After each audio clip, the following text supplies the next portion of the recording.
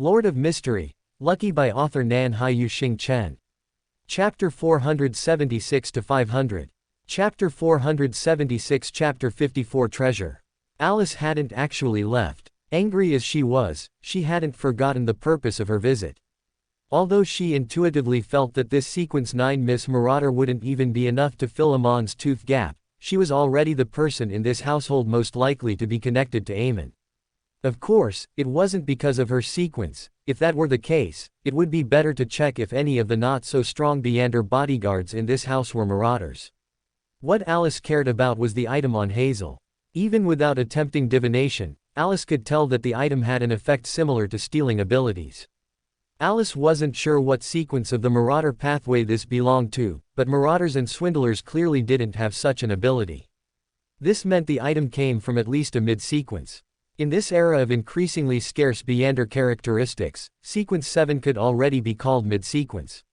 A mystical item of this level shouldn't be in the hands of a Sequence 9 little girl, let alone this girl.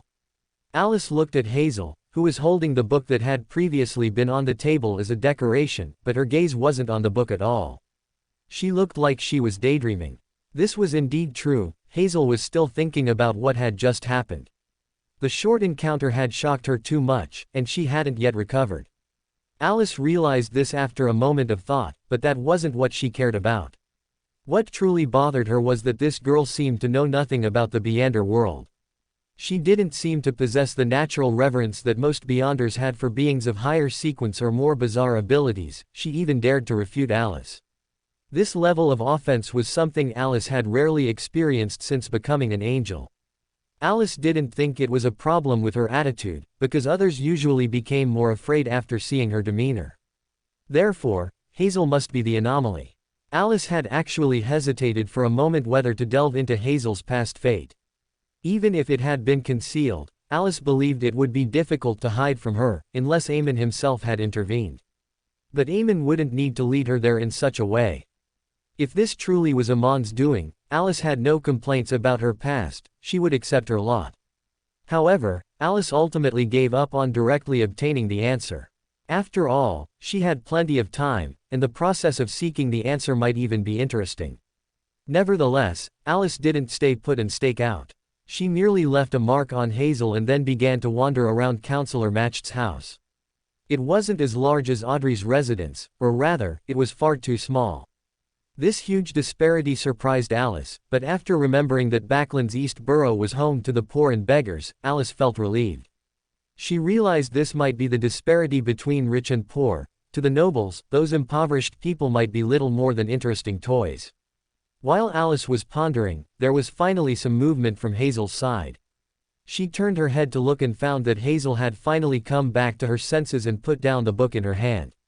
Hazel got up and went out. Alice followed her without hesitation. She followed Hazel to a room and stopped, then frowned.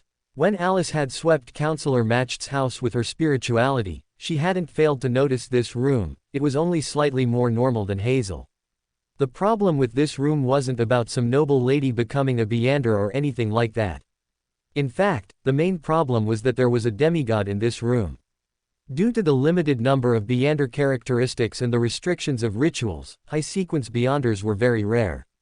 Alice had considered the possibility that Counselor Matched could afford to hire a demigod as a bodyguard, but this matter's priority was still a bit lower. After all, unlike Sequence 9 Hazel, a demigod might involve bigger problems. Alice thought this matter might not be for her to play with, it would most likely need to be reported. Now it seemed these two anomalies were connected. Alice followed Hazel into the room. Inside were the opulent decorations she had already seen once. Alice's assessment of them was that they were inferior to Miss Justice's. Stepping onto the elaborately patterned carpet, Alice's movements paused for a moment. Then, she became a barefoot girl in a white robe. This carpet feels so comfortable to step on. Alice happily walked forward, treading on the patterns of the carpet, but her eyes slowly narrowed as she looked at the mouse on the leather sofa. This clearly couldn't be a pet kept by some noble lady with peculiar tastes, because it was just an ordinary gray mouse, with rough, ugly fur and open eyes that glowed with a sickly red. It was sitting on a snow-white blanket. After Hazel casually closed the door, she walked towards it. Alice saw that her previous pride was gone, replaced by a respectful tone as she called out. Teacher. Teacher. Alice narrowed her eyes to look at the mouse.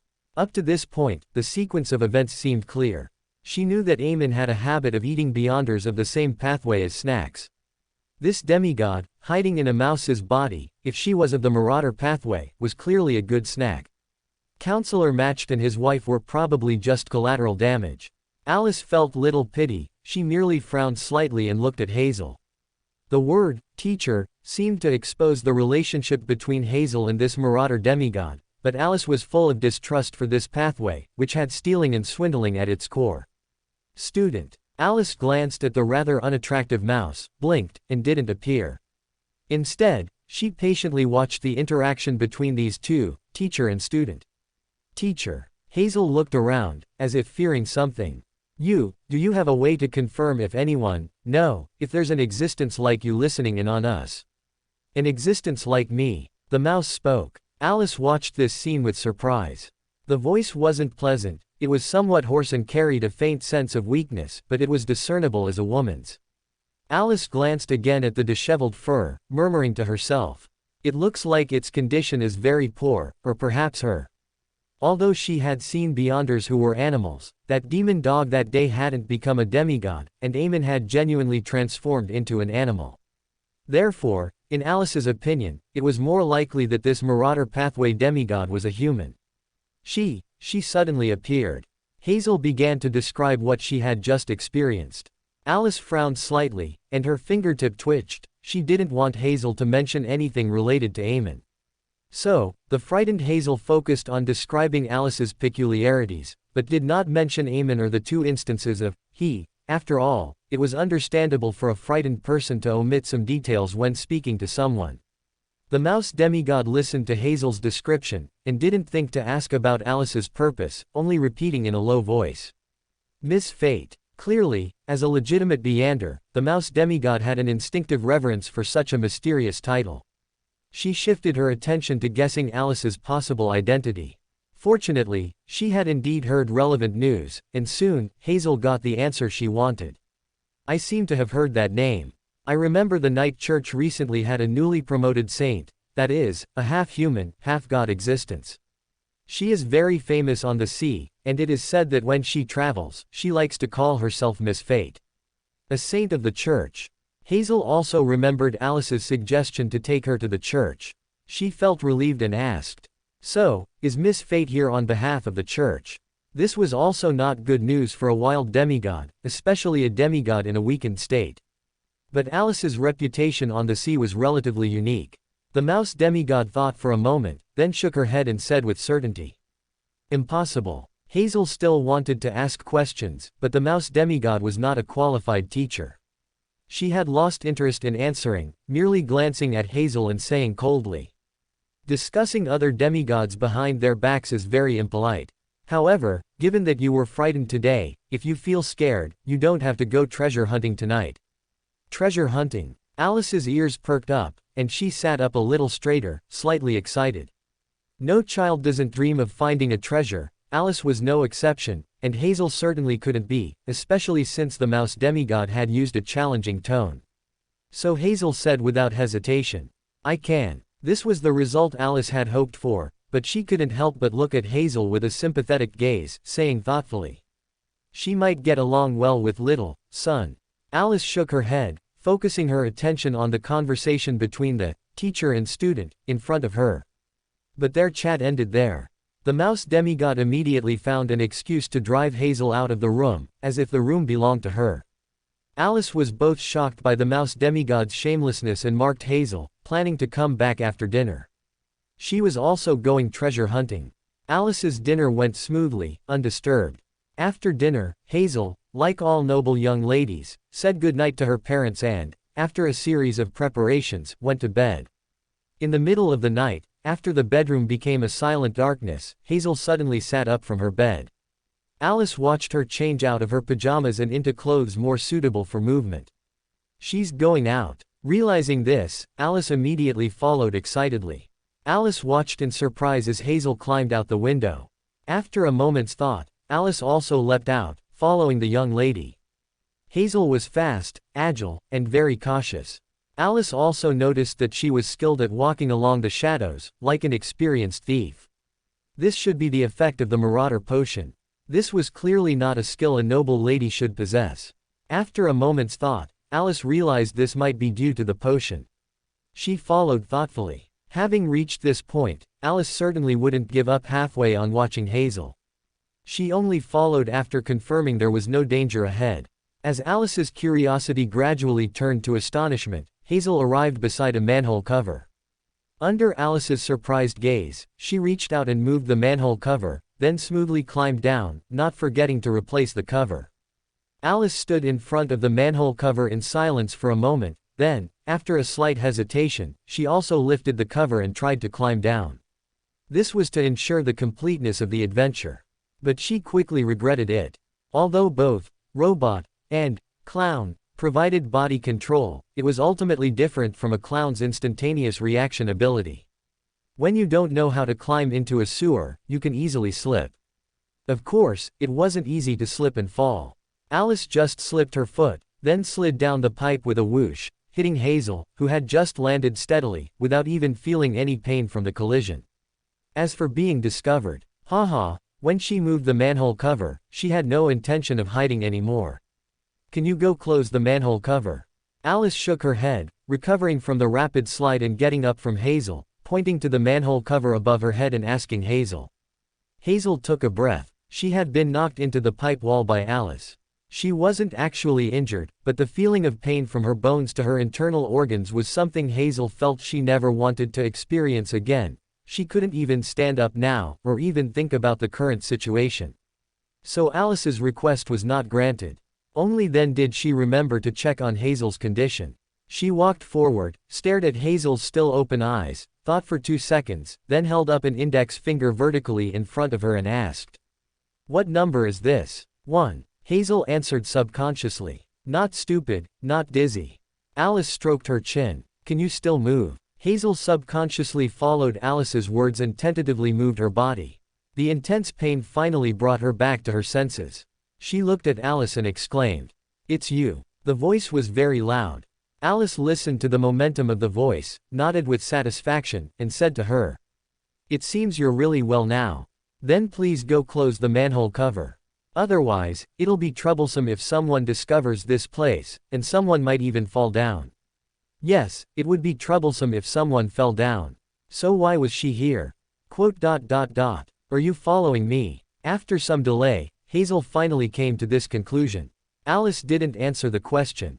She looked at Hazel and repeated her request. "Can you help me close the manhole cover?" End of chapter. Chapter 477 Chapter 55 Umbilical cord blood. When Alice repeated the same words for the third time, there was a hint of anger in her voice. From Hazel's attitude, Alice judged that her words hadn't been taken seriously. Her focused gaze fell on Hazel, and she just watched her, waiting for her next response. Hazel shivered. She suddenly felt a bit cold. After looking around, she looked up at the manhole cover above her head. But feeling cold in the sewers shouldn't be because of the manhole cover. After a moment of thought, Hazel hesitated and said, "I feel a bit cold. Maybe I should go back and put on another layer of clothes." Alice frowned as she stared at Hazel. It wasn't an unreasonable request, but Alice didn't want to accompany Hazel back, so she pressed, "What's this treasure about?" Alice actually felt that at this moment, she should perhaps use some interrogation techniques, but she rummaged through her mind and found her knowledge in that area to be completely blank. So, she reluctantly gave up on the idea. Such a tactless inquiry stunned Hazel. She recalled her teacher's attitude towards Alice, not overly wary, but not friendly either. This didn't seem like the kind of relationship where treasure clues could be exchanged. So, Hazel's expression became troubled. Alice stared at her, suddenly regretting not having killed her directly earlier. "It's still not too late, actually. As long as I kill everyone who knows about this, Klein won't find out." Alice pulled out the people who knew one by one in her mind. First Hazel, then Counselor Matched along with his wife Liana, then Bishop Electra, and then Don Dante's slightly aged face appeared before Alice, forcing Alice to regretfully abandon the thought. She realized that Mr. Fool was present. Moreover, what if the church investigates? Am I supposed to kill everyone? Also, the misfortune I left on her hasn't taken effect yet. Alice desperately made excuses for herself. She tried to persuade herself, but not only did she fail to give up the idea of killing, she actually came up with a good idea. Eamon must be interested in that Marauder Pathway demigod. I can tell Eamon about this, and then the treasure will also be taken by Eamon. Alice lowered her head in disappointment. She realized that this King of Angels of the Marauder Pathway was not a good partner for cooperation. Even if she wanted to invite someone to play an adventure game, this was not a suitable playmate. Get lost, she said to Hazel with considerable annoyance. For a moment, Hazel felt as if she had been pardoned.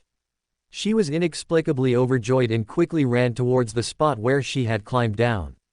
Alice stared at Hazel's retreating figure. Just before she started climbing, an idea suddenly struck her, and she called out, "Wait a moment. Your teacher told you to look for treasure, but you don't seem to have anything like a treasure map. You have a way to locate the treasure, right?" Hazel was stunned, but this was one of the few questions she could answer. She turned her head and said with a hint of pride, "This is my ability." Ability. Finding treasure. As an angel of the fate pathway, Alice hesitated for a moment, then looked back before asking. Seer. If it's like that, there's no feeling at all. However, Marauder and Seer don't sound like a good match. After all, a thief can't always do a divination before going out, can they? Unless this thief is a seer.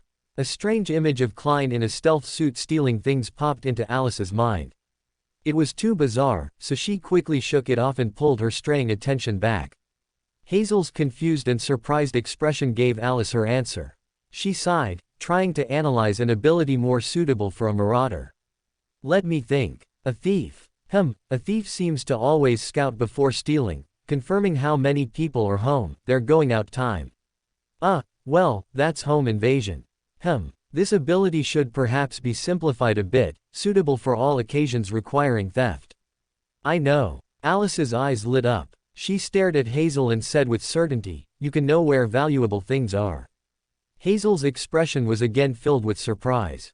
Alice once again got her answer from Hazel's undisguised emotions and softly commented, "It's not as good as treasure hunting with a map or solving riddles, but it sounds more like a formal adventure than divination. The bad news is, I don't seem to be able to replicate this, unless..." Alice's gaze fell on the necklace around Hazel's neck. After a few seconds, she moved her gaze away and muttered, "If I were to steal that, I might as well go kill your teacher." Hazel stood rooted to the spot, unsure whether she should stay there. The good news was, this was just a casual remark from Alice, and she wasn't serious. She just looked at Hazel, pondering what she should do next. Perhaps, I should report this matter to the church. No, wait. Alice suddenly remembered the angel on Leonard. If I give that demigod hiding in the rat's body to him, will he accompany me to find this treasure? The goddess didn't do anything to him, so he should be trustworthy. If it really doesn't work, then I can still give him to Eamon. If I ask Eamon not to harm Leonard, will Eamon agree? The matter was stuck here. Alice realized that even if Eamon would agree, letting Eamon know who she cared about was definitely not a good idea. This wasn't a question of danger. Although she had no expectations for Amon's moral standards, Alice believed that Eamon wouldn't threaten her with others like Will Ossepton, because Alice felt that Eamon would be more likely to find it amusing to tease her this way. This was undoubtedly a terrible idea, and Alice unhesitatingly ruled out this option. At least until she was sure whether the angel on Leonard was truly safe, she didn't intend to consider this matter. Unable to come up with a solution, Alice frowned. She stared at Hazel, regretting again that she had spared her life. If I had killed her in a fit of rage back then, I would be the one playing the treasure hunt game here now. She licked her lips, then realized that she had let Hazel go because she was worried Klein would be angry. Since that was the case, then the subsequent problems should also be handed over to Klein to solve. She had made a sacrifice so as not to affect Klein's mood, so Klein should also find a way to compensate her. Alice contentedly made the decision for Klein, then began to think about her own exit. She exhaled, her expression suddenly becoming solemn.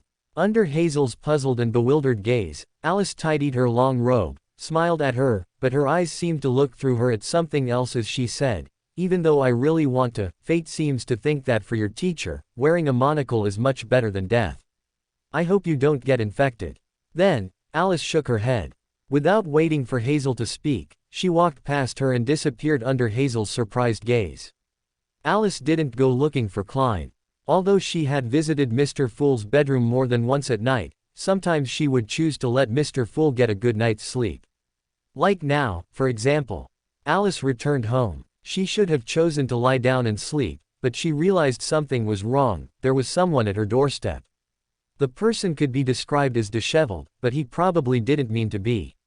Alice noticed that his spirits weren't very good, but that was to be expected. No one forced to wake up at night would feel good.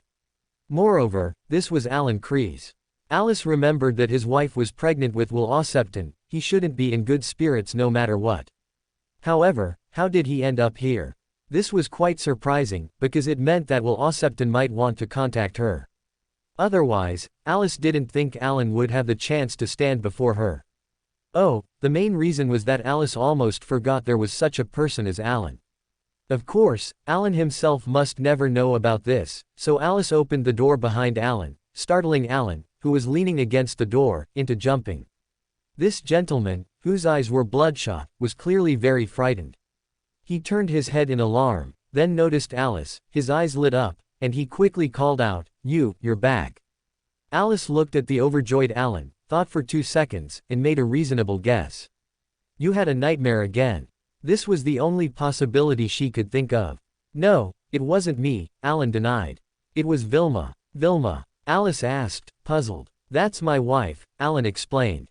Alice instantly remembered the name. She had indeed heard Alan mention it, but she hadn't even remembered Alan, let alone Alan's wife. Alice told herself that this was a very normal thing, then continued to ask without a guilty conscience, "Oh. What did she dream of?" Alice didn't try to guess Will Ossepton's purpose at this point. As Alan said, his wife had a nightmare, so Will's purpose was clearly inseparable from the content of the dream. Alan then unhesitatingly narrated the content of the dream. He described it in great detail, from the unexpected birth to the splashing umbilical cord blood. Alice did not interrupt midway.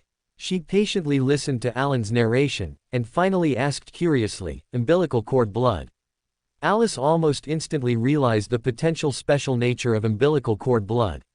Will's premature birth wasn't something that surprised her, but the splashing umbilical cord blood, along with Vilma's subsequent loss of consciousness, gave Alice a guess.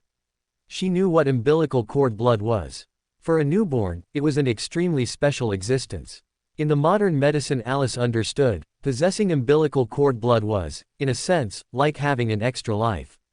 The most important reason was that umbilical cord blood seemed to be able to be guided to differentiate into a certain organ.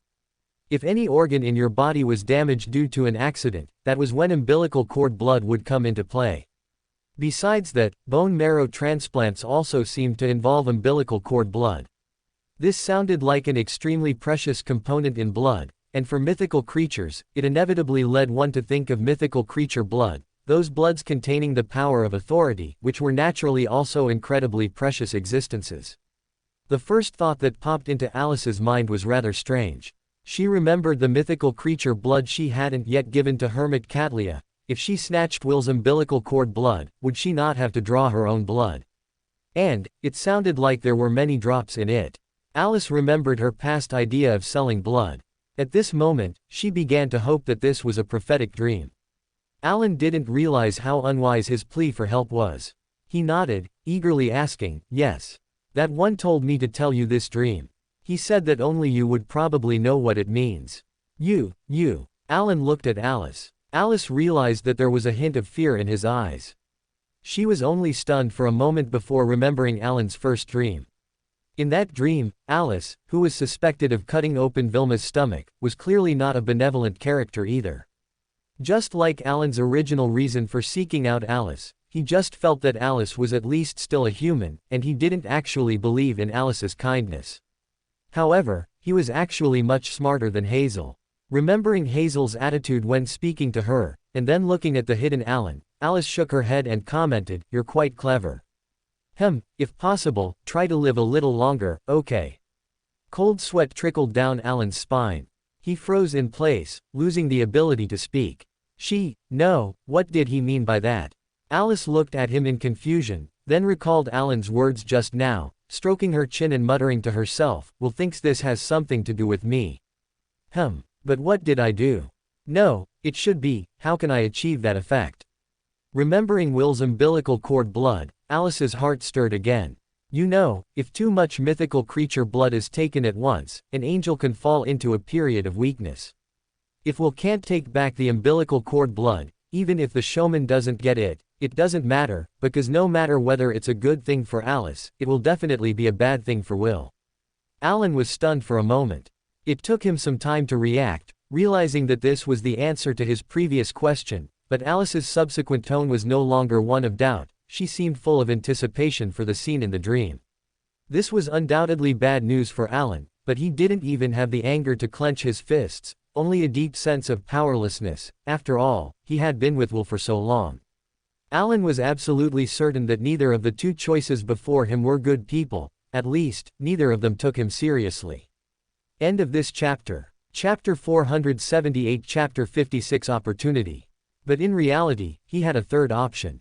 Alan hadn't forgotten that in that dream, there was also an existence he had never met, a thicker, white giant snake.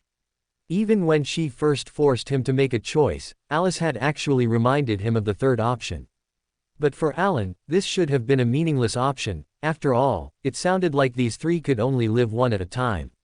Only one can live. Alan suddenly realized this point, and even though he tried to suppress it, he showed a rare hint of excitement, asking with a tone full of anticipation. I remember, in that dream, there was a third existence like you. Aren't you worried that if your struggle with Will Ossepton causes too much commotion, he might notice it? Alice's brow twitched. She frowned and looked at Alan, suddenly feeling like she understood Will Ossepton's thinking. At least, when it came to not wanting them to fight, Alan and Will's goals were consistent. He's reminding me that with Ouroboros hidden behind the scenes, if the two of us fight to the death, the only outcome will be mutual destruction. Alice sneered. She suddenly knew what she had to do, because she had information that Will Ossepton didn't. The so-called opportunity for godhood, destiny had sent it to all three of them. She didn't even bother to weave a new dream for us. Alice muttered in her heart, then looked at Alan, who seemed to be wondering why she was laughing, and curled her lips as she scrutinized him. She had to tell Ouroboros about this, but she couldn't go herself. It was strange, but even if I start pouring Beander potion into you now, you probably won't be able to resist Will Ossepton. Alice murmured. Alan tried to understand Alice's intention. He looked at Alice and asked, Do you need me to do something? No, Alice said, smiling at him, I've decided to give you a chance to control your own destiny.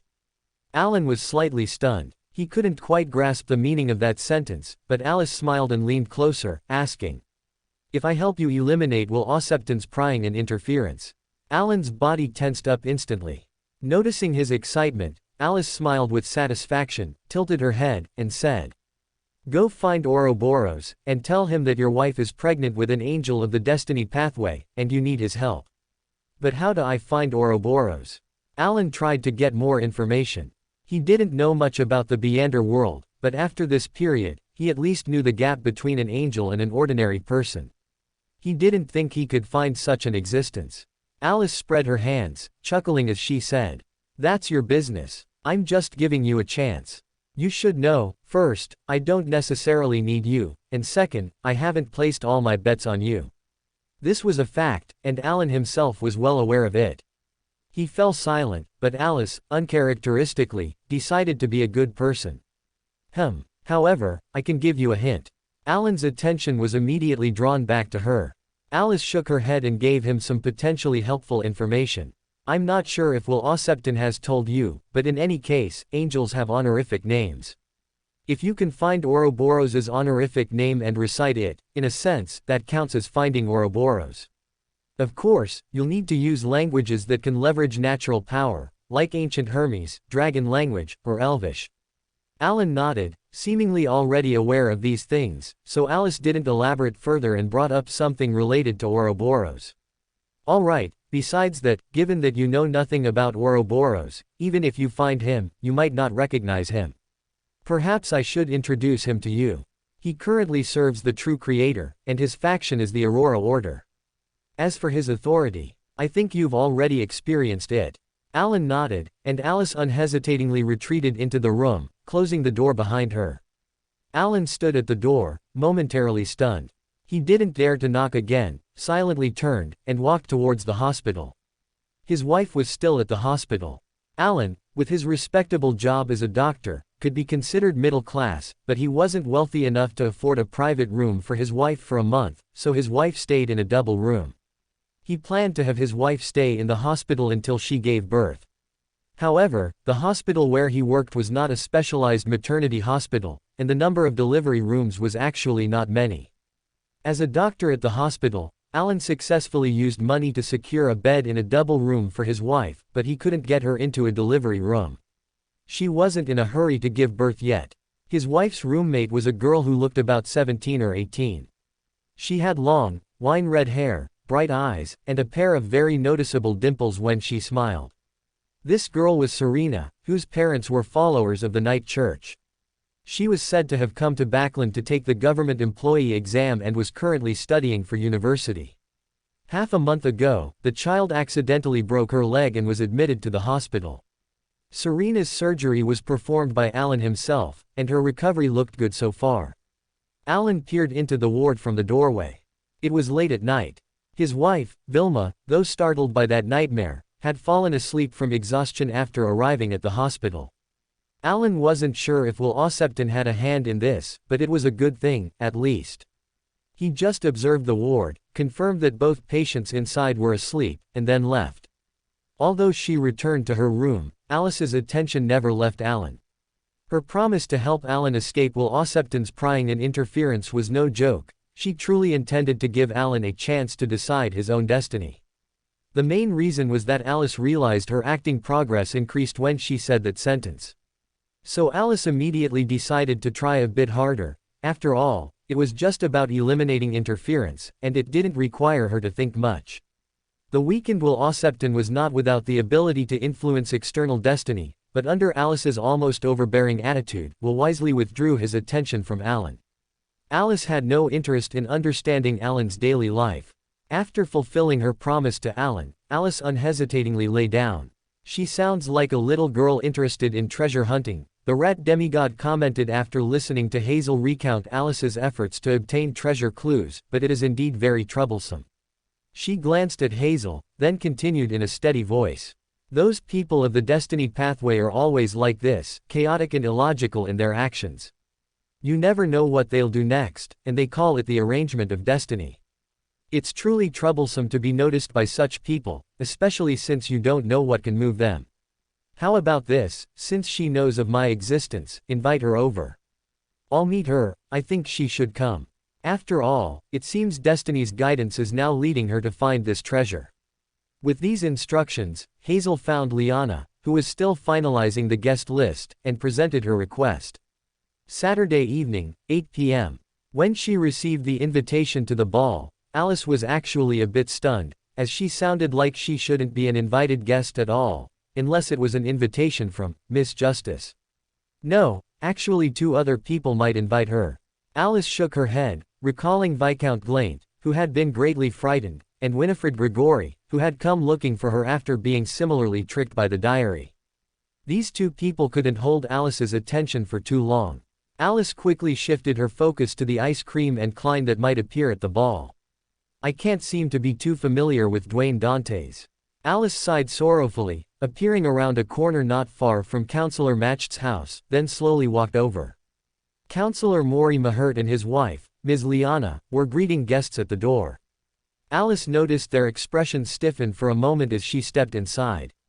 Alice blinked in confusion and took 2 more steps inside. "Good evening." She tentatively waved, her eyes darting around, noticing Hazel in a sky blue dress behind them. "Good evening." Alice quickly broke into a smile, hurried a few steps closer to Hazel, then asked her. "You wanted to see me, right?" This clearly familiar attitude visibly relieved Councillor Maury Mahert and Ms. Liana. Ms. Liana immediately showed a warm smile and gently said to Hazel. "Hazel, is this the friend you mentioned? Quickly, take your friend inside." So Hazel had no choice but to step forward and say to Alice, without a hint of a smile, "Follow me." This attitude was too peculiar. Ms. Liana vaguely sensed that something was amiss. She wanted to say something, but Hazel seemed unwilling to exchange another word with Alice. She turned around and walked inside immediately, and Alice followed suit. She scanned the people in the banquet hall. There were already quite a few guests inside. Most gentlemen were wearing various suits, and the ladies were also in evening gowns. Alice paused, then looked back at Counselor Matched and his wife. Counselor Maury Mahert was wearing an olive-green army officer's uniform, with an orange-red sash and several medals pinned to his chest, indicating his military status. Ms. Liana wore a long yellow dress without a standing collar, featuring many ruffles and rarely delicate lace, distinguishing it from unmarried ladies' attire. However, it also revealed her fair neck and half of her shoulders. Alice then looked down at herself. Wrapped in the white hooded robe she had conjured, with the hood up and a lantern in hand, she was the quintessential mysterious character from countless stories. She wasn't even wearing shoes. There was nothing wrong with this attire, at least not for her, but it seemed inappropriate for a banquet. But it was too late. Changing clothes here was clearly not a good option. Alice pretended not to notice anything, took 2 quick steps, and caught up with Hazel. Unexpectedly, Hazel really led her into the hall on the 2nd floor and didn't make any excuses to talk to her, only whispering a sentence to her when passing her to return to the door. "Teacher wants to see you." This sentence successfully deepened Alice's patience. The teacher demigod was right, Alice was indeed somewhat interested in talking to her. There weren't few guests at the ball. Hazel led her to her seat and then left. Many people were now curiously scrutinizing Alice's peculiar attire. Alice thought for a moment and decided to ignore them. She reached out, picked up the wine glass in front of her, sniffed it, and prepared to drink it all at once. "If I were you, I wouldn't drink that wine right now." A voice stopped her. Alice turned to look behind her, in the direction the voice came from. There she saw a person she could somewhat consider familiar. It was none other than Winifred Grigori, whom she had thought of not long ago. Alice's first reaction was to examine her attire, because the impression this girl gave her was not of someone who followed rules, but unfortunately, she was wearing a black evening gown, followed by a personal maid, blending in with everyone else here. Alice looked away in disappointment, resumed her previous action, drank the wine in the glass, and then turned to ask, "Why is that?" Winifred didn't seem surprised by her behavior, merely offering a natural explanation, "That's because." Before she could finish, Counselor Maury Mahert and Ms. Liana entered with several guests behind them. At the railing directly opposite the main entrance, Counselor Matched raised his glass of red wine and addressed the guests in the hall on the 2nd floor. "Thank you all for attending this ball. First, let us praise the deities, the source of all beauty." He and Lady Liana then immediately touched their chests 4 times, softly praising the goddess, and the guests also praised their respective deities in appropriate ways. Alice hesitantly glanced at the wine glass in Counselor Matched's hand, a bad premonition forming in her heart. Counselor Matched still held his glass, not lowering it, and continued with a smile. "Secondly, praise the kingdom, the cornerstone of stability. Praise the kingdom," the surrounding guests said in unison. Then, Counselor Matched looked around and asked humorously, "Finally, what should we praise?" Alice silently lowered her head, and while everyone's attention was on Counselor Matched, she used Restart to throw back the wine she had just drunk. "Praise Restart," she murmured soundlessly. "Praise the improved air quality of Backland." Klein laughed loudly. End of this chapter. Chapter 479 Chapter 57 Dance. The words came abruptly, yet they seemed to hit the crucial point. Alice saw Counselor Matched freeze for a moment, then an uncontrollable smile spread across his face. "Very good, this is an excellent proposal," he said, raising his glass and downing its contents. "Let us praise the improved air quality of Backland, a symbol of our better lives. Cheers." After his pronouncement, the guests cooperatively raised their glasses and drank. Alice also raised her glass with a sense of relief, but as it reached her lips, she paused. "Is the drink for minors at your banquet also alcohol?" she asked, looking at Winifred, who had already put her glass down. "Minors." Winifred looked at Alice, repeating her choice of words. Alice realized this was a challenge to her age, but she felt no guilt. She asked, confidently. Do I not look like one? As she spoke, she put down her glass and followed the flow of people towards the dance floor on the first floor. Winifred seemed to have heard something amusing. She followed her in a few steps, scrutinizing her with surprise, then nodded and said, "Very much so." Alice paused. She felt a breath caught in her throat, as this comment sounded as inexplicably sarcastic as, "She looks like a person." Alice decided to find an excuse to get rid of Winifred. She glanced at the crowd sliding onto the dance floor, then turned to Winifred and said, "Aren't you going to dance?" However, Alice was destined for disappointment. Winifred merely smiled at her, raised her left hand, and showed her empty wrist, saying, "For a true noble, at an event like this, the partner for every dance is predetermined." Alice was slightly startled. Her gaze swept over her wrist, then landed on the wrists of others. She noticed that some of the guests present indeed had something on their left wrists. But, it could be a bracelet. Alice thoughtfully turned her head, looked at Winifred's empty left wrist, and asked curiously, "So, you don't need to dance with anyone today?" Winifred smiled and said to her, "Everyone wants to dance with me, but equally, everyone doesn't want me to dance with anyone else." Alice was slightly taken aback. This was already beyond her comprehension. After a brief thought, she began searching for Klein's figure at the scene. At this moment, Mr. Dantes was bowing before Hazel matched. Alice realized he was about to invite Hazel, and she frowned slightly. "You don't want them to dance together?" Winifred asked from behind. Alice glanced at her, not answering her question. After seeing Hazel place her hand on Mr. Dantes's hand, she decided to get some food first.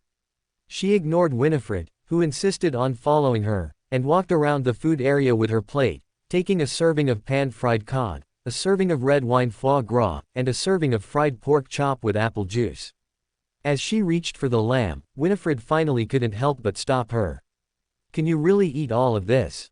Alice turned her head. Winifred's gaze towards her was filled with surprise and confusion, as if she was wondering how she would fit all that food into her stomach. After serious consideration, Winifred seemed to have found the answer. She politely asked, "Is it because with this kind of clothing, eating a lot won't make your stomach bulge?" Alice quietly lowered her head, then denied, "No, it's because snakes can eat a lot." Amidst Winifred's puzzled look, Alice eventually gave up on the lamb and went to get a slice of red velvet cake. Next, she walked towards the ice cream station, and under Winifred's incomprehensible gaze, she took one serving of each of the 5 flavors of ice cream. By this time, most of the gazes that had lingered on Alice at the start of the banquet had retracted. It seemed they had no interest in a glutton. Alice didn't care. She found a seat and naturally began to eat. Winifred watched her for about 10 seconds, then suddenly turned to her personal maid and asked, "Are you hungry?" The personal maid shook her head. "I'm a little hungry." Saying this, she walked towards the serving area. For a single gentleman around 40 years old, deciding who to invite to dance at a banquet was a difficult matter. Klein was not unaware of Alice at this ball, but he had never considered the possibility of inviting Alice to dance. He thought Alice most likely couldn't dance. After all, she certainly wasn't here to dance. As for what she was here for, Klein glanced at the serving area, pleased to see that there were 5 flavors of ice cream there. After careful consideration, Klein walked towards Hazel matched, performed a standard bow, and asked, "Miss Hazel, may I have the pleasure of inviting you for a dance?" Hazel's movements paused. Her gaze first swept around, searching for Alice's figure in the crowd. Upon noticing the girl in the black dress beside Alice, a flicker of confusion crossed her eyes, then she subtly retracted her gaze and looked at Mr. Dantes. "It would be my pleasure." She extended her hand. Klein politely took her hand and entered the dance floor, dancing a light and lively dance to the melody. Glancing at her graceful but expressionless face, Klein, with a probing mindset, smiled and said, "I just noticed many young gentlemen wanted to invite you to dance, yet couldn't muster the courage." Hazel's gaze once again passed over Mr. Dantes, searching for Alice behind him. During a turn on the dance floor, Hazel noticed that Alice had, at some point, run off to the serving area and was carrying a plate, searching for food. The girl in the black dress, whom she didn't recognize, was still closely following Alice. Did they know each other? Confusion flashed in Hazel's eyes, and then she perfunctorily replied to Klein, "Mr. Dante's, that is not a polite topic. Klein looked at Hazel. He finally realized Hazel's absent-mindedness, but given Hazel's attitude, Klein did not press further. Instead, he tried to find where her gaze was focused. Alice. Klein noticed, with confusion, that this person, who by no means should be the center of attention, after glancing at the precarious food on her plate, silently shifted his gaze away. My apologies, I used to be a merchant who frequently traveled between the northern continent and the southern continent, and I don't have much experience with balls, haha, I mean this kind of ball. He apologized to Hazel. It's all right. Hazel replied calmly, her absent-minded tone and expression once again confirming Klein's guess. Her attention isn't on me at all. The well-traveled Klein was experienced in attracting the attention of such young girls. He quickly found a new topic. To me, this is no simpler a challenge than the sea. It also has beautiful scenery, yet holds countless difficulties. Of course, there are also stories of various treasures circulating on the sea, some of which are clearly fake, some sound real but cannot be verified, just like the top-ranked, Key of Death. Key of Death. Hazel raised her head, glancing at Mr. Dantes, who was considerably taller than her. Indeed, just like Alice, Klein chuckled inwardly and nodded slightly. Yes, rumors say in a hidden place in the raging sea. He selectively recounted the treasure legends he had heard on the White Agate ship, adding more details he had heard during his subsequent adventurous life. In this process, he inevitably mentioned the 4 kings and the 7 pirate generals. Hazel was clearly interested in this, responding to Klein more than usual, and even occasionally asking questions. This made their dance less awkward, and imperceptibly, it came to an end. Klein skillfully concluded the previous topic and then asked, "Will you return to where you were, or go get some food over there?" Hazel opened her mouth, seemingly wanting to ask something else, but ultimately did not speak those words. After confirming Alice's location, she nodded reservedly. "I need to get some food." Hee, she's clearly reluctant to leave the stories of the sea. Well, this is more like Alice. As long as you understand her temperament and find her interests, she's very easy to coax. Do they know each other? Klein was deep in thought, when Hazel walked over with an empty serving plate. Alice and Winifred were sitting face to face, eating. At this moment, she had finished the food she first took and had gotten a new apple pie and new ice cream. "Why doesn't your ice cream melt?" As Hazel approached, she heard Winifred asking, "And that glass of wine, you clearly drank it, so why?" Alice, at this moment, popped the last piece of apple pie into her mouth, then picked up the serving plate still holding 5 servings of ice cream, and asked Hazel, "Where is your teacher?" Hazel looked at Alice, then at Winifred, hesitated for a moment, and said, "In my room. Take me there." Alice said without hesitation. Earlier, Winifred had been constantly trying to strike up conversations with her. Whenever Alice glanced at something or asked a question, this knowledgeable girl would immediately explain it to her or chime in with her soliloquies. By now, Alice had tried to stop talking, but the girl seemed oblivious, asking her questions again after a period of silence. Alice decided it was time to find an excuse to leave. After a brief social exchange, Klein enjoyed his food while habitually keeping an eye on Alice. "I hope she doesn't cause trouble." Klein looked around and found Alice's figure. She was following behind Hazel, holding a serving plate, and Klein's sharp eyes spotted 5 different flavors of ice cream on the plate. Klein felt an urge to twitch his mouth. He timely restrained this impulse, watching Alice follow Hazel up to the 2nd floor, then continue without stopping towards the 3rd floor. "Are they doing something?" Klein thoughtfully retracted his gaze. A girl in a black dress had, at some point, appeared before him. "May I invite you for a dance, sir?" The girl bowed to him. "My name is Winifred Grigori." Alice followed Hazel matched towards the 3rd floor, finally getting rid of Winifred. She smiled at Hazel with a hint of admiration. "Well done." Hazel didn't respond to the compliment. She walked without stopping to the door of her room, pausing at the entrance and saying, "It's here." Alice glanced at her, then raised the plate in her hand and said, "I don't have a hand free to open the door." Hazel gritted her teeth, finally unable to hold back, and retorted, "That's something a maid would do." PFF'd. Alice couldn't help but laugh. "I thought you at least should realize that, in front of me, a maid might be far more valuable than you." She paused, smiling as she looked at the incredulous Hazel, then continued. At least a maid wouldn't say things that displease me. Hazel's body trembled. Alice ignored her, kicked open the door, walked in, and then kicked the door shut again. The brown furred mouse was sitting on the snowy white blanket, watching her. Alice thought for a moment, then sat opposite her, placed the plate of ice cream on the coffee table, took out a serving of ice cream, took a bite, and then looked up and asked. Do you want some? Number, thank you. The mouse declined. Then please wait until I finish eating. Alice tilted her head, then unceremoniously lowered her head and began eating the ice cream. Although it won't melt if I put it down, and I can turn it back if it melts, I still prefer to eat it fresh. The rat demigod's expression remained unchanged, but Alice keenly noticed that the hand hovering over her silently retracted, no longer attempting to probe what she possessed or her thoughts. Winifred Grigori. Upon first hearing this surname, Klein tried to search his memory for information related to it. The name was rather inconspicuous. It took him a while to remember that it was the surname of a marquis. However, the marquis was no longer alive, leaving behind only an underage daughter. Is it her? Klein was thoughtful. He keenly noticed several gazes falling on him. Clearly, they couldn't be for an old wealthy man, so it could only be. He looked at the young girl before him, realizing that accepting this invitation might represent some unnecessary trouble, so he pointed to his plate and smiled. I'm afraid I'll have to disappoint you, Miss Grigori.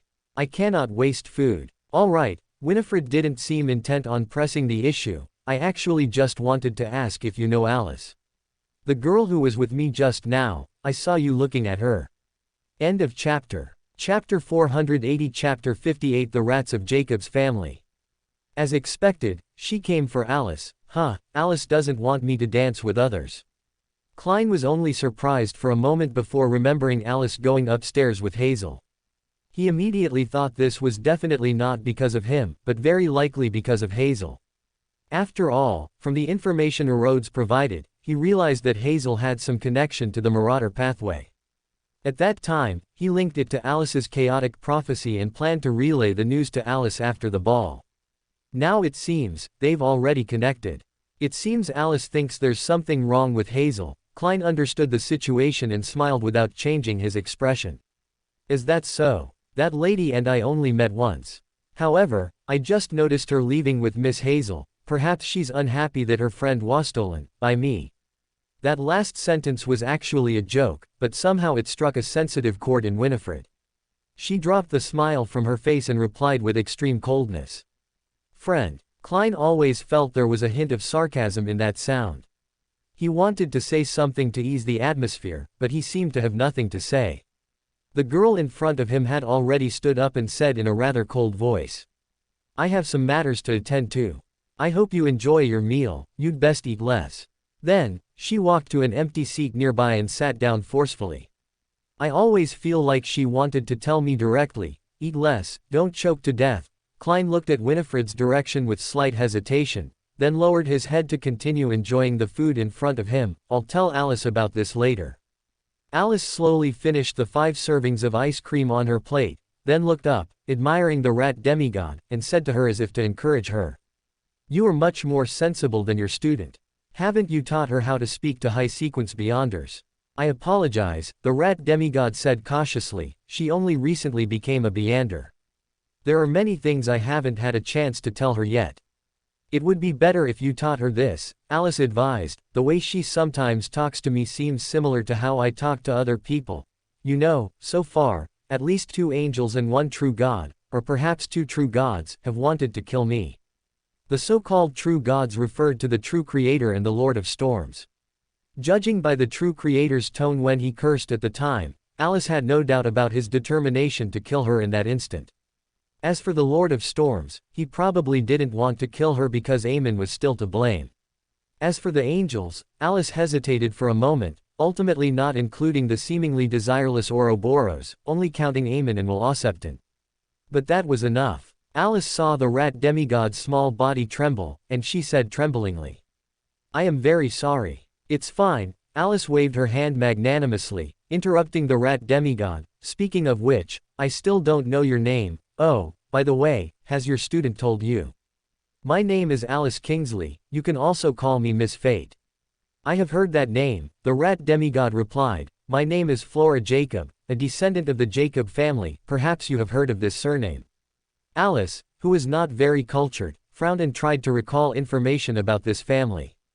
This expression exposed her ignorance. Flora Jacob was silent for a moment, then tentatively reminded her. The family was active in the fourth epoch. Alice looked up and nodded with an innocent expression. This is an angel family with the Marauder pathway inheritance.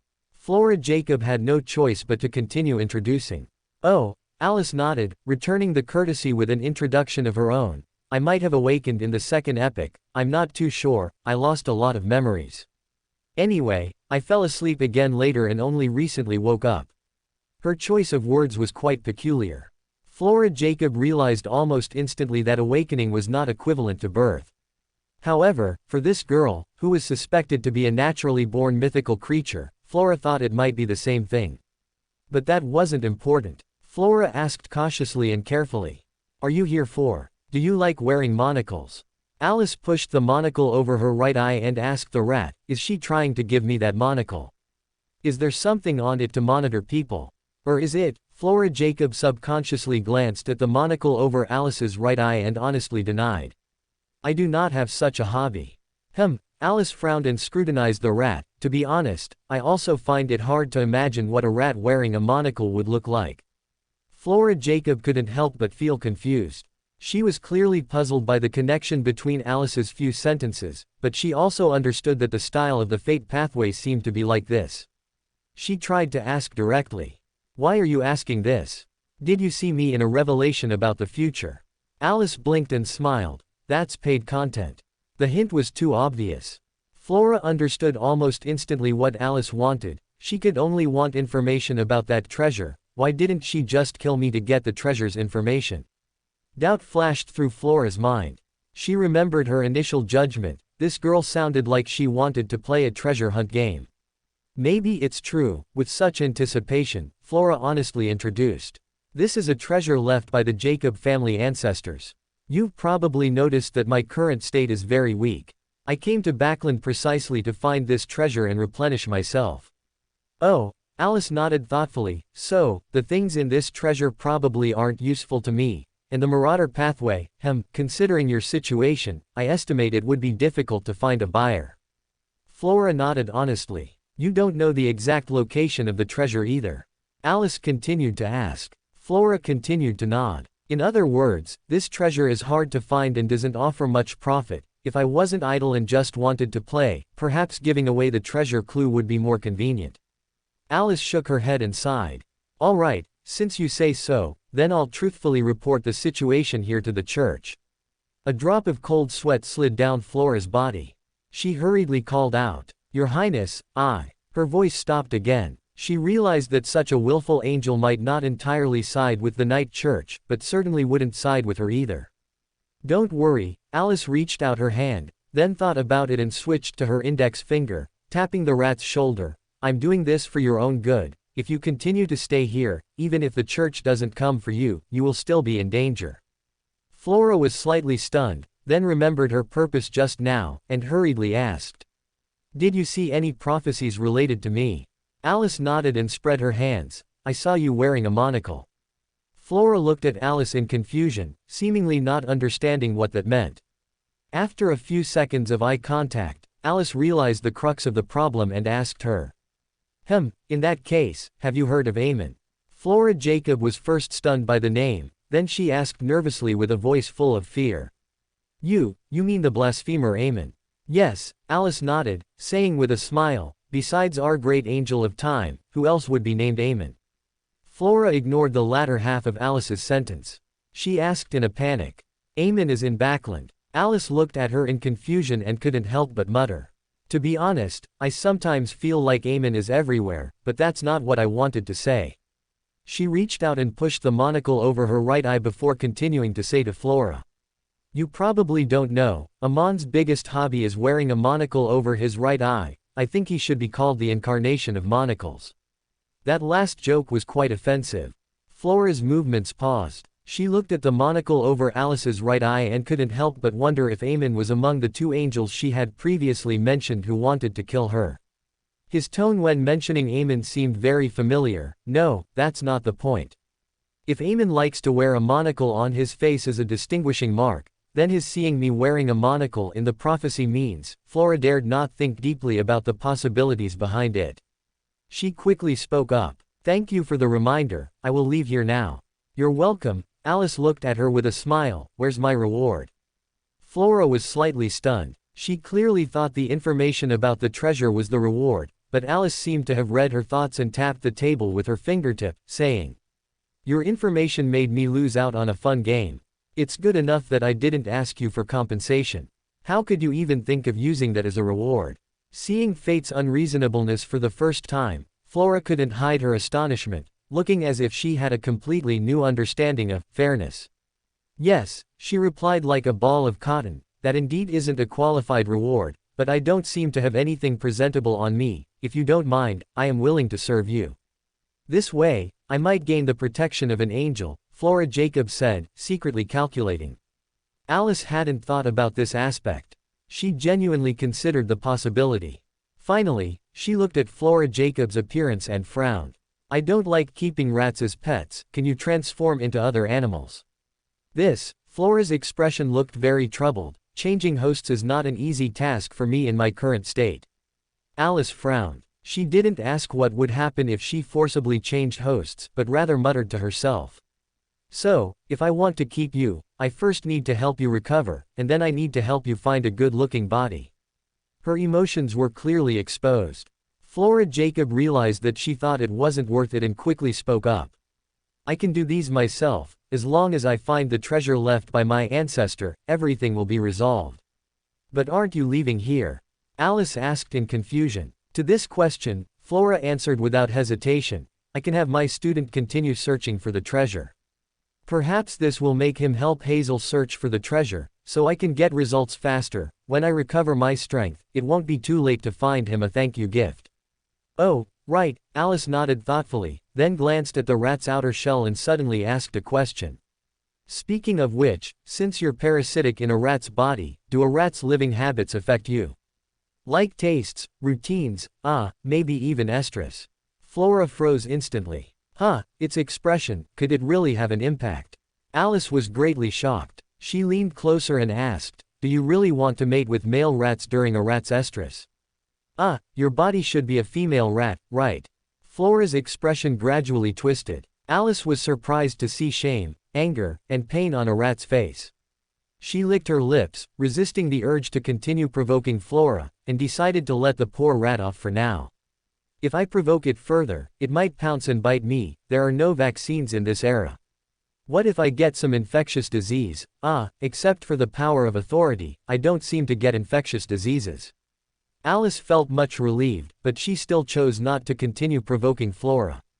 Instead, she feigned kindness and reminded her. Be careful, if you maintain a rat's living habits and interests, and only communicate with rats every day, then what difference will there be between you and a real rat? If this continues, you will eventually turn into a rat, won't you? Flora was only stunned for a moment, then quickly understood the key point and realized the hidden drawbacks. She hurriedly stood up, performed an awkward bow with her rat body, and said with an unprecedentedly sincere tone. Thank you for your reminder.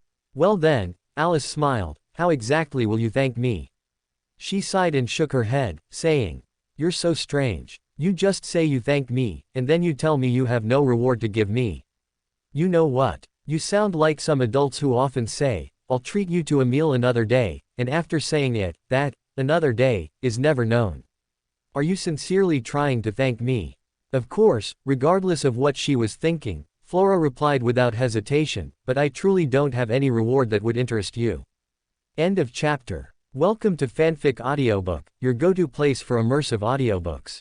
If you enjoy the content, don't forget to like the video and subscribe to our channel for more amazing stories. And please support the author by link in description. Chapter 481 Chapter 59 Friendship. No, Alice said, pinching the rat's ear with one finger. Actually, there's one thing about you that I'm still very interested in. What? Flora asked subconsciously. Your Beander characteristic, Alice said, stroking the rat's fur. This fur feels terrible. Hey, why do you look like you're not very scared? Please don't joke. Flora glanced at Alice, seeming to find her words amusing.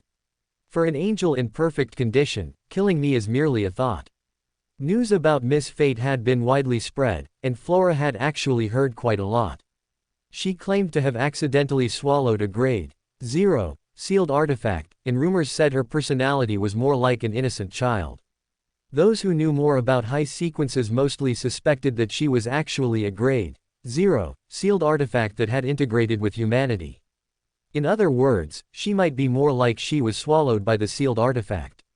Just now, she claimed to have awakened in the second epoch, which also matched some information. She was suspected of having a close relationship with the Evernight goddess. Besides that, she had a close relationship with Gehrman Sparrow, an adventurer who had only recently become famous, and was suspected to belong to the same faction. In the early days, some even speculated whether she and Gehrman Sparrow had some kind of romantic relationship. As for now, most people thought Gehrman's role was more like a nanny. Of course, these were just private rumors, and no one dared to voice these speculations openly, so these things naturally couldn't be verified. The only thing Flora could confirm was that this was a genuine angel, the kind who could treat authority as a toy. Because of this, Flora didn't believe Alice truly intended to kill her, as it wouldn't take much effort for such an angel, and her current situation didn't suggest she had a protector. But Alice raised her eyes and slowly gave another answer. You're right, but I think, for a gift of your type, perhaps it's better to send it alive. And I haven't decided who to send it to yet, Amen or the ancestor of Zoroaster's family, which one do you prefer? Quote. Flora froze in place. She looked at Alice, hoping to discern if it was a joke. But none of Alice's words seemed like a joke, and this one was no exception. Flora could only show her terror as Alice genuinely asked, and she forced a smile. You must be joking, right? It seems you don't like either, Alice frowned. But I don't know your Jacob family's ancestor either, so I can't send you to your ancestor, can I?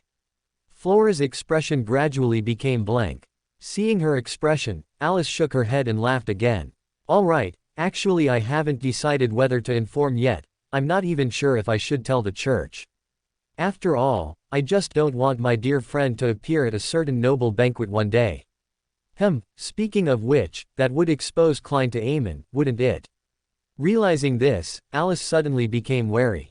Her initial hostility towards Hazel and Flora was merely because she didn't want Amen to suddenly appear near her.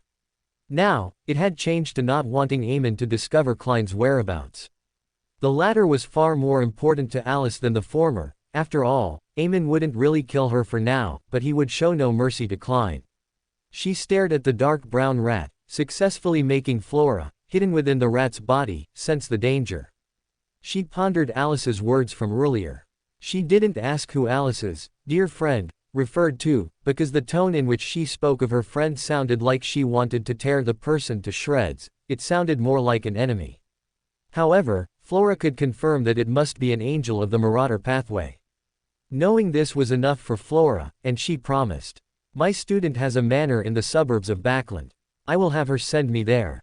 That's not safe enough, only killing her is safe enough. However, Alice, for once, felt a bit of kindness.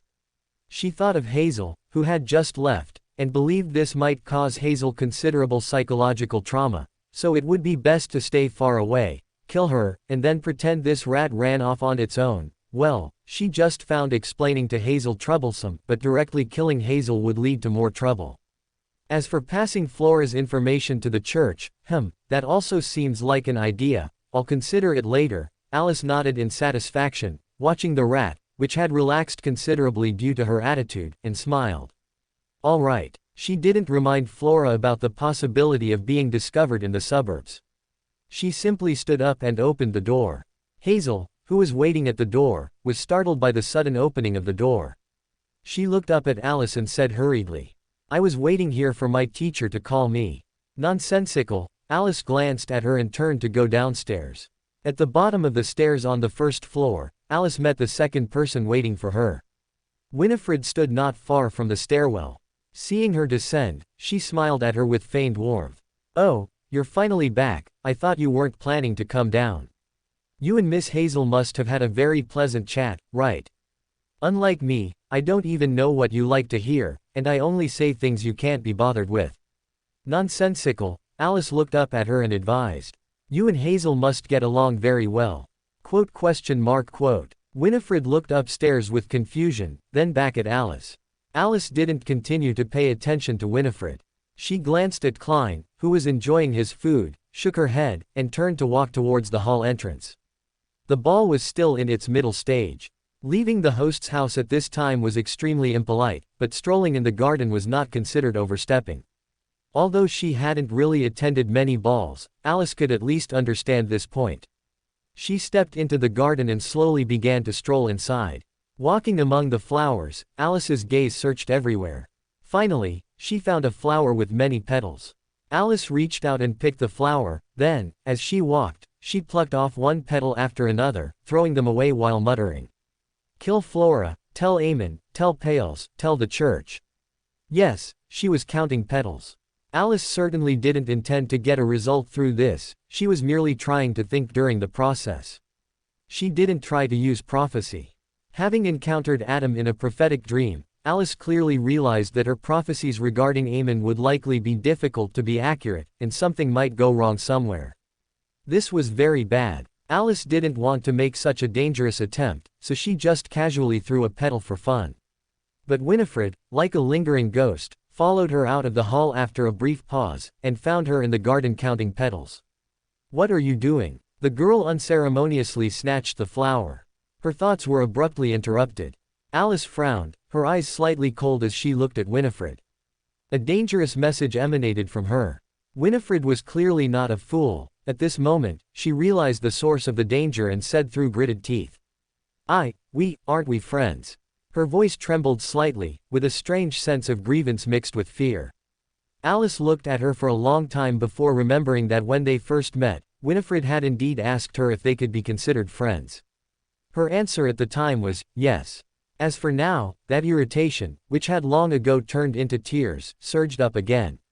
Alice rudely snatched back the flower that Winifred had just taken, then wantonly crushed its petals in front of her, and mercilessly threw them onto the ground.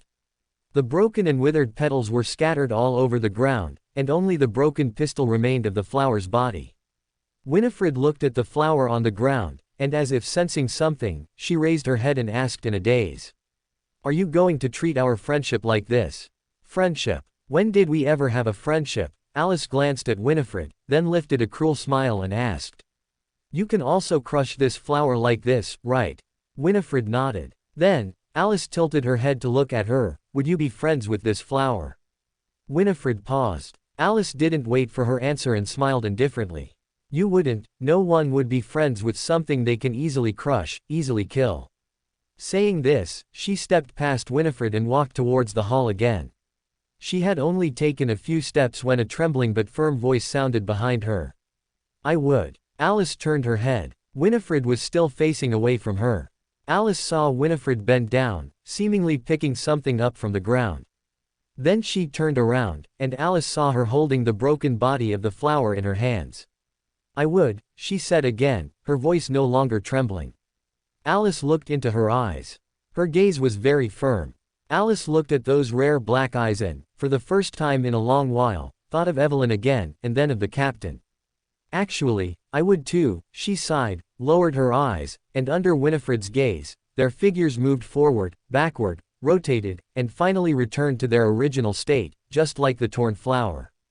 Winifred lowered her head blankly, looking at the still not so intact flower in her hand. Alice reached out and picked up the flower again, smiling at Winifred. But the flower wouldn't believe it. Saying this, Alice threw the flower back onto the ground. The half-remaining flower rolled weakly on the ground, landing at Winifred's feet. Winifred stared at the flower and whispered, "But I would believe it." Alice paused. She thought again of Evelyn, who had immediately distanced herself from her, and the captain, who called her, "Your Excellency." In the end, Alice just sighed and said softly, "That's truly a pity, if only I had met you first. Because now I no longer make friends with flowers." Saying this, she took a second step, unhesitatingly stepping past Winifred. Behind her, Winifred didn't turn around. Only when the not-so-heavy footsteps disappeared from her ears did she lift her leg and step on the flower, grinding it over and over again as if to vent her anger, completely trampling the flower into the dirt. Alice didn't pay attention to any of this. As she said, she no longer deluded herself into making friends with mortals, because she had realized that equality is the foundation of friendship. Alice returned to the ball's main hall. Judging by the musicians and the crowd on the dance floor, the ball still had some time before it ended. Alice thought for a moment and sat at a table, continuing to eat like a glutton. It wasn't until the end of the ball that Alice, following the dispersing crowd, left the venue, neither the first nor the last to depart. However, after leaving Counselor Matched's home, Alice did not immediately return home, but instead appeared in Mr. Fool's bedroom, and then sent a message to Mr. Fool, telling him to come quickly. So, Dwayne Dantes, who had returned home from the ball, after tidying up, went back to his bedroom, closed the bedroom door, and then looked at Alice, who was sitting by the bed with perfect composure, and asked, "Don't you think it's strange to be sitting on a stranger's bed?" Alice raised her eyes and replied lazily, "Firstly, I don't think we two are strangers. Secondly, if you wish, my next life can be the same gender as you. Finally, I don't think there's a need for a mother and daughter to be so particular." Quote. Klein looked at Alice with a questioning gaze. Just as he was about to speak, Alice raised her hand to interrupt him, solemnly warning him. Stay away from Hazel. She really discovered something wrong with Hazel. Realizing this, Klein no longer dwelled on the previous matter. He walked towards her and asked, "What's the situation?" Alice waved her hand, signaling Klein to sit down with her, then leaned back against the headboard and slowly replied. Let me think where to start telling you. First, Hazel has a Beander item of the Marauder pathway, and she herself is a Sequence 9 Marauder. Then, Hazel's family has a demigod of the Marauder pathway. She claims to be a descendant of the Jacob family, currently in a weakened state, forced to parasitize in a rat's body. That demigod said her name is Flora Jacob, and she came to Backland to search for a Jacob family treasure. Currently, if I'm not mistaken, it's mainly Hazel who's searching. She seems to go into the sewers every night. They don't have the exact location of the treasure, they rely on the Marauder's abilities to search for it. Also, Flora promised me that she would have Hazel send her to a manor in the suburbs. However, I still don't think this is safe enough. I'm worried Eamon might find his way to you through her, and then, Eamon might discover you. End of this chapter. Chapter 482. Chapter 60. Alice never forgets her original intention. Alice described what she knew as clearly as possible, then asked Klein, "Do you have any suggestions on how to handle this matter?" Report it to the church. Klein gave the expected answer. Alice choked a bit. She realized it was unwise to ask Klein similar questions, so she quickly returned to her original purpose.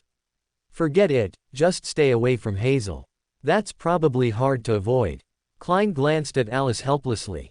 I can't just not go to any banquet she attends. Oh, right, I have something to tell you. Alice turned to look at him. Klein deliberated before telling Alice about Winifred. Do you know Winifred Grigori? After you and Hazel went upstairs. He roughly described what happened after Alice went upstairs. After listening, Alice pursed her lips, then suddenly looked him over with a contemplative gaze. What are you doing? Klein inexplicably became nervous. Alice stared at Klein for over 10 seconds, unable to come up with a suitable question. She realized that no matter if it was friend, colleague, or similar words, none seemed sufficient to describe their relationship. Therefore, questions applicable to those relationships also seemed inappropriate to ask. After much thought, Alice found that the most suitable word for them was ally, even though the word seemed too distant. However, what connected them truly seemed to be a common goal. Although the goal was no longer present, at least their goals didn't conflict.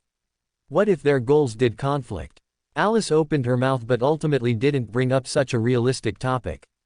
Instead, as Klein's expression grew increasingly nervous, she quickly reached out and stroked his hair, then commented, "It feels much softer than that rat's fur."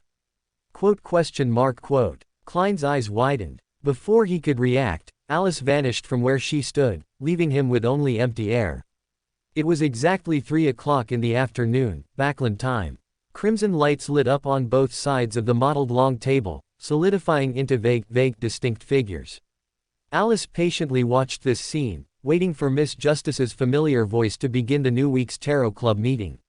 She ultimately didn't inform the church about Flora's matter, nor did she kill Flora. She merely secretly kept an eye on Flora and Hazel, as well as Counselor Matched and his wife, to prevent any of them from suddenly putting on a monocle one day.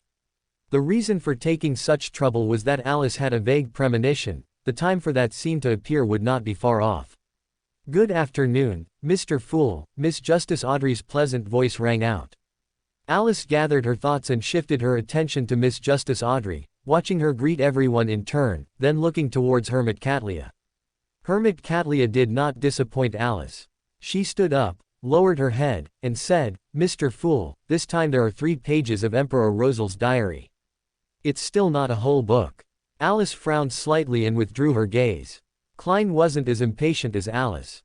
He just chuckled and said, "Very good. You may consider making your request."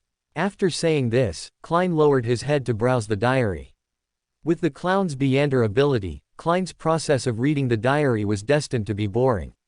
Alice lost interest after only 2 glances and began to scratch the tabletop with her fingernails. The grating sound made those around her unconsciously glance at her several times, but they all hesitated to speak, finally casting encouraging looks at others.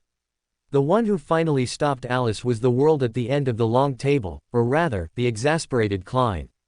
"Are you bored?" Alice nodded with a sincere expression. "Endure it," the world responded emotionlessly. Alice angrily slapped the table and sat up straight. Her gnashing expression made the others secretly worried for the world, but strangely, Alice only ground her teeth, then sat back down, merely glaring at the world with a fierce gaze. The scene harmonized in a strange way until Mr. Fool finished reading the diary, made the diary in his hand disappear, and asked Hermit Catleya with a smile, "What is your request?" Only then was Alice's attention successfully drawn away. She also looked at Hermit Catleya, resting her chin on her hand, waiting for the question. Hermit Catleya didn't hesitate and directly asked, "Respected Mr. Fool, I wish to know if Emperor Rosal ever joined a very secretive and ancient organization." Alice glanced at Hermit Catleya. She suddenly realized that Bernadette had actually given the question to Hermit Catleya long ago, so she recalled the earliest, changed question. It seems they must be quite familiar with each other. At least Miss Hermit must know Bernadette's relationship with Emperor Rosal very well, otherwise Miss Hermit couldn't have changed the question herself. Should I say, as expected of a suspected adopted daughter? Alice recalled the rumors on the sea, remembering the fact that Hermit Catleya and Queen Mystic had actually fallen out after an argument. Immediately afterward, she also remembered Bernadette, who would be an enemy to Emperor Rosal in Zeratul's prophecy. "Emperor, your family education has problems." Alice let out an inaudible, meaningless sigh of emotion. "Very secretive and very ancient." Miss Justice Audrey suddenly remembered the organization Mr. Fool had mentioned before. Clearly, the saying, "What is spoken will be known," perfectly fit the idea of being secretive and ancient. Hanged Man Alger also recalled the corresponding matter. He remembered that when Miss Justice described the Backland Desire Apostle incident, she mentioned a mysterious organization. At that time, Mr. Fool told the members not to say the organization's name in the outside world because, what is spoken will be known. Such an organization indeed fit Emperor Rosal's level. Alger nodded in his heart. As they pondered, Klein gave his answer. He smiled slightly and affirmed to Hermit Catleya, "Yes." Alice was stunned for a moment, then looked up at Klein, suddenly realizing that Miss Hermit had only asked, if there was, not, what it was. Alice was not unfamiliar with this way of answering questions, because not only had she seen it, she herself loved to play similar word games. But this did not prevent Alice from making a sharp comment on Klein's behavior, a profiteer. Quote! Hermit Catleya forcibly controlled her desire to look at Alice, and also didn't dare to look up at the figure hidden in the gray fog. She was only glad that she hadn't stood up to ask the question, otherwise she would now be standing awkwardly in place. "Miss Fate, you really are." Hermit Catleya sighed silently, not happy to have a deity speak out for her. No one spoke in the Tarot Club for a moment. Several of the older members, including Hanged Man Alger, had already skillfully lowered their heads. As for the others who didn't react immediately, they quickly followed suit and lowered their heads. Klein glanced at Alice with a hint of speechlessness, then chuckled and said, "It's your turn." Only then did everyone let out a breath and raise their heads. Hermit Catlia stood up and bowed to the head of the bronze long table, but said nothing. Instead, she turned to Magician Furs and said, I want clues about the direct descendants of the Abraham family, for 1,000 pounds. So valuable. Alice took a small breath and looked at Magician Furs, who always seemed to be short on money. Magician Furs was surprised at first, but soon realized that this matter wasn't too unexpected. She pondered for a moment before speaking. What are you looking for them for? If you can provide a reason, I can relay it to them. As for whether there will be any follow-up development, it's entirely up to their wishes, I cannot guarantee it. Oh. Alice glanced at Magician Furs with a slight surprise. You're not selling. Furs paused. She hadn't expected to be addressed for such a reason. She turned her head and, after some thought, asked Alice, would you betray information about someone close to you? As she spoke, she restrained the urge to shift her gaze to the head of the bronze long table, instead looking at the world at the far end. Alice followed Magician Furs's gaze to the world, then chuckled and said, your Mr. World sold my information for 50 pounds. Ah, an unexpected answer. Furs looked at the world in astonishment. The answer was clearly equally astonishing to the others. They exchanged glances, looking at the world for a moment, then at Alice. Klein thought for a moment, then manipulated the world to continue the conversation. Miss Fate is the deity I believe in. In some ways, we can also be considered friends. So, the price needs to be higher. Magician Furs felt her worldview had been greatly impacted. She looked at the world, then at Alice, her eyes full of unspoken words. All right, Alice spread her hands and explained, he didn't reveal any truly important information, and the person he informed had no ability to harm me. So that's how it is. Everyone silently withdrew their gazes. Hermit Catlia also recovered from the shock. She refocused her attention, looked back at Magician Furs, and nodded, saying, that's very reasonable. I am looking for the direct descendants of the Abraham family because I hope to obtain information about Mr. Dorr. You can relay this to them and see if there's an opportunity for cooperation. Just for relaying, I will pay you 350 pounds in cash. If they are willing to engage, there will be another 650 pounds later. Furs held back for a full second before replying, deal. After speaking, she began to ponder the hidden meaning in Miss Hermit's words. Mr. Dorr is related to the Abraham family. That's right, my bracelet came from Madame Annalise, belonging to the Abraham family. Teacher doesn't know yet that I already know he's from the Abraham family. I can only casually mention in a letter that I heard someone at a certain circle gathering looking for direct descendants of the Abraham family, involving something about Mr. Dorr, and I'm not sure how teacher will react. At this moment, Miss Justice next to her was genuinely happy for her friend, feeling that the other party had finally escaped the predicament of bankruptcy.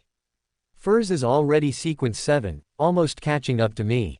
I need to strive to become a hypnotist sooner. While thinking this, her eyes flickered as she looked at the members of the Tarot Club, hoping for clues about the illusionary Bell-tree fruit. Furs lowered her head under this gaze, while Alice looked back at her in confusion and asked, do you want to ask something?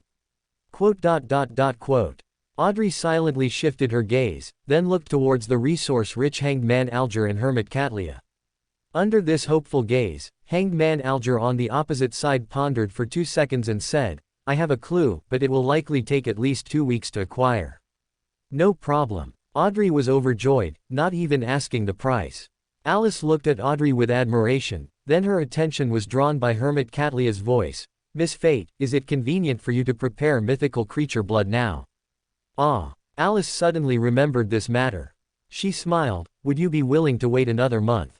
Perhaps I can bring you the blood of my enemy. Hermit Catlia looked at Alice with hesitant eyes. Hanged Man Alger and Miss Justice Audrey also looked at Alice, their eyes containing a faint excitement. Enemy? The world asked with a frown. Alice glanced at the world, then through the gray fog to Klein, noticing a subtle hint of worry in his eyes. So she leaned back in her chair and said with a smile, After all, it's about to be born. If all goes well, I might even get a bit of its umbilical cord blood. Then you can have as much as you want, giving it all to you isn't a problem. If you can afford it. Alice grandly waved her hand, but halfway through, she silently withdrew it, looking at Katlia seriously, emphasizing the importance of money. She's so confident, it seems like there isn't a big problem, but I'd best ask for clarification later. Klein silently withdrew his gaze. Miss Fate truly hasn't forgotten her original intention. Audrey looked at Alice with a strange expression. Alice clearly realized the awkward atmosphere. She coughed twice, frantically changing the subject. Oh, don't look at me, I have something to ask you all. Have you heard of, what is, broken prophecy? Or, fragments of prophecy? Anyway, it's roughly that meaning. End of this chapter. Chapter 483 Chapter 61 Brave Emlyn. When Alice asked this question, she looked at Miss Katlia, the hermit, with expectant eyes, taking it for granted. In this tarot club meeting, if anyone knew what this vague description referred to, it would probably only be Miss Hermit. But Miss Hermit disappointed Alice this time. Under Alice's expectant gaze, she shook her head and said, I have never heard of it. Alice shifted her gaze and scanned the surroundings. Except for Emlyn, the moon, and Derek, the sun, who said they could go back and check the information, the others all said they didn't know. So Alice sighed and shook her head. Forget it, I won't make it difficult for you. It's normal that you haven't heard of materials at the demigod level. No one spoke, only Miss Katlia, the hermit, glanced at her and then withdrew her gaze, as if she had something she wanted to ask. What do you want to ask? Alice asked her. Miss Katlia, the hermit, cautiously peeked at Klein above the gray fog before nervously replying. No, I'm just a little confused. Why don't you ask Mr. Fool? This had been Katlia's confusion for a long time. Earlier, she had suspected that in Alice's eyes, the world might be equivalent to Mr. Fool in some way, but at that time, she dared not delve deeper into this question and could only conceal it. Later, Alice's words and actions made Katlia feel that the world and the fool seemed to be separate, as if they were not the same person, and this idea gradually subsided. It wasn't until Alice's recent questions that Katlia became suspicious. The knowledge Miss Fate sought did not seem to be overly secret, and even if Mr. Fool's authority did not include knowledge, at least, he shouldn't just watch Miss Fate inquire everywhere like a headless fly, should he? This sounded a bit too pathetic, and besides, judging from past performances, at least in terms of knowledge, Mr. Fool was open to Miss Fate. But Katlia also felt that her question was too much like a test. Even if she had doubts about the relationship between the Fool and the world, she did not want to test Miss Fate. As for testing Mr. Fool, given Miss Fate's attitude towards Mr. Fool, what's the difference between that and testing Miss Fate? Moreover, Katlia hadn't forgotten the scepter she saw when she first arrived above the gray fog. At most, she had only suspected that the world was an avatar of the Fool, or some way for Mr. Fool to interfere with reality. She dared not boldly guess that the Fool was immortals. How could immortals help her escape the knowledge she was pursuing? How could immortals make Miss Fate obedient? How could immortals steal the identity of the sea god? Katlia dared not have such thoughts at all. She nervously watched Alice, fearing that her words would be misunderstood. Alice realized the real reason Katlia dared not ask after hearing her, but she really couldn't answer this question in a normal way. After all, she couldn't honestly tell everyone that the Fool didn't know about this, could she? One person with an amnesia script was enough. As for Klein, it was best if he didn't take on this script for now. After all, Klein really hadn't lost his memory, at least it seemed that way for now. Alice glanced at Klein, who couldn't offer her any help, then silently withdrew her gaze and said to Katlia with a serious expression. Because Mr. Fool is an idiot. Katlia had never hated herself for having a mouth so much. The tarot club fell into a deathly silence. No one dared to speak first, only Mr. Fool, the idiot, called out rather coldly. Fate. Alice lowered her head, so Klein didn't even look at her and said to the others. You may continue. Audrey, the justice, heard a hint of amusement in his voice. She realized that Mr. Fool wasn't truly angry about this, so she became bolder and tried to break the deadlock. Fragment of prophecy. That really doesn't sound like the name of a material. I really want to know what it's for. Alice glanced at Audrey but didn't answer her question. After Emlyn, the moon, once again brought up the request for information about the remaining 4 followers of the primordial moon, the Tarot Club entered the free discussion segment. The first to speak in this segment was Derek, the son. I have already become a notary. He was like a child who reports back to his parents after finishing his homework. Alice looked at Derek, the son, then at Alger, the hanged man, and shook her head. You don't need to tell us this. Alger, the hanged man, had an urge to cover his face, but he still responded calmly and steadily. Although a notary gains a great physical enhancement, it is still more supportive. Notarized valid abilities can be temporarily boosted, while notarized invalid abilities will be weakened or forcibly dispelled. At the same time, a notary is also good at creating contracts. Once signed and approved by him, even a sequence 5 cannot violate it, and even a sequence 4 demigod attempting to forcibly breach the contract will have to pay a considerable price. Honestly, I don't think he could be more supportive than me. Alice rolled her eyes. However, you know a lot about the Sun pathway. Is it because of the Storm Church and the Sun Church? Because. She paused, swallowing back the matter of sharing the ancient sun god. She exposed my origin, didn't she? Although it doesn't seem to be a secret anymore. Alger paused, not responding to the first part of Alice's sentence, only offering some explanation for the latter part. As a member of the Storm Church, understanding the strengths and weaknesses of the Sun pathway is a basic skill. By the way, you'd best choose a mystical item that is good at controlling targets. If not, choose one with strong offensive power. This will help compensate for your shortcomings. Thank you, Mr. Hanged Man. Derek, the son, sincerely thanked him.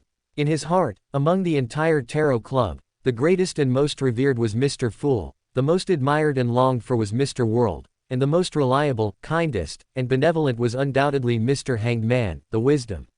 At this moment, Emlyn, the moon, thought to himself. This guy actually caught up to my level. No, I can't let him surpass me. I have to complete the hunt quickly and get the reward. He thought for a few seconds, and with Mr. Fool's permission, he materialized the slender, stake-like, moon puppet from before. Ladies and gentlemen, does anyone know what it is? He knew that Mr. Fool must have the answer, but he currently had nothing that could be exchanged equally with this great existence, so he could only see if other members of the Tarot Club had some understanding of it. Miss Catlia, the hermit, did not disappoint this time.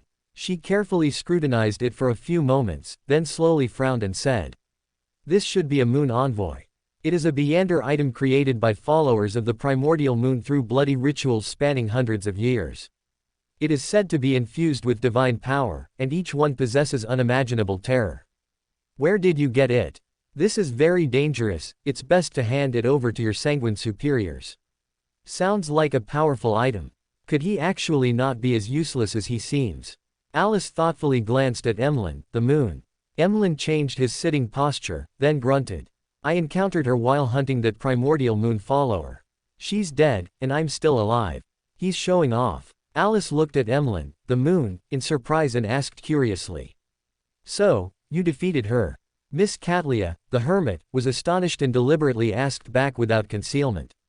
How did you do that? Did your sanguine superiors provide assistance? Help. Alice looked at Klein as if remembering something. Emlyn, the moon, opened his mouth, a little unsure how to speak. He then realized that this topic was not suitable for in-depth discussion. Ahem, he cleared his throat, looked at the head of the bronze long table, and said, I asked Mr. Fool for help. Sure enough. Alice shook her head, retracting her high regard for Emlyn, the moon. Asked Mr. Fool for help. Can it be done this way? Miss Catlia, the hermit, was astonished to hear this. Of course, she had never doubted Mr. Fool's status or strength. What surprised her about the moon's words was that Mr. Fool would actually provide effective and substantial help to Tarot Club members, rather than just imparting knowledge or casually drawing them in. On one hand, this means I can also directly ask Mr. Fool for help in times of crisis. This is more exaggerated than any ritual. On the other hand, it faintly reveals that Mr. Fool's recovery process is faster than I imagined. Many thoughts flashed through Miss Catlia, the hermit's mind instantly. Audrey, the justice, Derek, the son, and others were not surprised by this. They had all, more or less, prayed for Mr. Fool's help and seen the angels under Mr. Fool, of course, not referring to Miss Fate. Seeing everyone's gaze turn to him, Emlyn, the moon, shrunk his head and raised his chin, saying, I paid a reward. This is an equivalent exchange. Equivalent exchange. The immediate response and effective feedback of a great existence are simply priceless. Just like Miss Fate, Miss Catlia, the hermit, couldn't help but inwardly refute Emlyn, the moon's words. Then, she subconsciously turned to look at Alice. Alice was clearly also displeased with this statement. She glanced at Emlyn, the moon, and said abruptly, honestly, when I'm feeling guilty, I have your current expression and tone. From this, it seems you actually understand. Even if I assume you really provided a reasonable reward for Mr. Fool helping you, you didn't provide a reward for Mr. Fool's approval of the transaction. Oh, by the way, I think you should also offer a reward because Mr. Fool is willing to listen to your plea. Are all deities like this? Klein secretly glanced at Alice in the gray fog, trying to compare her words with everything he knew. Sigh, this feeling is like asking someone for a favor, whether they agree or not, you have to give the reward first, and your attitude must be good. Was I too impolite to her normally? Klein seriously reflected on his actions. Sure enough, Miss Catlia, the hermit, withdrew her gaze. Emlyn, the moon, opened his mouth wider and wider as Alice spoke, his expression unable to hide his astonishment. Alice then stopped speaking and asked with a frown, do you think it's normal for Mr. Fool to respond to your requests at all times? Indeed, among the deities I am familiar with, none would respond to believers so frequently. Well, the only ones I am familiar with are actually the three great churches of the Loan government. Audrey, the justice, silently withdrew her gaze. Emlyn, the moon, didn't dare to continue speaking on this matter. He thought of Lilith, the blood ancestor, it really didn't seem like a normal thing. However, if that's the case, why would Mr. Fool respond to prayers so frequently? Emlyn, the moon, had a rare flash of inspiration and thought of this crucial question. He blurted out, asking Alice what was on his mind. If that's the case, why would Mr. Fool respond to prayers so frequently? Alger, the hanged man, and Miss Catlia, the hermit, both looked at Emlyn, the moon, in surprise. They hadn't not thought about this question, but no one had been foolish enough to ask it aloud, because a great existence being willing to respond to prayers in this way only had advantages for them, these followers, and no disadvantages. Unless the purpose of this great existence responding to prayers was them. No, that's impossible. From Mr. Fool's past actions, killing them would not be difficult for Mr. Fool, and besides, there was also Miss Fate outside. Could it be that this existence prefers to toy with them? This is hard to say. Miss Catlia, the hermit, forcibly restrained her urge to look at Alice, but Alger, the hanged man, did not hold back. He looked at Alice, awaiting her answer. Alice didn't notice these things. She just looked at Emlyn, the moon, and replied with a smile. Mr. Fool is happy to do so. What does that have to do with you? What, are you going to instruct Mr. Fool on how to be a qualified deity? This really is an answer in Miss Fate's style.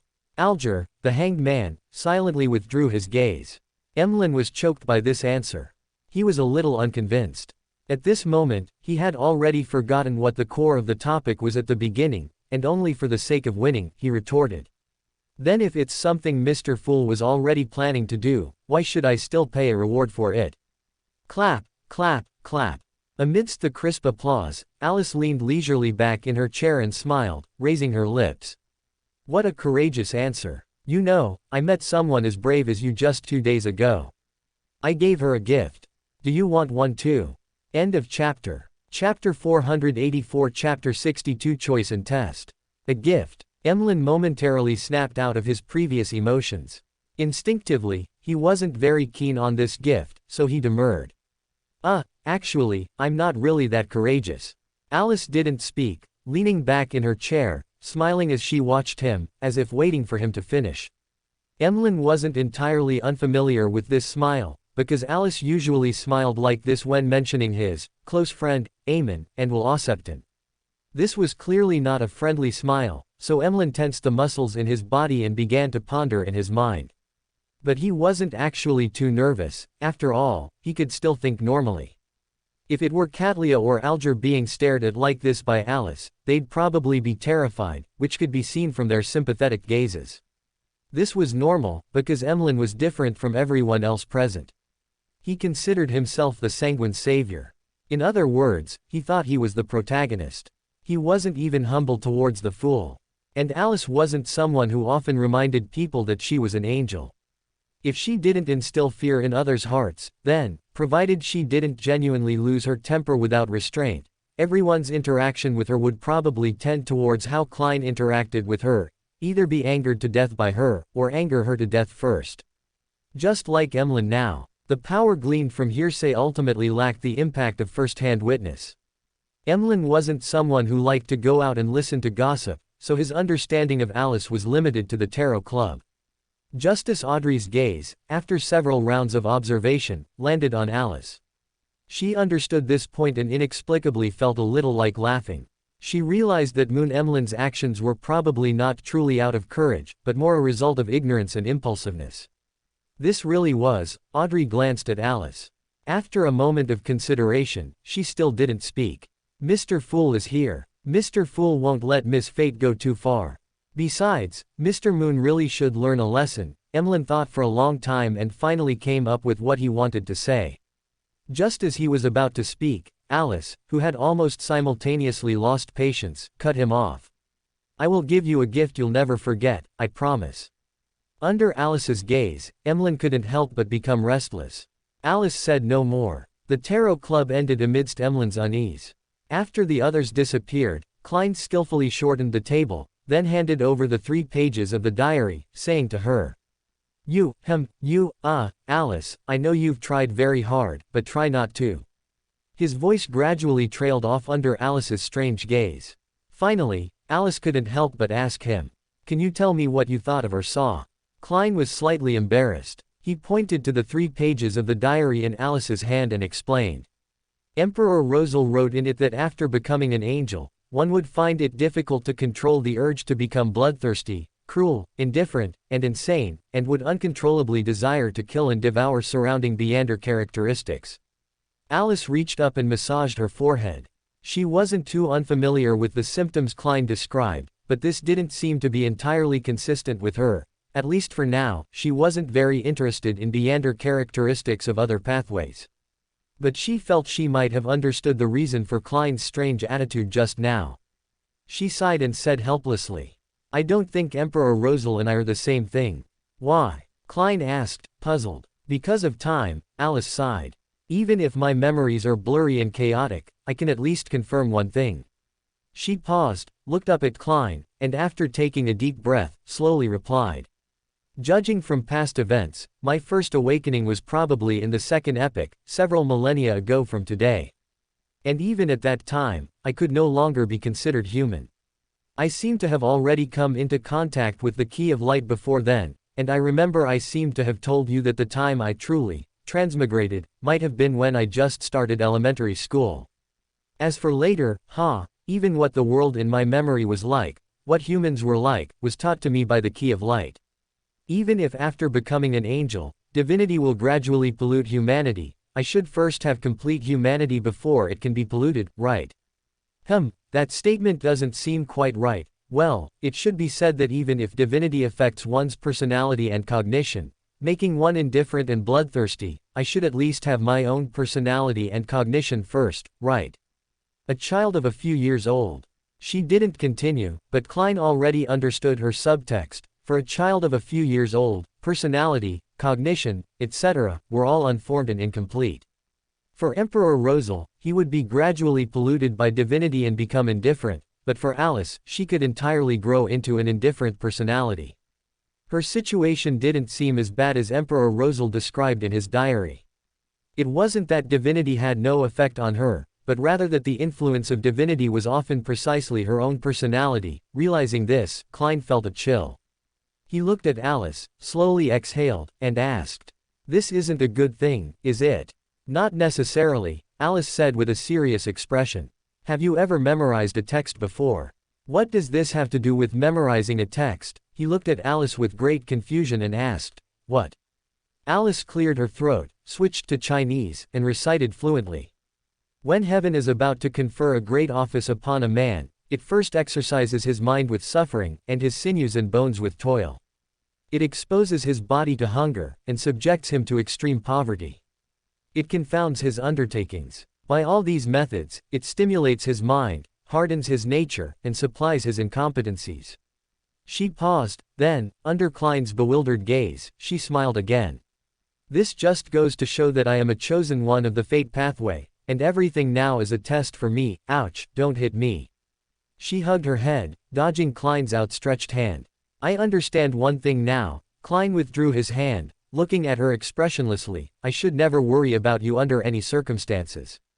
Alice stuck out her tongue, pretending not to have heard anything as she lowered her head to look at the diary. September 11th, ever since becoming an angel, I've had a feeling of my personality splitting. In my heart, in my spirit, deep within my consciousness, there are always voices urging me, influencing me, creating an uncontrollable indifference, bloodlust, cruelty, and madness. This doesn't originate from external sources, nor is it the influence of a deity on their own pathway. I can clearly feel that it comes from genes, from the collective unconscious inherited by humanity through generations, from the Beander characteristic itself, not from residual mental influences on it. It gives me a strong desire for hunting and killing, wanting to devour all living beings with Beander characteristics around me. This forces me to spend most of my energy fighting against it. Even though I'm already role-playing and digesting the potion, it hasn't improved. No wonder Mr. Dorr said that reason is temporary, madness is eternal. September 28th, I haven't written in my diary for a long time. For most of the past month, I felt as if I was watching myself gradually being replaced by a stranger, little by little becoming cold and terrifying. Even my daughter Bernadette could only evoke a small amount of paternal love in me, very, very little. Just as I was about to go mad, I seemed to hear countless praises. Those were my subjects, those were all the people who benefited from my reforms, those were the believers who regarded me as the son of steam, praising me, singing my praises, erecting statues for me, writing stories for me, creating poems for me. Their voices were like the anchor of a ship, helping me pinpoint myself. I began to have the ability to fight against that desire, to fight against that inner cry. I gradually emerged, and was able to possess normal emotions as a father, a husband, a man. Just sequence 2, and there are such changes. At sequence 0, at the level of a true God, how terrifying must the madness one has to fight against be. Perhaps they also need positioning to fight against the strong tendency for loss of control hidden deep within Beander characteristics and the collective unconscious. I probably somewhat understand why they establish churches, why they spread faith, why they write chapters for the saints of their factions, and leave legends for the corresponding angels, but why do they not have human forms, only symbolic representations? Can't figure it out. Next time I'll ask Mr. Dorr. He knows a lot about the divine domain. If he hadn't been exiled back then, there might have been one more deity. September 29th, rereading yesterday's diary, I recalled the rituals corresponding to my sequence 4, sequence 3, and sequence 2 respectively. They all clearly had a cruel and mad connotation, like those performed by villains in novels. The sequence pathway is very likely a path destined for madness and despair. And this is the only way for humans to obtain extraordinary power. How laughable, how ironic. We strive to save ourselves, only to destroy ourselves better and more thoroughly. Alice put down the first page of the diary with complex emotions. Klein's questions had led her to already guess the content of the first half of the first page of the diary, so seeing those things, she wasn't too surprised. As for Emperor Rosel's thoughts on the ritual content, truthfully, the rituals of the fate pathway carried a unique charlatan style and weren't largely associated with cruelty. She was indeed somewhat puzzled as to why the 7 deities all uniformly adopted symbols, but compared to what she had seen in various internet novels, this wasn't too difficult to imagine. It was nothing more than the idea that believers' impressions also influence deities, and so on.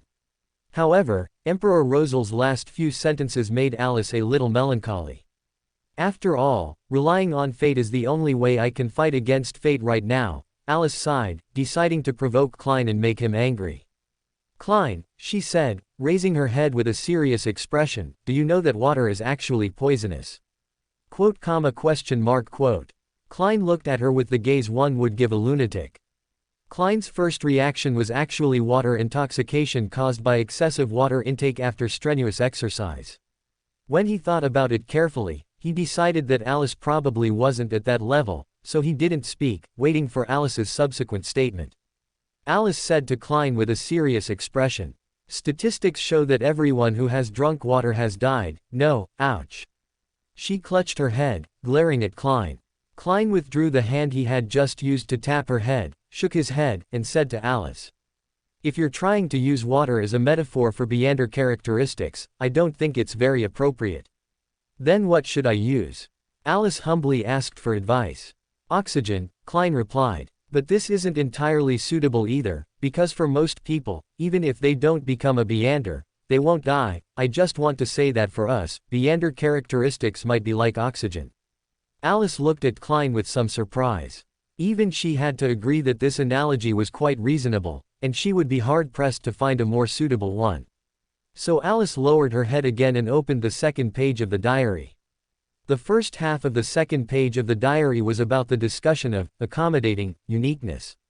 Alice patiently read it, only to find that Mr. Dorr never actually said which King of Angels accommodated uniqueness and which King of Angels only had Beander characteristics. "And he still wants to gain favor," she muttered, "by hiding information like this. He's lucky not to be resented, right? Emperor Rosal wasn't really won over by him and let him out, was he?" "No, he wasn't," Klein replied. "He just decided he was going to the moon to have children." "Huh." Alice's eyes widened. "He really went. He's only just decided to go." Klein pointed to the diary in her hand. Alice swallowed and continued reading. "He found Emperor Rosal's decision to go to the moon in the last paragraph.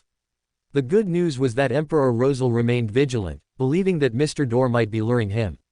However, Alice thought this was meaningless. She exhaled, looked up at the palace's dome, and shook her head, saying, "I hope there's a delivery room on the moon." Klein remained silent about this. He curiously asked Alice another question. "If, as Emperor Rosal said, Aemon and Adam can, in a sense, be equivalent to a uniqueness that has consumed a Sequence 1 potion, then can you also?" Alice knew what he wanted to ask. She had considered this question herself early on, so she shook her head, prepared, and said, "Theoretically, it's feasible, but practically, don't forget, the 3 Sequence 1 characteristics of the fate pathway all have owners." After a pause, Alice added, "Besides, I don't think whether it's possible is the most important thing. What's important is what potion fate wants me to drink." End of chapter. Chapter 485 Chapter 63 Process. Klein didn't speak for a moment, so Alice licked her lips, looked around, and asked curiously, "Can this thing conjure food?" Under Klein's expressionless gaze, Alice silently lowered her head and turned to the third page of the diary. November 28, I dreamed of Green again. He was the smartest among my subordinates, but unfortunately, during the exploration of that unnamed island, he was infected by an unknown entity and died in the Mist Sea, without even leaving behind a child. At that time, I knew that unnamed island harbored secrets, unimaginable dangers, but my own sequence wasn't high enough, my strength wasn't sufficient, so I could only forcibly endure it.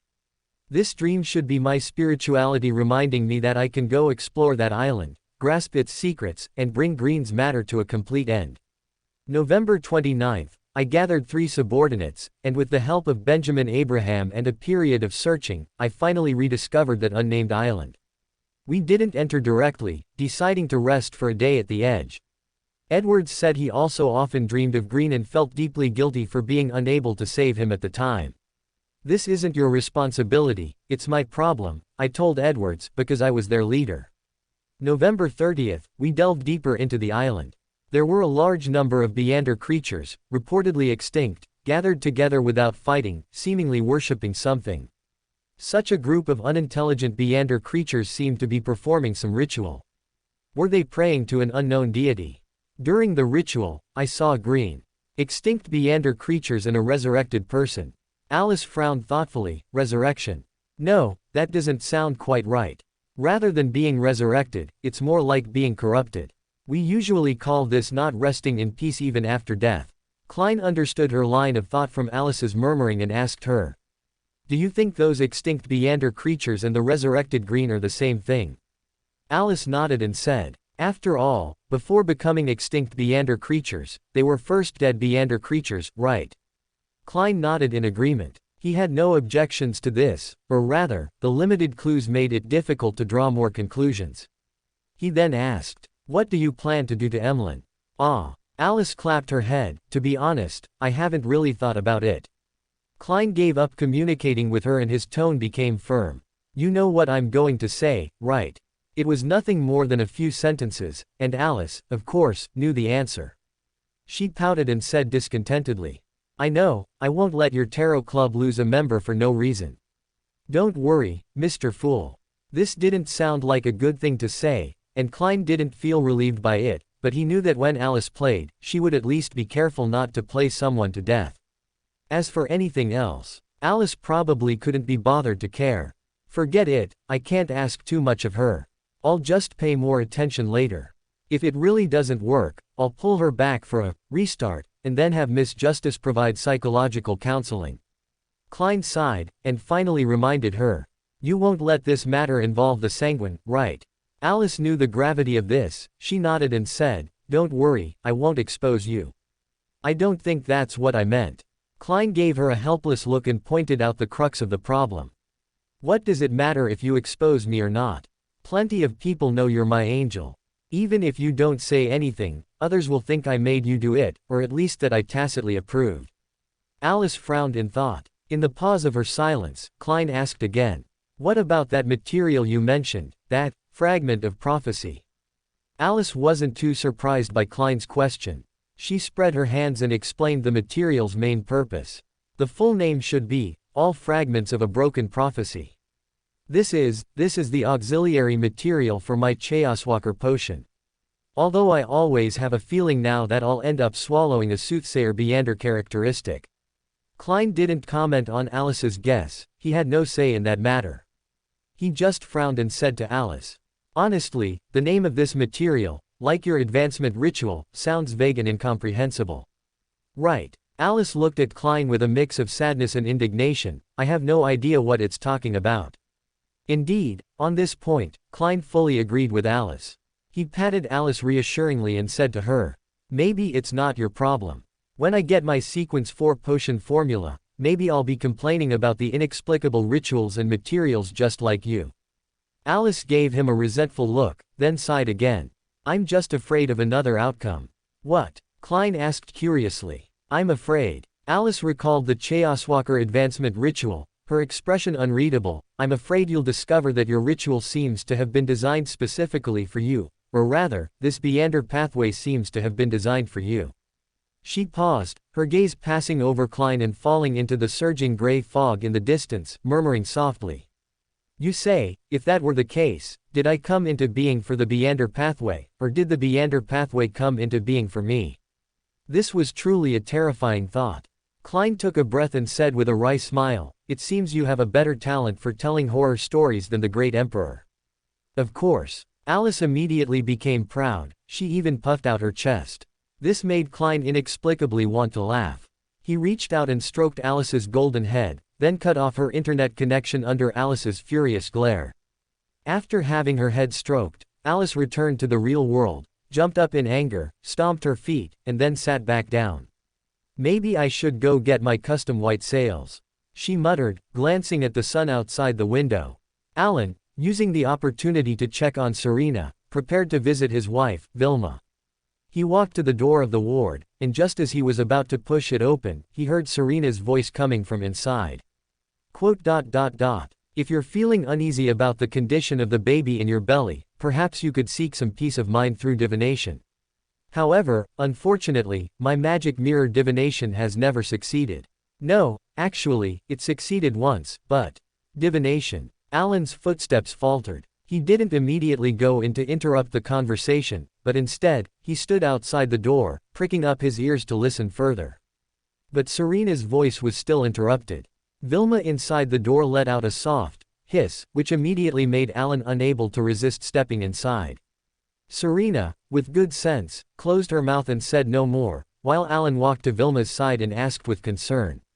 What's wrong? Nothing. Vilma shook her head, reaching out to touch her abdomen. The baby just kicked me. Alan was worried. He helped Vilma lie down, and after seeing that Vilma's expression was normal, he began his work, asking about Serena's recovery. As for the interrupted conversation just now, of course, he couldn't hear it anymore. Backland, within a certain Aurora Order outpost.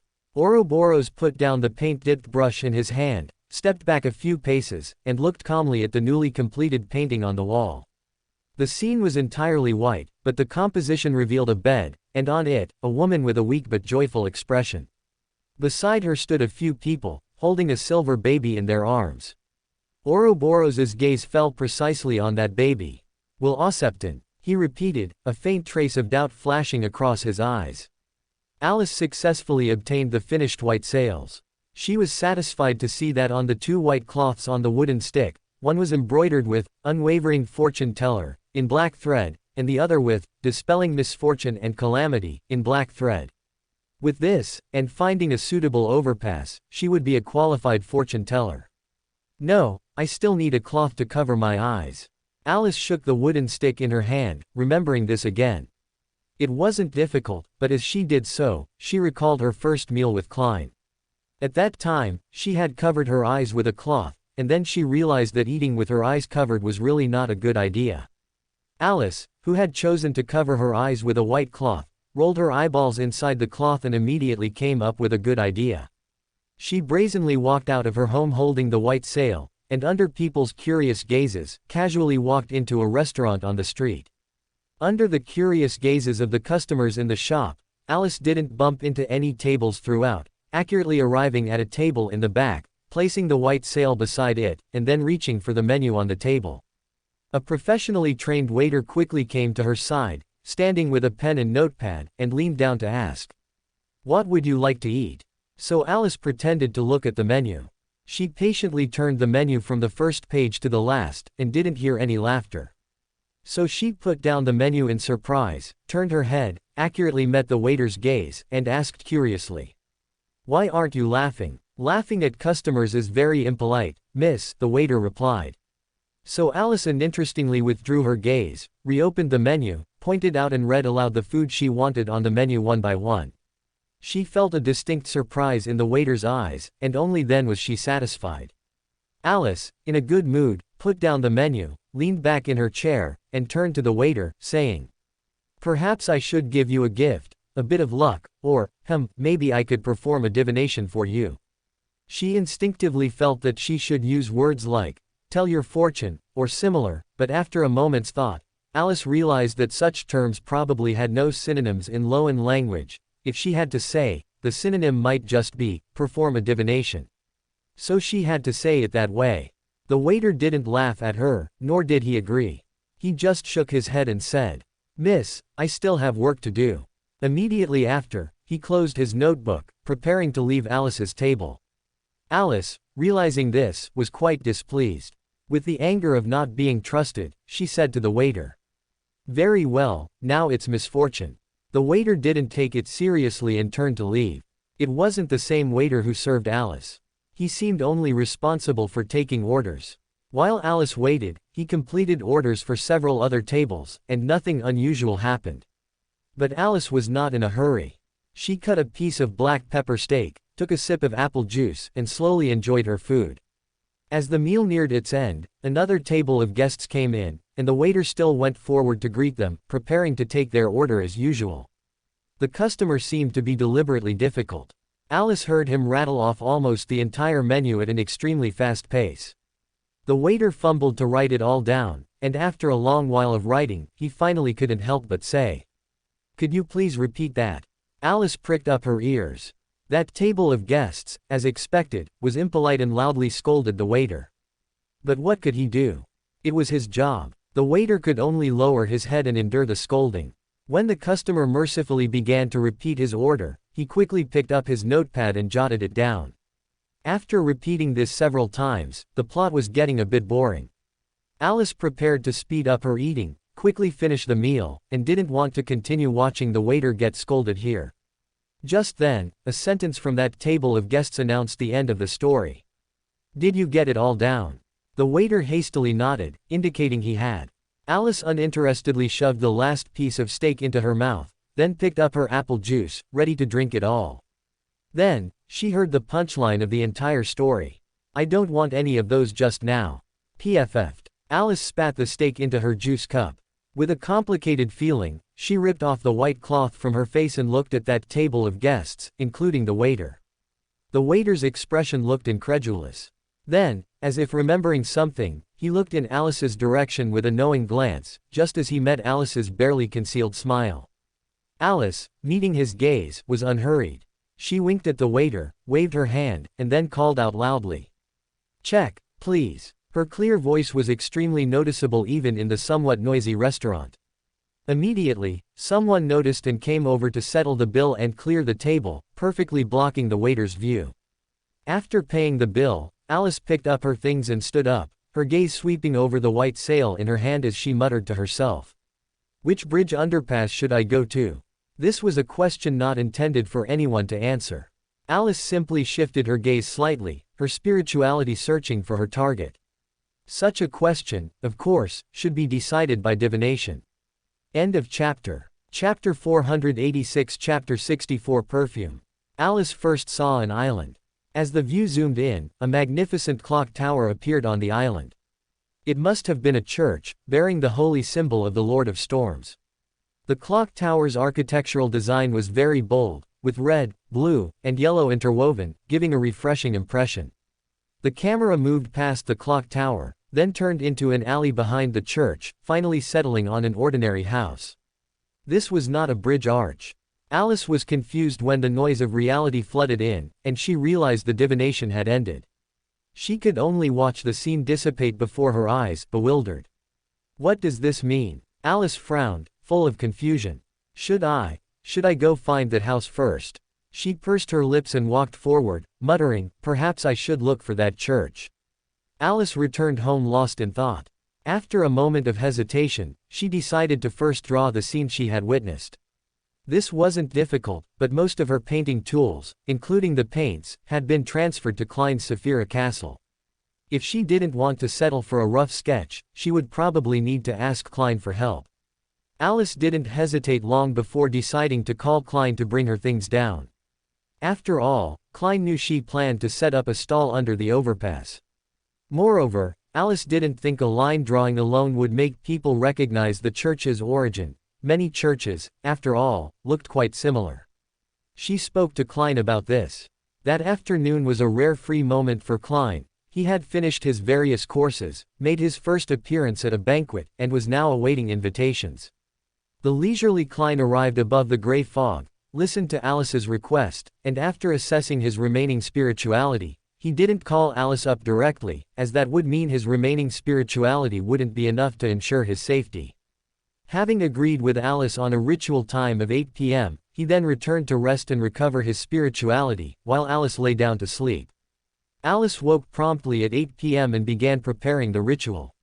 Klein also appeared above the gray fog at 8 p.m., but after waiting for a long time without seeing Alice, he tentatively asked, "Alice, what are you doing?" "Fell asleep." Alice looked at her half-prepared ritual and truthfully explained.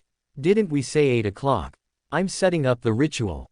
Klein, above the gray fog, blankly withdrew his spirituality, staring ahead, his heart filled with confusion.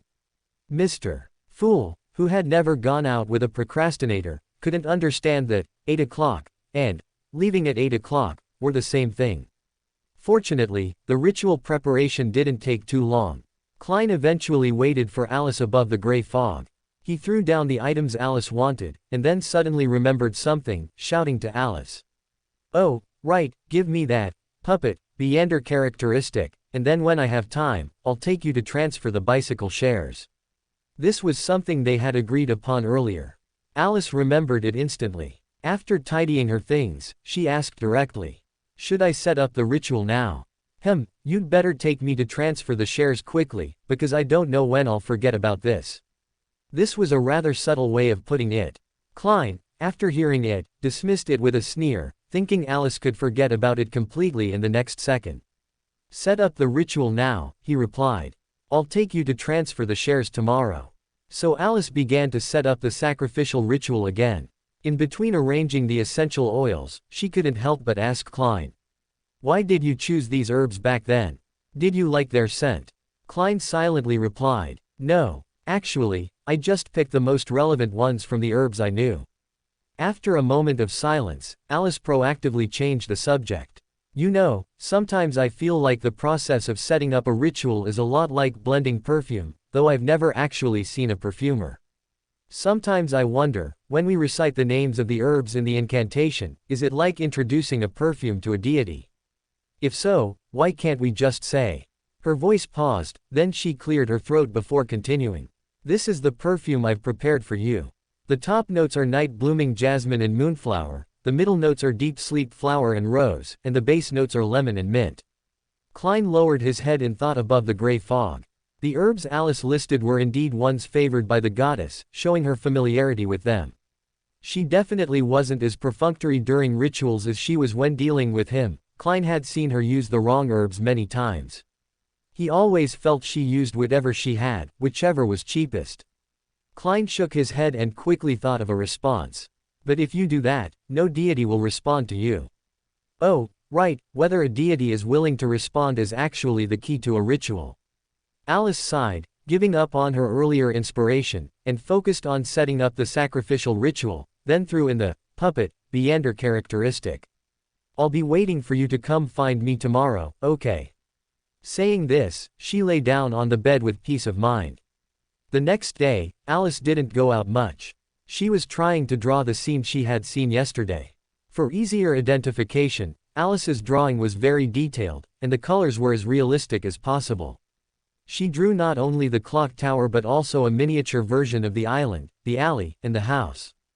After a moment's thought, Alice decided to start with the island, as she realized the thumbnail of the island she saw actually showed its shape. Maps of this era were not as common, convenient, or detailed as in modern society, nor were they updated as quickly, but they did exist. After comparing maps for a while, Alice finally succeeded in finding her target, circling Olivia Island. Oh, right, she was currently in Mr. Fool's study, she couldn't possibly spend money to buy books. To avoid anyone accidentally discovering her, Alice told Klein about it. She didn't know how Klein explained it, but the end result was that no one came to the study while Alice was poring over the materials. This was perfect. Alice thoroughly went through everything, then found geography-related magazines and located information about Olivia Island. Olivia was located northeast of the Rorstad archipelago, not far in a straight line, but the safe shipping lanes were circuitous, adding several hundred nautical miles for no reason. It was originally a pristine island with many meander creatures and no human inhabitants. After the age of hunting ended, the Loan Kingdom used it as a place of exile for certain criminals, gradually giving Olivia Island villages and towns. As more islands to the east were discovered and colonized, Olivia, relying on the convenience of its shipping lanes and its abundant natural resources, attracted many new immigrants and developed relatively prosperous port cities. While searching, Alice recalled that she had been to this island before. When Klein, disguised as Gehrman Sparrow, impersonated Admiral Emlyn, the location seemed to be here. She tried to recall, but unfortunately, she couldn't remember ever having visited such a church. So Alice gave up. She picked up the drawing of the clock tower but ultimately chose not to go to Olivia immediately, as she had an appointment with Klein today. At 3:10 p.m., a grayish-white mist enveloped Alice's vision. She heard Klein's voice say to her, "Open the door. Why isn't he knocking?" Alice found it a bit strange. She got up to open the door, but no one was outside. She looked around blankly, searching for a familiar figure. Just then, a meow from below her feet made her look down. Meow. Alice didn't even try to argue. This was a black cat, but its fur was a dirty grayish-black, and many of its hairs were matted. It was scrawny. Alice immediately judged it to be a stray cat, but... Klein, she exclaimed in surprise. How did you turn into... No, this isn't quite right. Is this a puppet? No, not quite that either. Alice curiously examined the black cat. Since Klein's advancement to puppet master, she hadn't been unfamiliar with puppets. In fact, Senor had turned into a puppet right before her eyes. But this cat was a bit strange. It didn't seem like a puppet. Alice could feel that it was still alive, not lifeless like a puppet, but... Alice suddenly thought of something. She gasped. This is a wraith possessing it. Exactly. A human voice came from the black cat's mouth. Alice raised her eyebrows upon hearing the voice and asked curiously. What should I call you now? Sherlock Moriarty, the black cat replied. Oh, Alice drew out the sound. So it's Chief Black Cat. Klein didn't respond to her, instead changing the subject coldly. Let's go. Alice looked down at the cat and frowned slightly. Theoretically, if she wanted to travel with a cat, she should probably pick it up, but this black cat, it was a bit too dirty. Alice hesitated for 2 seconds. Under Klein's confused gaze, she reached out and grabbed the cat by the scruff of its neck, closed the door, and walked inside. What are you doing? The black cat struggled desperately in Alice's hand. Giving you a bath, Alice replied expressionlessly. Klein's movements paused upon hearing this answer. Then, he struggled even more frantically, shouting as he struggled. Alice, you're a girl. This is a cat, Alice said, looking down at the cat, calmly reminding him of this fact. If you're going to care about that, then I have to remind you that your puppet is actually naked in front of me right now. Oh, by the way, are you a tomcat or a queen cat? Klein, or rather, the black cat in Alice's hand, stopped struggling. It didn't look down but rather sensed, one might say, and in any case, Alice got the answer to her question. Tomcat. Alice looked down at the black cat, then after 2 seconds of deliberation, said. No, you're a human. ... Hurry up. Klein gave up communicating with her and also gave up struggling, closing his eyes in her hand and playing dead. When the water splashed on the cat, Alice looked down at the still compliant cat in her hands, a hint of surprise in her expression. Hydrophobia was a cat's trait. It seemed that puppets might not possess this characteristic.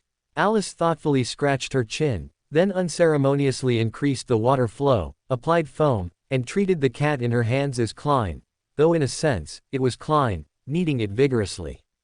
After rinsing the foam off the black cat, Alice confirmed one thing, bathing the cat this way really couldn't fix those matted hairs. So Alice dried the black cat, picked it up again, placed it aside, and in Klein's confused gaze, went inside to find scissors. What are you doing? Seeing Alice emerge with scissors, Klein once again jumped up in terror. I'm going to cut off the matted fur on you, Alice spread her hands. Since I've already washed you, it would be a shame to give up halfway. Klein opened his mouth, but eventually gave up trying to stop Alice. Instead, he closed his eyes and said to her, All right, just be quick. Alice nodded, completing the task quickly and roughly. They ended up with a black cat with uneven fur.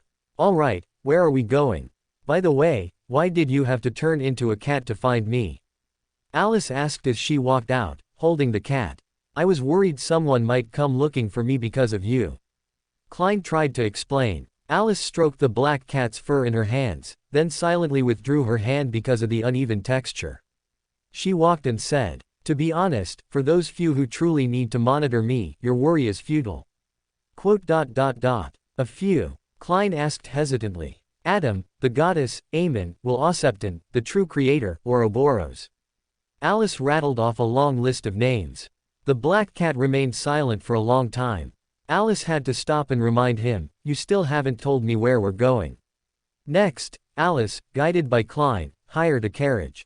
Sitting in the carriage, she directed the coachman forward. Finally, they stopped in front of an unassuming house in the Hillston district. Alice reached out and knocked on the door. An assistant-like man came to open the door. Before he could speak, Alice held up the black cat, whose fur was uneven and recently trimmed. I am Sherlock Moriarty, the black cat said in her arms. I need to see Mr. Esinger Stanton. There, Alice pulled her hand back, looking into the assistant's eyes and saying, It's just as you see. A very clear look of surprise flashed in the assistant's eyes. Then, he calmly stepped aside to let Alice in. Alice walked in, holding the black cat. The assistant closed the door behind her, then said to her, Follow me. End of chapter. Chapter 487 Chapter 65 Selena's divination experience. As the assistant turned to lead the way, Alice saw him glance at her and the black cat in her arms with a mix of surprise and curiosity. Alice looked at Klein, and seeing that he had no intention of explaining, she ignored the look. After all, it had nothing to do with her. The man dressed as an assistant led Alice upstairs to the second floor, and after a slight hesitation, he took her into a small reception room. Alice obediently sat on a single cedar sofa, then placed Klein, who was possessing Senor the black cat, on her lap and began stroking its fur. The black cat yielded to her touch, lying on her lap and exposing its soft belly. Alice unceremoniously reached out to pet it, while praying, "I hope your mythical creature form can also be petted. Why not your own form?" Klein couldn't help but retort. Alice replied while stroking the cat, "Because my mythical creature form is already set, the snake of fate not only has no fur, it doesn't even have scales." So you really planned on petting your own fur? Klein was greatly shocked. "I even the goddess." Alice's rising voice abruptly stopped as she looked towards the door. Klein also fell silent with her. Soon after, the man dressed as an assistant opened the door, and an elderly man with graying temples and a gaunt face entered, sitting on another single cedar sofa. The assistant also followed them in. Alice watched him retrieve tea leaves and tea sets from under the coffee table. After brewing, he poured a cup for her and the stranger, then poured one for himself, and sat down. Alice thought for a moment, then placed Klein on the last remaining sofa, pushed the teacup towards him, and then asked the assistant, "Do you have ice cream?" The assistant was stunned for a moment. Klein quickly said, "I'll buy it for you when I get back." Alice turned to look at Klein, then picked up the black cat and placed it back on her lap, retrieving the teacup. The elderly man who had been watching from the side finally couldn't hold back. He asked with a curious tone, "Sherlock, what is this?" Klein then shifted his attention from Alice and explained his purpose. "Mr. Isingard, I recall telling you before that I temporarily had no plans to sell the bicycle shares and intended to transfer them to a friend." Isingard nodded, remembering the matter. His old friend had suddenly decided not to sell the shares at the critical moment of competitive bidding, but to transfer them to a friend, which had made him curious about the friend's identity for a long time. "Now," Isingard thoughtfully observed Alice. After explaining to Isingard, Klein turned back to introduce Alice. "This is Mr. Isingard Stanton, a rather capable detective and one of the friends I knew in the past. If you have anything, never mind, you probably won't need him. In short, before leaving Backland, I entrusted him with handling the bicycle shares." "Hello." Alice waved at Isingard. It seemed this detective hadn't been greeted like that in many years.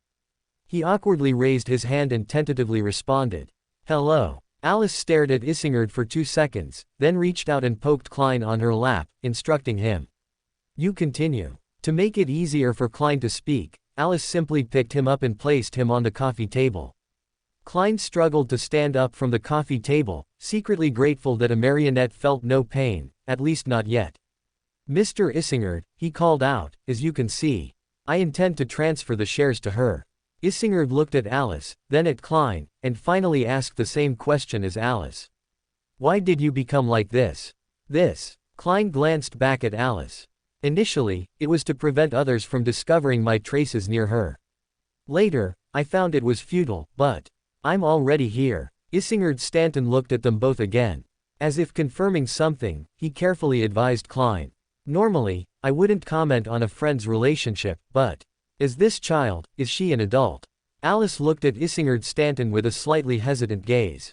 She instinctively felt something was off about his words, but lacking relevant experience, she merely frowned, pondered in confusion for a moment, then looked down and asked Klein, "What does he mean? It's not what you think." Klein looked at Alice with a complicated expression and explained to Isingard, "We are just friends. Moreover, she actually paid for these shares, it's just that what she paid isn't suitable for conventional transaction channels." Isingard Stanton paused slightly, understanding Klein's meaning. He didn't dwell on the matter and instead smiled. "I see, then once we sign the agreement, you can acquire these shares."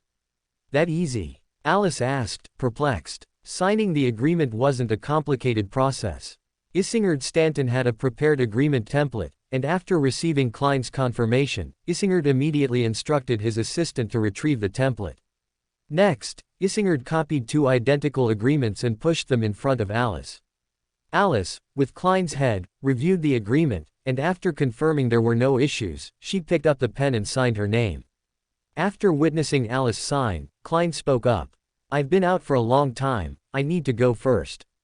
If you have anything to notify me about, you can find her. She's been in Backland recently, she should be, right? Not necessarily, Alice shrugged, I might have to go to Olivie.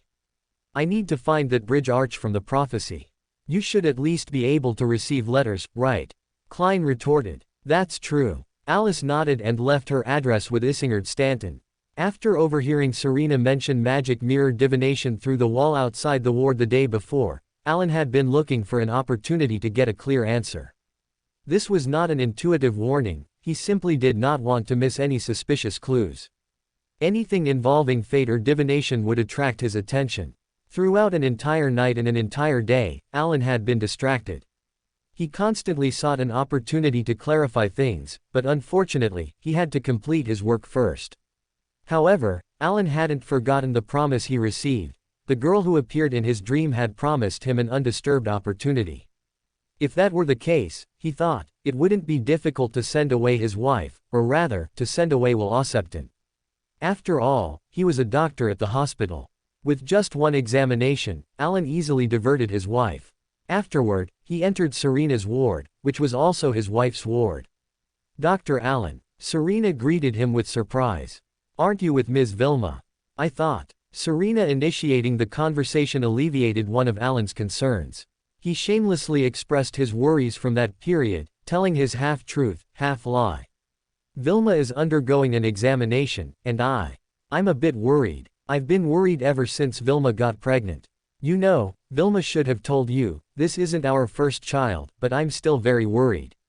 I always feel that this child seems different from the previous ones, and, as you've seen, this child's current condition is very poor. Serena nodded empathetically and comforted him.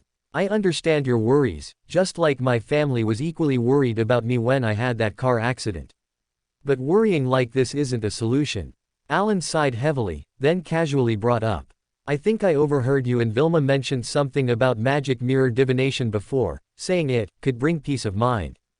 Oh, that, Serena perked up. When I have something I can't let go of, I like to try divining. It's a way to find peace of mind. I originally thought, if you both were worried, you could also try it. She paused, then smiled again. However, seeing you like this now, I hope you don't go. After all, if the result turns out bad, wouldn't that be? Alan also sighed. He simply sat on the hospital bed, as if in urgent need of distraction, and chatted with Serena. That sounds like a hobby of yours. I'm not very familiar with this area. Could you tell me about it? That magic mirror divination. Oh, that. Serena cooperatively brought up the topic. To be honest, I'm not really keen on mentioning it to you, mainly because, when I divine, the results can't really be called inaccurate, it's just, well, accurate in a very random way. Accurate in a very random way. This statement made Alan pause. He realized this probably meant it was inaccurate, as normal people's divinations were probably like this. If they were lucky, they hit it right, if not, then it was inaccurate. Serena's experience sounded perfectly normal. Alan was a little disappointed, but Serena's next words caught his attention again. However, there was one time my divination was very accurate. That time happened to be magic mirror divination as well. Serena's eyes drifted upwards, as if recalling the scene. Then, Alan saw her pat her chest with lingering fear and said. However, my friend told me at the time that I was completely out of sorts. She pulled me out of it, and then I was fine. Also, I really don't remember what happened then. I only secretly recited the honorific name from my teacher's notebook. I never expected such serious consequences. And then, my teacher also. Honorific name. Alan's heart stirred. He calmly continued to ask. Honorific name. Oh, right, Serena suddenly snapped back. If you don't usually deal with mysticism, you probably haven't heard of this concept. You probably aren't too clear on the process of magic mirror divination either. Alan nodded, looking at the door with an unfeigned anxious expression, then turned to Serena and said. Would you mind telling me about it? Dr. Alan wants to distract himself by chatting, huh? Serena, who had a good impression of Alan Kreese, decided to cooperate. She smiled and shook her head, saying, there's nothing inconvenient about it. After all, it's not some secret. It's just that I happen to be more interested in this area, so I just happen to know about it. Magic mirror divination is a divination method that requests answers from a mysterious existence. To perform magic mirror divination, first, you must choose a suitable date and time based on the deity you believe in. This can be determined through the Astrology Handbook. Do you know this book? I've heard of it. Alan nodded. So Serena continued. For example, as we all know, Sunday symbolizes the Evernight goddess and represents rest. In the hours from 2 a.m. to 3 a.m., 9 a.m. to 10 a.m., 4 p.m. to 5 p.m., and 11 p.m. to midnight are the moon hours, dominated by the Evernight goddess. Therefore, diviners who believe in the Evernight goddess can perform magic mirror divination during these time slots on Sunday. This wasn't the information Alan wanted, but he wasn't impatient. He intuitively felt that what he sought was close at hand, so he patiently listened to Serena's narration and continued to ask, "What's next?" Serena then continued, "Secondly, we carefully wipe the mirror, it must be a silver-plated mirror, and place it in the position symbolizing the moon in the house." At this point, Serena subconsciously got up to look for a mirror, but there wasn't a suitable one at hand, and her leg was inconvenient to move. So she just looked around, then gave up, and continued to introduce. After completing your bath, ensure all curtains are drawn, the door is locked and closed. Then, light a candle, place it in front of the mirror, and devoutly pray to the deity you believe in. Keep the questions simple, without complex embellishments. After praying 7 times, pick up your mirror and gently drop it to the ground, it must be very light. Remember the shattered pattern, this is the revelation given by the deity. Next, Serena was about to describe the appearance of the main revelations. Alan patiently listened to her account. He had intended to then ask about what happened during that abnormal magic mirror divination, such as the honorific name she had recited at the time, when Serena reminded him. "Dr. Alan, Ms. Vilma's examination should be almost finished, right?" Alan reluctantly gave up on pressing further. He knew that if he continued to ask, he would expose his abnormality. Being discovered by Serena was irrelevant. When it came to his wife, Vilma, Alan actually couldn't care less about so many things. He was still concerned about Will Ossepton. If Will Ossepton discovered the information he was probing for, this matter would likely not end well. Thinking of this, Alan sighed and absently got up, saying, "Yes, it's time to end." Sigh. Serena sighed sympathetically behind him and shook her head. Chapter 488 Chapter 66 Inches Student. Alice ultimately decided not to go directly to Olivie to search. That evening, she appeared in Klein's bedroom with the painting of a church and asked Klein, who had spent some time in Olivie. "Have you ever seen a church like this in Olivie?" Dwayne Dantes, who was reading in bed, was startled, but he was powerless to remind Alice of the gender difference between them, especially since Alice had given the black cat a bath not long ago. Klein was very sure Alice didn't care about it at all. He simply ignored the strange feeling in his heart and reminded himself that she was a child. Although she looked like a young girl, her mental age might only be single digits, and he didn't need to argue with a child of this age about such things. After his self-counseling, Klein lowered his head and picked up the painting to examine it carefully. Of course, he hadn't seen it before, but Alice always liked to cut corners when telling stories, and she didn't think there was anything wrong with it. Klein believed there might be information on the painting that Alice hadn't mentioned. He quickly found what he needed in the painting. The holy symbol of the Lord of Storms was so prominent. Klein shook his head and, pointing to the holy symbol, asked Alice, "Is this a storm church?" Alice, making herself at home, sat on the edge of the bed while Klein was examining the painting. "I guess so." Klein reached up and rubbed his forehead. He glanced at Alice, gave up on the idea of asking her to speak in full sentences, and instead said, "While I haven't actually seen the church and bell tower you've drawn, if we're talking about Olivie Island and specifically a storm church, I probably know which one it is." Alice looked at him with sparkling eyes. Klein did not disappoint her expectations and gave the answer. "Street. Draco Church. Oh, by the way, the sunset over St. Draco Mountain outside Olivie Port is very beautiful. You can go see it." Quote. Alice looked at Klein, her expression gradually becoming confused. "You don't have anything else to do, right?" Klein spread his hands. That was true. Alice nodded, made a mental note of it, and then asked curiously, "How did you know about this?" From a travel magazine. Of course not. Klein retorted. I read it in a best-selling novel. The author of that book is Leon Maston, who was born in Olivy and settled in Backland after he turned 20. In the book, he passionately described the sunset over St. Draco Mountain at the port, considering it the most beautiful scenery he had ever seen. Alice was uncharacteristically wistful for a moment. She suddenly remembered what she had said when explaining the meaning of hometown to Bernadette, and, pressing her lips together slightly, asked, "Have you seen it?" "Yes, I have," Klein nodded. "That's why I told you, it is indeed very beautiful." Alice looked at him, her gaze drifting into the distance, and murmured, "That's good." It seems he didn't think it was beautiful just because he could no longer see the sunset over Olivy. Klein opened his mouth, but couldn't say a word. Alice once again demonstrated her ability to silence everyone with a single sentence, but this time the silence was different. The atmosphere around them seemed to be enveloped in a layer of oppressive gray, which gradually permeated and finally solidified between the two of them, stifling their breath. Klein wanted to say something to break this discomfort. For the first time, he envied Alice's ability to crack jokes in any situation, and he fervently prayed in his heart for Alice to say something quickly to break this scene. Alice, uncharacteristically, also remained silent. She sat quietly in her original spot, maintaining her previous expression, as if lost in thought. This made Klein feel even more suppressed. His brain raced, trying to find something to say. As he was deep in thought, a burst of laughter suddenly erupted. "Ha ha ha, giggle giggle, no, ha ha ha." Klein followed the laughter and saw Alice laughing so hard she was swaying, almost falling over.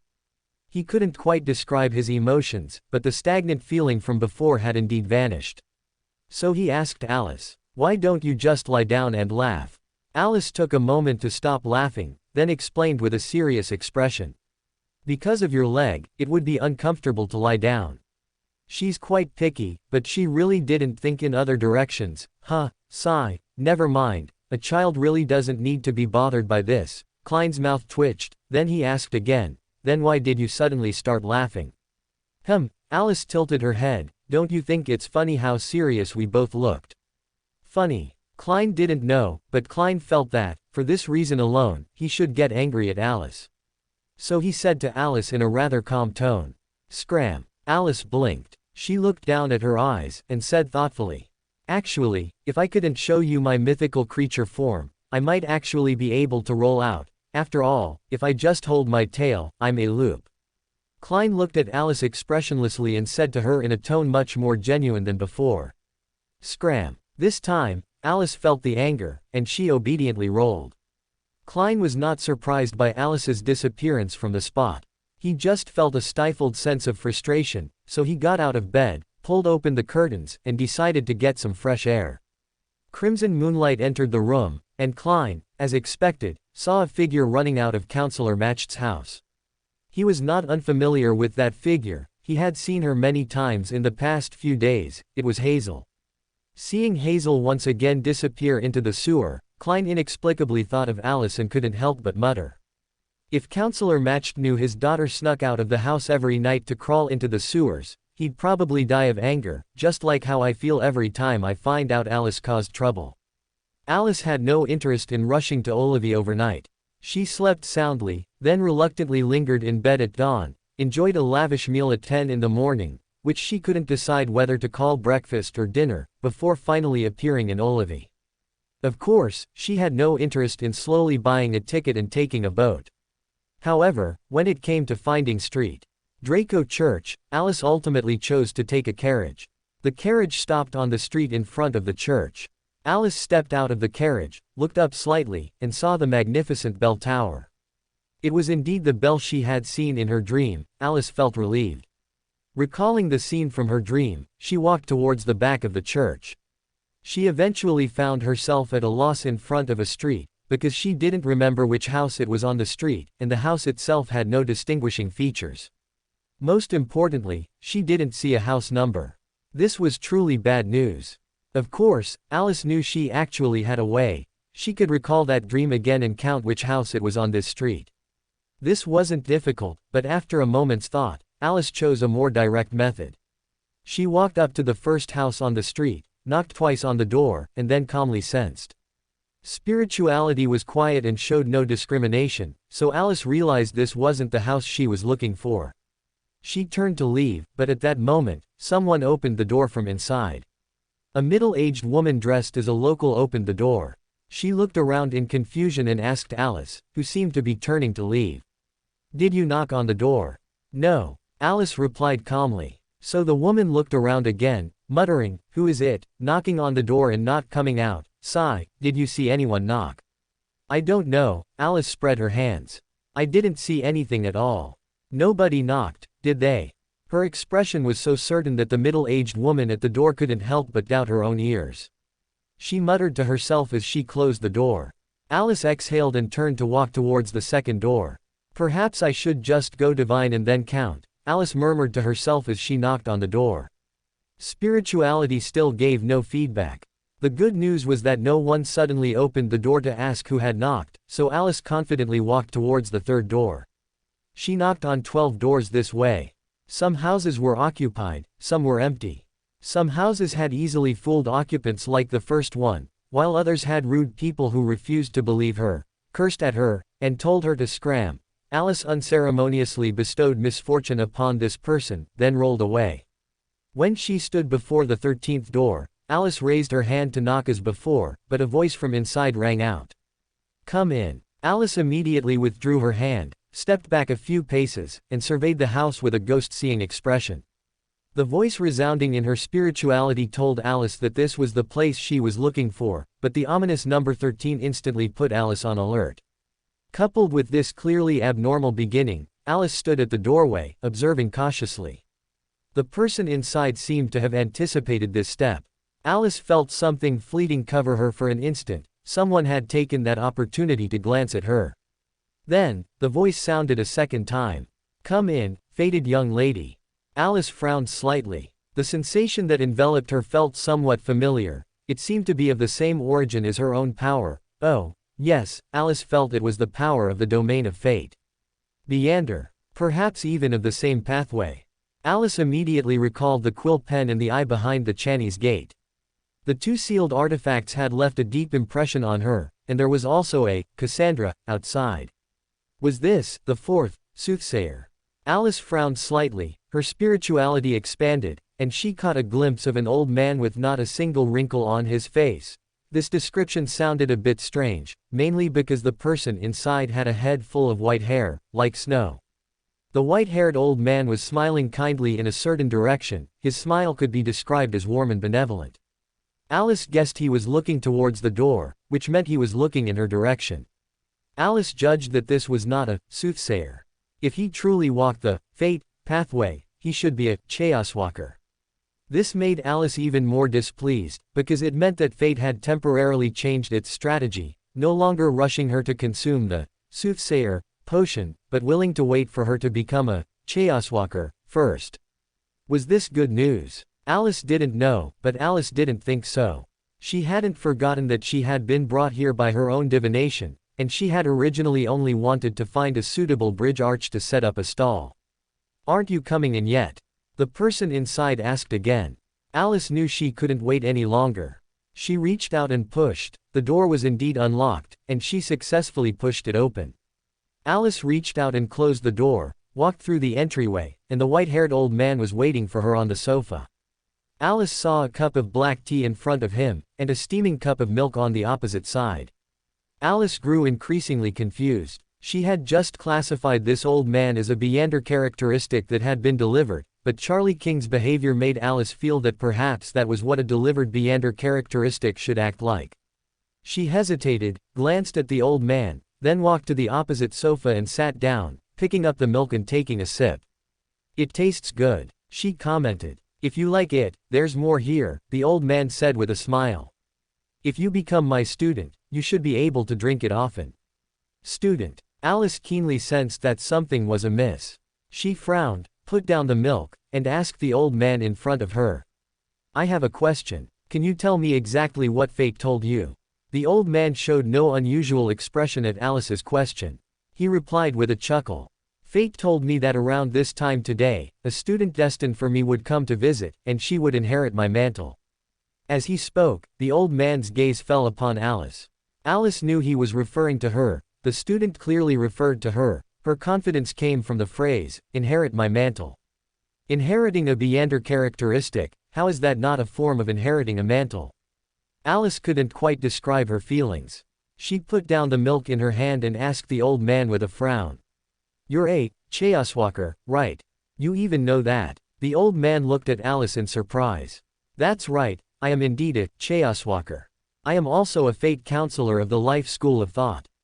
My name is Rejoice." Life School of Thought. Alice's mood became even more complex. She felt this was likely Will Osepton's subordinate, but at this moment, she wasn't focused on that. She sighed and said with a bitter smile. Fate even cared about my mental health. What? Rejoice asked in confusion. Alice leaned back against the sofa. She had calmed down by now. She looked at Rejoice, lowered her eyes, and smiled. "You know, a long time ago, I was also a member of the Life School of Thought." End of this chapter. Chapter 489. Chapter 67. Staring at each other from a distance. Alice wasn't sure if she could kill an innocent person to obtain a Beander characteristic. She had never considered the question before, but looking back, she thought her actions at certain times weren't much different from doing so. "So, I'm just struggling with it now," Alice pursed her lips. Rejoice, surprised, spoke during her internal debate. Also, yes. Alice's gaze fell on Rejoice, watching his reaction closely. "Didn't fate tell you this?" Rejoice frowned slightly. He glanced at Alice but said nothing, instead shaking his head. "It didn't, but I know you're already a Beander, and you're here to find your direction forward." Alice paused, then softly said to Rejoice. "If that's the case, then I've probably already found my direction forward." "Oh." Rejoice looked at Alice with interest, awaiting her answer. Alice smiled somewhat sardonically. "I think you are the direction forward that fate has arranged for me." Rejoice frowned again. He looked at Alice and chuckled. "Little girl, I've noticed you seem very averse to fate." Alice pursed her lips slightly. Rejoice shook his head and continued. "You said you were once one of us. I don't know who initiated you, nor why you left. But didn't your former teacher tell you that we should revere fate?" "Revere?" Alice sneered. "That depends on which fate you're talking about. If fate wants to kill me, should I just meekly surrender?" She paused, then corrected herself. "No, that's not right. People from your Life School of Thought, when faced with such a situation, actually seem to commit suicide willingly. Fate wants to kill you." Rejoice looked at Alice with considerable confusion. "No, fate doesn't have such personal emotions. At most, it's just that you were meant to die, and so." Alice stared at Rejoice with a cold expression, not saying a word. Rejoice's words made her lose interest in continuing the conversation. She no longer concealed her aura, causing Rejoice's voice to abruptly stop. He looked at her with shock and confusion, asking, "Demigod?" "Yes." Alice stood up and said, "I told you, fate has already found the direction forward for me, and that is you, Your Excellency, the Chaoswalker. I happen to be in urgent need of a Chaoswalker Beander characteristic." Rejoice appeared unhurried, and Alice noticed that the power she had felt at the door once again enveloped her. At the same time, she heard Rejoice say to her, "You probably don't know, it's very difficult for a misfortune mage to keep a Chaoswalker. We, who traverse through chaos, are best at escaping." Despite his words, he showed no intention of fleeing. He was very confident. Alice looked at his confident expression and inexplicably thought of Song Shu, who wanted to make a bet with her, and her irritation grew. She actually guessed that this was likely influenced by the Chaoswalker's ability, but Alice didn't intend to stop it, because she was no longer thinking about whether or not to let Rejoice go. This old man had successfully enraged her. Just as Rejoice said, it is very difficult for a misfortune mage to keep a Chaoswalker, but Alice is not merely a misfortune mage. A silvery white river poured out from her, encircling the entire room. Alice smiled softly within it, saying, "Since you say so, then I'll give you a chance to escape, please." Rejoice instantly realized something was wrong. He certainly recognized this ability. After the Speaker of Fate, who had successfully advanced to Snake of Fate, was forced to leave the Life School of Thought, he was responsible for leading the Life School of Thought. As Will Osepton's longtime confidant, he was no stranger to the abilities possessed by a Sequence 1 Snake of Fate. When Will Osepton was in good condition, he had even requested help, so he realized immediately that the girl in front of him was not an ordinary misfortune mage. Either she came here with Ouroboros's blessing, or she was Ouroboros. Yes, Rejoice only thought of Ouroboros, because the life school of thought was still in internal strife. As a relatively weaker branch, their already scarce intelligence system had been almost completely decimated, and they didn't care much, because they usually didn't rely on this system for information, but mainly on divination and fate's active warnings. However, Rejoice remained unperturbed. He hadn't forgotten that fate had sent him a student to inherit his mantle, not a murderer to kill him. He quickly guessed it was the former, and following this line of thought, he arrived at a complete conclusion. She must have left the life school of thought because of Ouroboros. However, it seems today is her time to return. While his brain was working, Rejoice's movements did not stop. He didn't want to consider how much of an angel's blessing Alice had, because no matter how much, he would be helpless. He only had one idea: to ask for help. With Alice's half-smile, Rejoice pulled out an item. It was a grayish-white leather object with many complex runes on it. Alice noticed it was connected end to end, like a closed section of a pipe. At what should have been a tense and exciting moment, Alice suddenly zoned out. She remembered the auxiliary ingredient for the soothsayer potion, the River of Fate's water. Could this thing be used to hold the River of Fate's water? Connected end to end, it looks like it wouldn't leak, but I don't know how to get it in. While Alice was lost in thought, Rejoice opened a joint on the pipe. He unfolded the pipe and threw it towards Alice. When Alice came back to her senses, she was horrified to find a sack flying towards her from above, intending to envelop her. She realized it was the pipe from earlier, which had somehow enlarged. The runes on it were clearer, and Alice recognized several lines of intertwined ancient Hermes language within them. She realized it should be an honorific name. Incarnation of luck, monster who foresees the future, calamity that spreads misfortune, witness to all fates in Backland, guardian of chaos and madness. I've seen this honorific name. This is Will Osepton's honorific name. This thing is related to Will Osepton. He's asking Will Osepton for help. Alice realized this and stared intently at the sack above her, her entire body tensing. Vilma leaned against the hospital bed, looking to the side. At the point where her gaze fell, a burgundy-haired girl had spread a tablecloth in front of her and was shuffling a deck of tarot cards. This was Serena, who was performing a perfunctory divination, as casual as could be. Of course, she was just playing around, and as she herself said, the accuracy of her divinations was quite random. She laid out a complex intis card spread, a type of spread invented by Emperor Rosal, the inventor of tarot cards. She was proficient at it. Out of disrespect for this divination, Serena directly flipped over the card symbolizing the outcome. It was the Wheel of Fortune in reverse. Upon seeing this card, Serena's expression wasn't good. She was attempting to divine for Vilma, and her original intention was just as she'd said, she merely wanted to help bring some peace of mind. But the Wheel of Fortune in reverse meant that things would develop in a bad direction, meaning the child's outcome might not be satisfactory. This completely failed to provide any sense of reassurance. Thinking of this, Serena glanced at Vilma with a slight headache, which made Vilma notice the anomaly. She asked uneasily, "What's wrong?" Then, Serena saw Vilma look at the card spread on her body and ask, Is the divination result not good?" The anxiety and unease in Vilma's voice were almost overflowing. Serena knew she absolutely couldn't say it out loud, as it would definitely have a significant impact on Vilma. However, concealing the truth was not what a diviner should do, which gave Serena a huge headache. As she was struggling, Vilma suddenly clutched her stomach, groaning in pain. Hiss. Serena realized Vilma was having stomach pain again. She was not unfamiliar with such scenes, it had been happening frequently lately. But this was the first time she felt relieved when Vilma had stomach pain. She murmured softly, "Praise the goddess, and praise fate."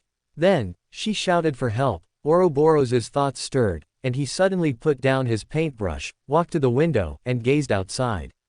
He had come to Backland guided by fate. After receiving an enlightenment in a dream that becoming a god had nothing to do with him, he became even more idle, spending most of his time painting murals. Some of those murals depicted real events, others were prophecies he had seen. He painted these murals irregularly, leaving his power on each one. When summoned to the sanctuary, he would paint murals there. When summoned to the forsaken land of the gods, he would walk around the forsaken land of the gods, searching for suitable places to paint murals. He followed the guidance of fate to Backland and painted murals in Backland. However, just now, was there something? It seemed to be Will Osepton's aura. Where did it go? Ouroboros stood still by the window, his expression unchanged. Alice felt she should avoid it. Her intuition told her it was nothing good. Being covered by it would definitely not be a good thing for her. She instinctively wanted to escape. But this thought was abandoned as soon as it arose. Alice suddenly felt a sense of being locked on. She knew this was a lock on the level of fate. Will Osepton was staring at her through that inexplicable piece of skin. She had to find a way to break this situation and make Will Osepton abandon the idea of taking advantage of the situation to do something to her. Alice's expression grew colder. While resolving to make Will Osepton pay when she returned, she also discarded the emotions that were influencing her and began to think with complete rationality. Facing such malicious prying, there were two obvious solutions. One was to show the other party something they didn't want to see, causing their eyes to be harmed and shift their gaze. The other was, to attract the enemy's attention and meet his gaze. Alice indeed couldn't communicate with Ouroboros. Without Ouroboros's honorific name, even if she was essentially a living uniqueness, she couldn't do it. But attracting Ouroboros's attention was truly too simple. The uniqueness is like a network, so beyonders of the same pathway are all on this platform. Low-sequence beyonders are densely mixed together, like ants, making them difficult to distinguish. But high-sequence beyonders are not, they each occupy and claim a territory of their own. Of course, some powerful individuals can hide their territory, making it impossible to find. But Alice didn't need to find it. Her original intention wasn't to seek Ouroboros, she just wanted to attract Ouroboros's attention. This was too simple. The hidden sage had set the best example for her. Alice unceremoniously sent a spam advertisement to everyone. At that moment, she sensed countless gazes falling here. Among them, one gaze was particularly heavy. Alice couldn't easily pinpoint the location of this gaze, but she knew who it was. It was precisely her target, Ouroboros. Thus, the gaze that had been fixed on her no longer clung to her so tightly. Alice noticed that the gaze had loosened slightly, due to hesitation and fear. Alice didn't care about this. She only knew that she had room to move freely again. She took advantage of the gaze becoming smooth and viscous, quickly dragged herself out, and incidentally dodged the sack that had been thrown at her. This move consumed a lot of her spirituality. Only after dodging did Alice realize the emptiness of her spirituality. She realized that sending mass advertisements was not an easy task. This might be why the mystery prior pathway had not yet completely died out. However, the remaining spirituality being scarce didn't matter. Alice noticed that Will Osepton, having failed in one strike, had already shifted his gaze. Ouroboros's gaze also shifted after a brief pause. Now, her opponent was merely a sequence 3, and a sequence 3 trapped here. She had a very quick solution. She rotated her body in Rejoice's sphere, gradually transforming from head to toe into a giant white snake, coiling around Rejoice. Her head was connected to her tail, and her cold red eyes looked at Rejoice. Rejoice had known there was a big problem as soon as Alice dodged. She had sensed Will Osepton's support and naturally also sensed that the support was retreating. But the cycle of fate still trapped him. Clearly, the helper he had summoned chose to flee. But Rejoice had no choice, he couldn't escape. However, a sequence 3 was unlikely to be unable to defeat a sequence 4. He wanted to struggle a bit. Then, the giant white snake coiled around him, and amidst the dizzying sensation of scales constantly growing on his body, he recognized reality. End of chapter. Chapter 490. Chapter 68. Help me kill someone. An angel. Rejoice finally realized this fact. This girl who came to his door wasn't blessed by anyone, she herself was an angel. Is she Ouroboros? Did Ouroboros restart as a girl this time? No, that's not right. What about that revelation? Right, the revelation. Chaotic thoughts jumped in his mind. Rejoice closed his eyes, trying to calm himself down and focus on finding a solution to all of this. He was certain he couldn't possibly escape, much less defeat such an enemy. But at a critical moment, luck favored Rejoice. He remembered Alice's dissatisfaction with fate ever since she entered the door. Perhaps, Rejoice's heart stirred. With his eyes closed, he shouted, "If you kill me, wouldn't that be submitting to the arrangements of fate?" Alice had to admit that her movements paused for a moment because of that sentence, as it sounded quite reasonable at first listen. But it was easy to figure this out. Alice quickly discovered an obvious error in that statement. If fate wanted Rejoice dead, there was no need to go through the trouble of having her do it. It was indeed very troublesome, because Alice realized she seemed to have no good way to deal with Rejoice, who had his eyes closed. She couldn't strangle Rejoice, nor could she pounce on him for a physical fight. It didn't seem entirely impossible. Alice, with a complex mood, stopped the terrifying thought from spreading further. Then, she once again found herself in a predicament regarding Rejoice.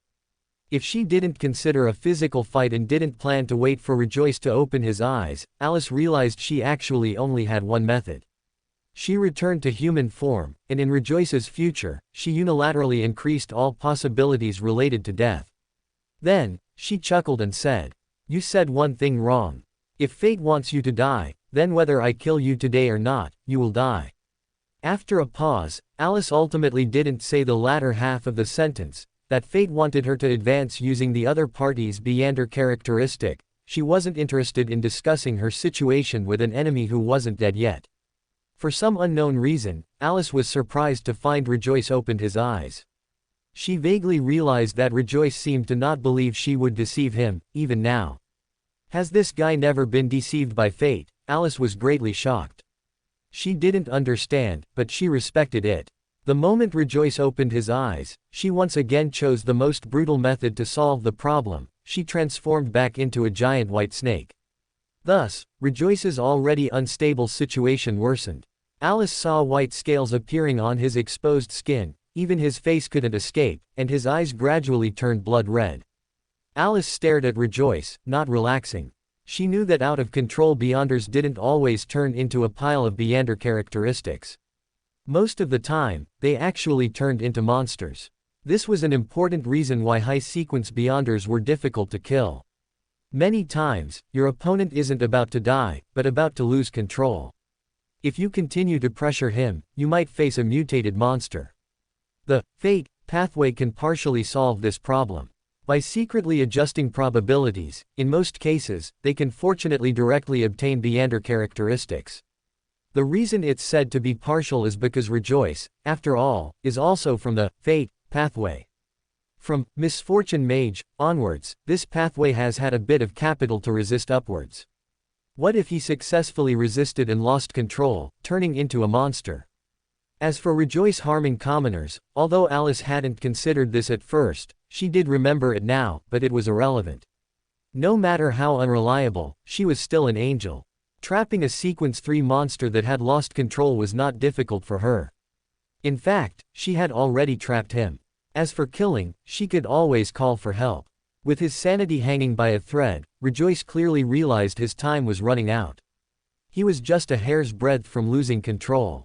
Even if he wasn't, he couldn't think of a second way to persuade the unfamiliar girl in front of him.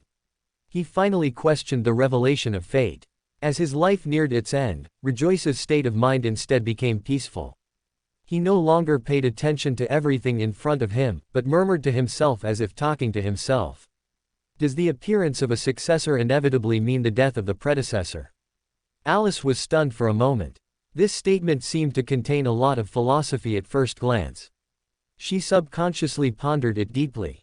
By the time she came back to her senses, a giant white snake had already coiled around her, opening its mouth and biting her. In the direct pain, Alice realized that this snake had fangs. Furthermore, Alice discovered that this snake was actually venomous. Alice understood it as snake venom. In reality, she merely perceived something eroding her spirituality, and its behavior was very brutal, so she immediately noticed it. The snake that Rejoice transformed into wasn't actually that large in size, nor was its strength very great. Alice realized this after breaking free. Then, she discovered something that could be considered a supernatural phenomenon. It wasn't too strange for a snake to have scales, fangs, and venom. But what if this snake had human facial features? Looking at that human face covered with white scales, Alice ran without hesitation. She decided to take a nap first and recover her spirituality before doing anything else. She wasn't worried about anyone getting involved. It was much simpler to prevent people from discovering this place than to deal with Rejoice, because Alice didn't intend to stop the difficult ones. They couldn't get out anyway, and they might even help her deal with the monster that Rejoice had become after losing control. What was her hurry? With such thoughts, Alice lay down to sleep with a clear conscience. In the master bedroom at 160 Bachland Street, Bachland, Klein was contemplating the words on the full-body mirror. Magician, Furs had provided clues about the divine messenger she had been commissioned to assassinate. On Friday, Mr. X, the divine messenger of the Aurora Order and their target, would hold a gathering. After divination and questioning arose, Klein believed that was a suitable time for the assassination, but there was still one problem with this matter. Mr. X's gathering was at 8 p.m., which was before Dwayne Dante's bedtime. He needed someone to impersonate him and deal with the butler and servants. Klein had actually thought of more than one solution. One of them was to use a mirror to create an illusion of himself, while Rhodes would be responsible for the speaking parts. This was simple, but Rhodes' characteristic of needing to answer question by question and its seemingly instinctive socially awkward style of questioning made Klein deeply worried about Dwayne Dante's image. The second option was Alice. Klein knew Alice had a mystical item that could change her appearance. She called that item Matilda. Could that item change voices? Klein paused, remembering this question.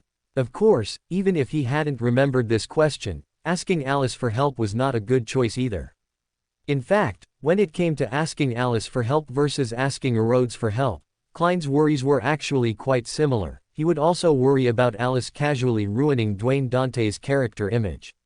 Moreover, unlike Rhodes, Alice had a record of such things. She once made Admiral Emlyn, in front of his younger brother, due to his belt not being tied tightly. Thinking of this, Klein's mouth twitched. He no longer recalled his feelings when he pulled up his pants and decisively decided to entrust this matter to Rhodes. Rhodes, I need your help with something, he said with a smile. This is my honor. It is the opportunity you have given me. Words rapidly appeared, fully expressing excitement and joy. May I ask, what is the task? Klein nodded and said, this Friday evening, I will use a mirror as a magical prop, turning it into the appearance of my current identity. If an emergency occurs, you will be responsible for manipulating the mirror, answering questions, and preventing anyone from noticing anything unusual. Can you do it? The air around the full-body mirror suddenly flowed, and a voice belonging to Dwayne Dante's, yet extremely fawning, rang out. Great Master, as long as it is something you command, I will try my best to complete it. Although this cannot be maintained for too long and does not conform to my habits, it is enough to deal with everyone here. If you wish, I can simulate any voice. More versatile than I imagined. It's not easy being a mirror these days. However, that last sentence always feels a bit strange. Klein's facial muscles twitched as he said. When you're dealing with them, conceal the essence of the Q&A game. Don't let anyone discover it. Rhodes immediately displayed new words on the surface of the full-body mirror. I will play your role well. Very good. Klein nodded slightly. He was indeed very worried that Rhodes would ask embarrassing questions to butler Walter and personal valet Richardson, such as whether they had fantasies when facing ladies they shouldn't have impulses towards, or who they thought of when solving problems by themselves late at night. He believed that with the magic mirror's integrity, if he didn't warn it beforehand, it really might do that. Dunitz was almost driven to a breakdown back then. Speaking of which, what questions did it ask when facing Alice? Klein carefully recalled Alice's personality, then looked at the still intact Rhodes, realizing that the questions this mirror asked when facing Alice were probably similar to those it asked when facing him. No longer rambling, Klein changed the subject and said, that's all for today. I'll contact you again on Friday evening. Yes, Great Master, your humble servant is eager to serve you. The magic mirror, Rhodes first materialized a line of words, then drew a stick figure waving. Next, well, I should still inform Alice not to look for me these 2 days, Klein thought, while arriving above the gray fog. Alice woke up in the gray-white mist. Frankly, she hadn't slept enough, but she still listened to Klein's explanation of the whole story. Sounds like it has nothing to do with me, Alice nodded, lay back down, then suddenly sat up again. While Klein hadn't gone down yet, Alice hurried above the gray fog, knocked on the door, and then, with Klein's permission, ran in and said to a bewildered Klein. "Do me a favor." Klein looked at her in confusion. Alice shrugged and replied, "Help me kill someone, if he's not dead yet." Klein looked even more confused. "Is there anyone I can kill that you can't?" "It's different," Alice pinched her brow and explained. "I don't have direct offensive means, and mental attacks are useless against out-of-control monsters. I can let other high-sequence beyonders discover the place, but then the Beyonder characteristic won't be in my hands. Although I don't plan to advance that way for now, I don't have a hobby of giving gifts like that." Of Alice's long speech, Klein only noticed one keyword. High-sequence Beyonder. "You're not asking me to help you kill a demigod, are you?" Alice shook her head and said. "To be precise, it's a sequence 3 monster that has lost control. Also, I'm not asking you to kill him, just to provide offensive means. You just need to strike him with the Sea God Scepter. At most, strike a few more times." This was not too difficult a request. Klein relaxed a lot after hearing it. Then, he remembered another problem. "I might not be able to strike your side." "Why?" Alice asked in confusion. Klein explained, "After you got the dice of probability, I couldn't see what was happening next to you. I'm not sure if the power of the gray fog can pass through." Alice was stunned for a moment.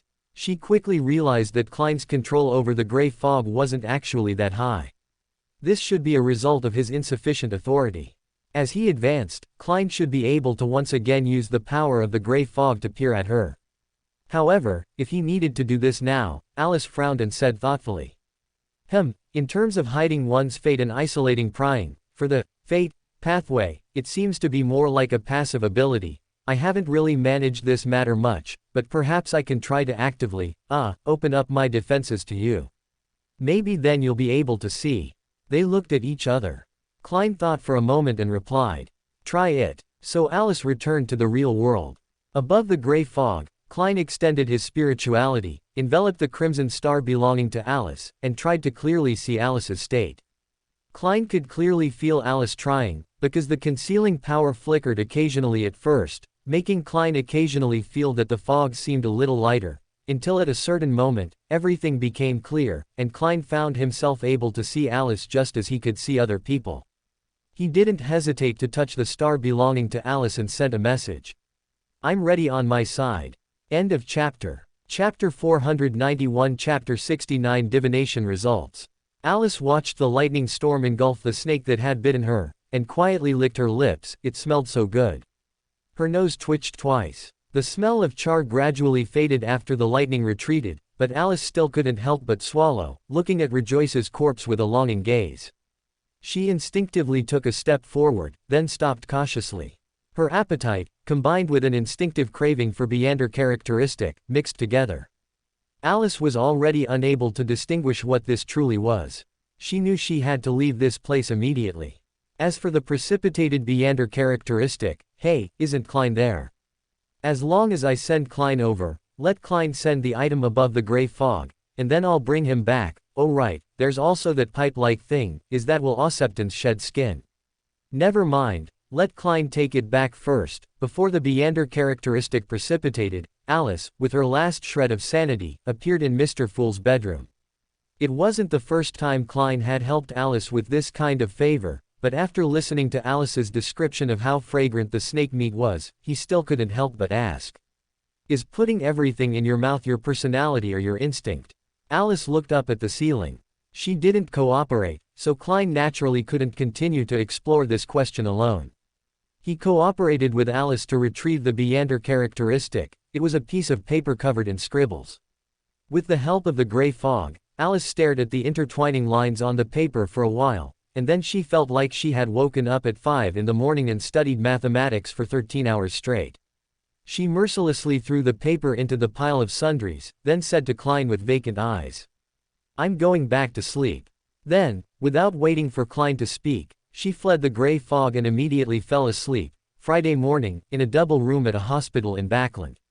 By the way, Serena, halfway through the conversation, Vilma suddenly seemed to remember something and asked the girl with burgundy hair on the other bed, "What was the result of your last divination?" Serena was stunned for a moment. She realized that Vilma was asking about the result she had been interrupted from reporting earlier. It really wasn't a pleasant result. Serena frowned as she looked at Vilma, once again feeling troubled. What should she say? Tell her that the child's outcome might not be good. No, that won't do. Can I find a reason not to tell her? After changing her line of thought, Serena quickly came up with an idea. She looked at Vilma, with a difficult attitude. Honestly, I'm very unfamiliar with the Intis card array, and that divination was also very informal. After your accident, I didn't open the card array, so I don't know the result of the divination. A reasonable answer. Vilma showed a disappointed expression after hearing it. Serena apologized in her heart while secretly patting herself on the back. Unfortunately, before she could be happy for long, Vilma continued to ask. Serena, do you have a familiar card array? I want to ask you to divine again. Seemingly troubled by this request, Serena clearly saw Vilma's troubled expression. She knew that even if she refused, Vilma wouldn't say anything, but after hesitating for a few seconds, Serena still couldn't help but say. Okay. I'll try to calculate the past, present, and future. This is the simplest method. So Vilma breathed a sigh of relief, revealing a tired smile. That smile made Serena feel inexplicably uneasy. She lowered her head to hide her feelings, spread out the tablecloth, and began to shuffle the tarot cards. Orthodox tarot cards divination also requires placing some gems around to increase accuracy, but since she was already using her leg as a table, and considering the hospital environment, Serena didn't say anything. She casually gathered the tarot cards, shuffled them with a distracted mind, randomly drew 3 cards in order, and then revealed them from left to right.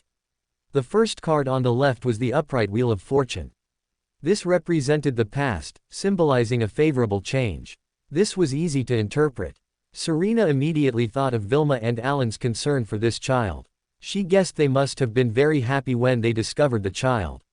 Thinking of this, Serena couldn't help but recall the current situation. She sighed with a touch of sadness, then flipped over the card representing the present. Her expression froze. It was a reversed Wheel of Fortune. How could there be 2 Wheel of Fortune cards in one deck? Serena was greatly surprised, but she didn't particularly favor tarot cards divination. Perhaps she really had put the wrong cards in, and besides, since entering the hospital, she had never carefully checked the deck. Her strange expression was noticed by Vilma, who then inquired. What's wrong, Serena? Is the result? Vilma's voice paused, and a worried expression reappeared on her face. Serena knew she shouldn't continue to daze. She took a deep breath, but inexplicably felt a sense of relief in her heart. She tried her best not to let her relief show, and carefully spoke. No, it's not what you think. It's the cards. She paused, then pointed to the 2 Wheel of Fortune cards, and said with some apology. Do you see these 2 Wheel of Fortune cards? I know you don't know much about tarot cards, but you should know that this is different from poker. In a deck of tarot cards, there won't be duplicate cards, right? Vilma nodded, then asked. I know. So this is. Serena sighed gently. I'm very sorry, madam, I'm afraid there's something wrong with this deck of mine, it's my fault for not checking my cards properly. As she said this, Serena felt a complete sense of relief. The last bit of trouble in her heart also dissipated. She wouldn't have to worry about divining an inappropriate result for a while. Vilma pursed her lips, looking at the cards on Serena's lap. After a few seconds of silence, just as Serena was about to put away the cards, she suddenly spoke. Although I'm sorry, but, Serena, can you turn over the last card too? Serena was stunned for a moment, but this request was not excessive. She couldn't find a reason to refuse, so she once again nervously revealed the last card. It was another reversed Wheel of Fortune. Serena couldn't help but gasp. The probability was simply too small. She was utterly astonished and exclaimed directly. How is that possible? Vilma, however, said nothing, only confirming. I remember this card. It's the same as the card you revealed when you divined for me last time, right? Yes. Serena admitted this, and the lingering uneasiness intensified again. What does it symbolize? Vilma continued to ask, is it some kind of bad outcome? Serena opened her mouth but couldn't speak. Vilma seemed to have seen through something and smiled. Tell me, I'm prepared. Serena stared blankly at Vilma. She realized that Vilma's aura had inexplicably calmed down at this moment, as if she had come to terms with something, and her smile gradually became peaceful and frank. She seemed to no longer be worried. Serena realized this in a daze, and she absent-mindedly gave the answer. Yes, this is the reversed Wheel of Fortune, symbolizing that things will develop in a bad direction. This card symbolizes the future, so, things will have an unfavorable development in the future, right? Vilma calmly took over Serena's difficult-to-articulate content. Serena finally confirmed Vilma's calmness at this moment. She was confused but still nodded.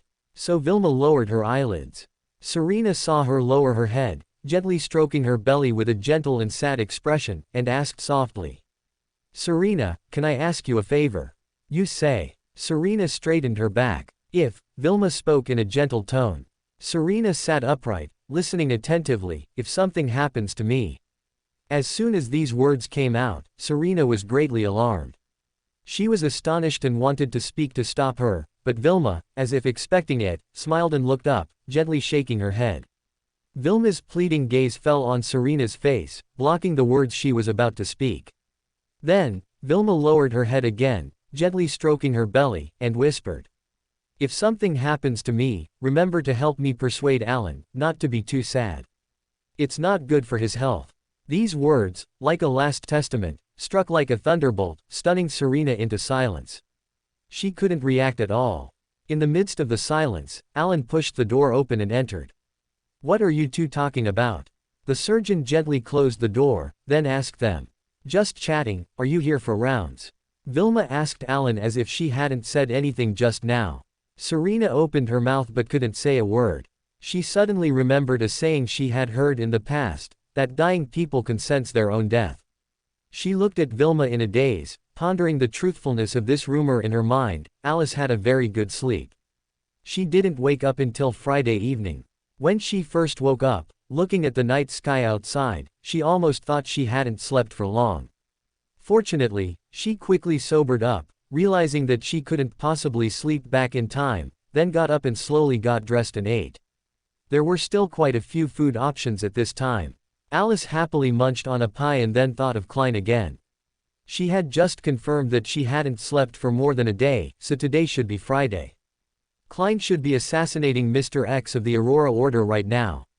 Therefore, the magic mirror that had impressed her should be impersonating Klein. So she had a thought and appeared familiar in Klein's bedroom, and sure enough, saw the illusion on the bed. This illusion was utterly false in Alice's eyes. Alice shook her head, dragged a chair to the bedside and sat down, and said to the illusion, or rather, Rhodes, who dared not speak. "I have something to ask you." "What is your question?" Rhodes said respectfully in Don Dante's voice. Alice was silent for 2 seconds, then first uttered a meaningless exclamation. "If there were tape recorders in this era, I would definitely make you call me master, and then record it and play it for Klein." Rhodes dared not speak. Alice glanced at it, not expecting it to respond, but then her mind turned, and she thought of a question. The potion formula for Chaoswalker, the auxiliary material is called, All Fragments of a Shattered Prophecy. How should it be collected? She should have asked Rhodes what it was, but then she thought of the mirror's question and answer characteristic, so she decided to change it to how to collect it. After all, Alice actually roughly guessed what it was, but couldn't give an accurate definition. This question didn't stump Rhodes. After all, the number of Chaoswalkers was not small, and Rhodes easily gave the answer. This depends on the carrier of the broken prophecy. For example, a prophecy written on paper can be burned to ashes. Another example, a prophecy appearing in various forms of paintings, the paint can be scraped off. A prophecy in a crystal ball can be shattered. In addition, it is best if this prophecy is related to the person taking the potion, or broken by the person taking the potion, so that the contained power will be more complete. Alice fell into thought, looking at Rhodes' detailed suggestions. A prophecy related to her and broken by her. Alice actually knew one, although that prophecy hadn't actually been broken yet. That was the dream she had after first meeting Will Osepton. The scene in the dream where she reached the top of the tower and was ultimately swallowed by another white giant snake left a deep impression on Alice. To this day, she has realized that it is the Snake of Fate, the mythical creature form of the Fate pathway. But prophetic dreams are about symbolism. In the very beginning, Alice thought that Snake was Will Osepton, and she was Will Osepton's potion material. Later, Alice had regarded that dream as an omen of an opportunity for godhood. She might have to escape this destined death through death. Just now, after Rhodes brought up the need for a prophecy, Alice once again thought of that dream. She had been forced to glimpse her own death trap twice, and the result was always that dream, so it must still be a prophecy about a death trap. But could Will Osepton really push her to that point? As of today, Alice was actually very doubtful about this, with Ouroboros, who seemed to be an observer but whose inclination was slightly skewed, with the future Lord of the Mysteries, with the current Evernight goddess, and with the yet-to-be-born Will Osepton. What did he rely on? Alice suspected that in that prophetic dream, the snake intending to swallow her was someone else, for example, a true incarnation of fate. Her eyes darkened slightly as she looked at Don Dantes, impersonated by Rhodes, and asked a question without thinking. If the carrier of the prophecy is a dream, how do I obtain the fragments of that dream? Chapter 492 Chapter 70 Sex Maniac. Rhodes, who had a good habit of answering every question, immediately said, "You can." Before it could finish, Alice frowned and stopped it from continuing. "Someone's here. I see the butler walking this way." Rhodes paused. Alice wasn't sure in what form it had completed its unfinished answer, but she didn't hear a single word, only a question. "You don't intend to stop him?" Alice didn't speak. She let her spirituality spread out to search the area. Upon realizing Klein was hurrying toward them from a few blocks away, she decided not to interfere but to watch the show. She said to Dwayne Dantes' illusion, "No. Almost time, get ready." With that, she vanished from her spot. The master bedroom was on the 3rd floor. Walter took some time to go upstairs. After a knock sounded, Dwayne Dantes weakly asked from the bed, "Who?" Alice began counting the number of questions in her mind. Walter twisted the doorknob and pushed the door open a crack. "Sir, Bishop Electra has come to visit you. Would you like to see him in the living room or the sitting room, or invite him directly to the bedroom?" "Of course, invite him to the bedroom, as if he could get up." Alice muttered to herself, silently checking Klein's progress. After a brief silence, Dwayne Dantes responded, "Please invite him to the bedroom." "Very well, sir." Walter, while motioning for Richardson to urge the maid to prepare tea, walked downstairs to lead Bishop Electra of the night church upstairs. Soon, Bishop Electra entered the bedroom and saw Dwayne Dantes leaning against the bed, looking a bit haggard. "Richardson, please ask the bishop to sit." Dwayne Dantes smiled, his face slightly pale. Alice was momentarily stunned. A question was clearly missing here. It took her a moment to realize this was a game of truth or dare. Then, she saw Richardson looking at her with confusion. "He saw me." "No, that's not right, it's the chair." He saw the chair. Apparently, Richardson was puzzled by the chair placed by the bed. But as a mature valet, he didn't ask his master if he was secretly meeting someone here. He simply walked to the chair, bent down, and invited Bishop Electra to sit. Bishop Electra also realized that someone had clearly just been there, but his status made it inconvenient to inquire.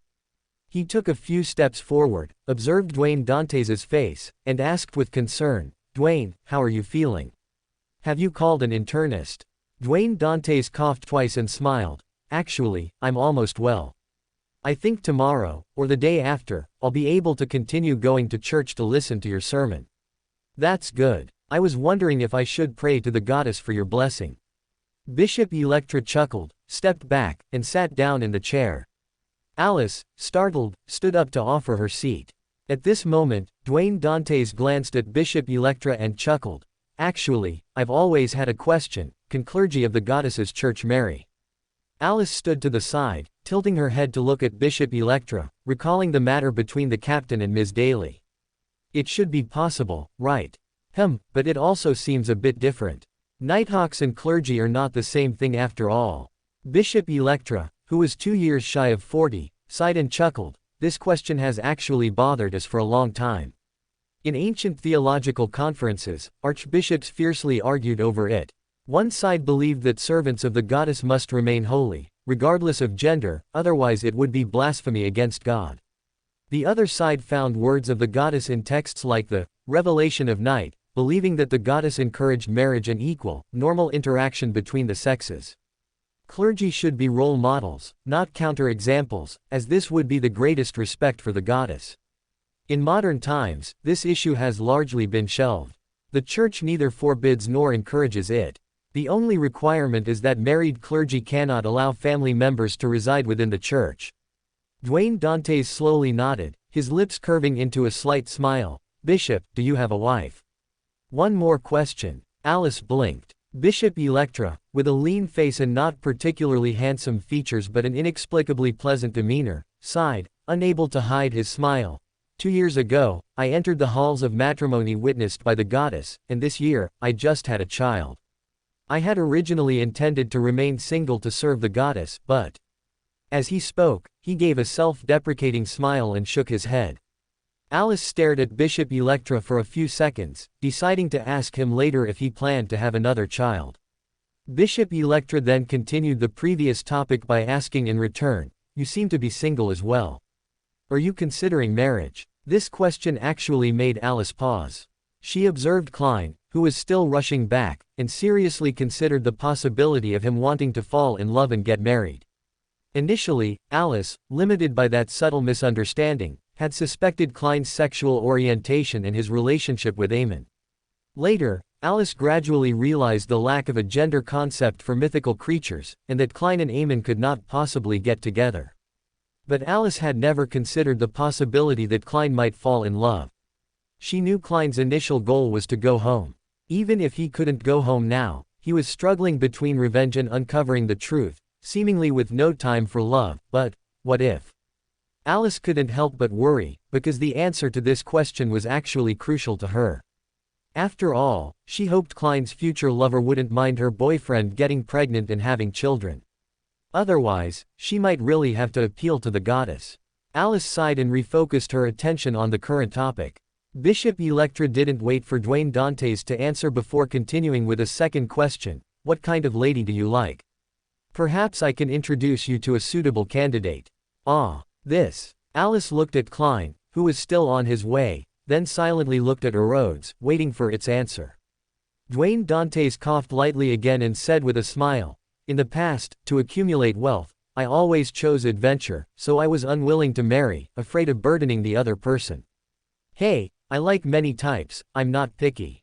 A woman older than me, who can give me warmth and make me feel at ease, I like." Before he finished speaking, the expression on the nearby valet Richardson's face suddenly froze. He then turned his head to the side, then uncomfortably lowered his head, his face inexplicably feeling a burning pain. Alice noticed Richardson's reaction. Her brow twitched, and from the nature of the game Truth or Dare, she realized that this might not be the type of woman Duane Dantes liked, but rather the type Richardson liked. Alice silently mourned for Klein, who had already appeared on Buckland Street, then continued to watch the spectacle. This won't expose Klein's identity, nor will it ruin his plan. It shouldn't, right? Duane Dantes seemed oblivious and continued, "A woman much younger than me, innocent, lively, who makes people feel like they're seeing the morning, unconsciously full of vitality, I also like." With the previous incident, Alice's gaze subconsciously searched the room.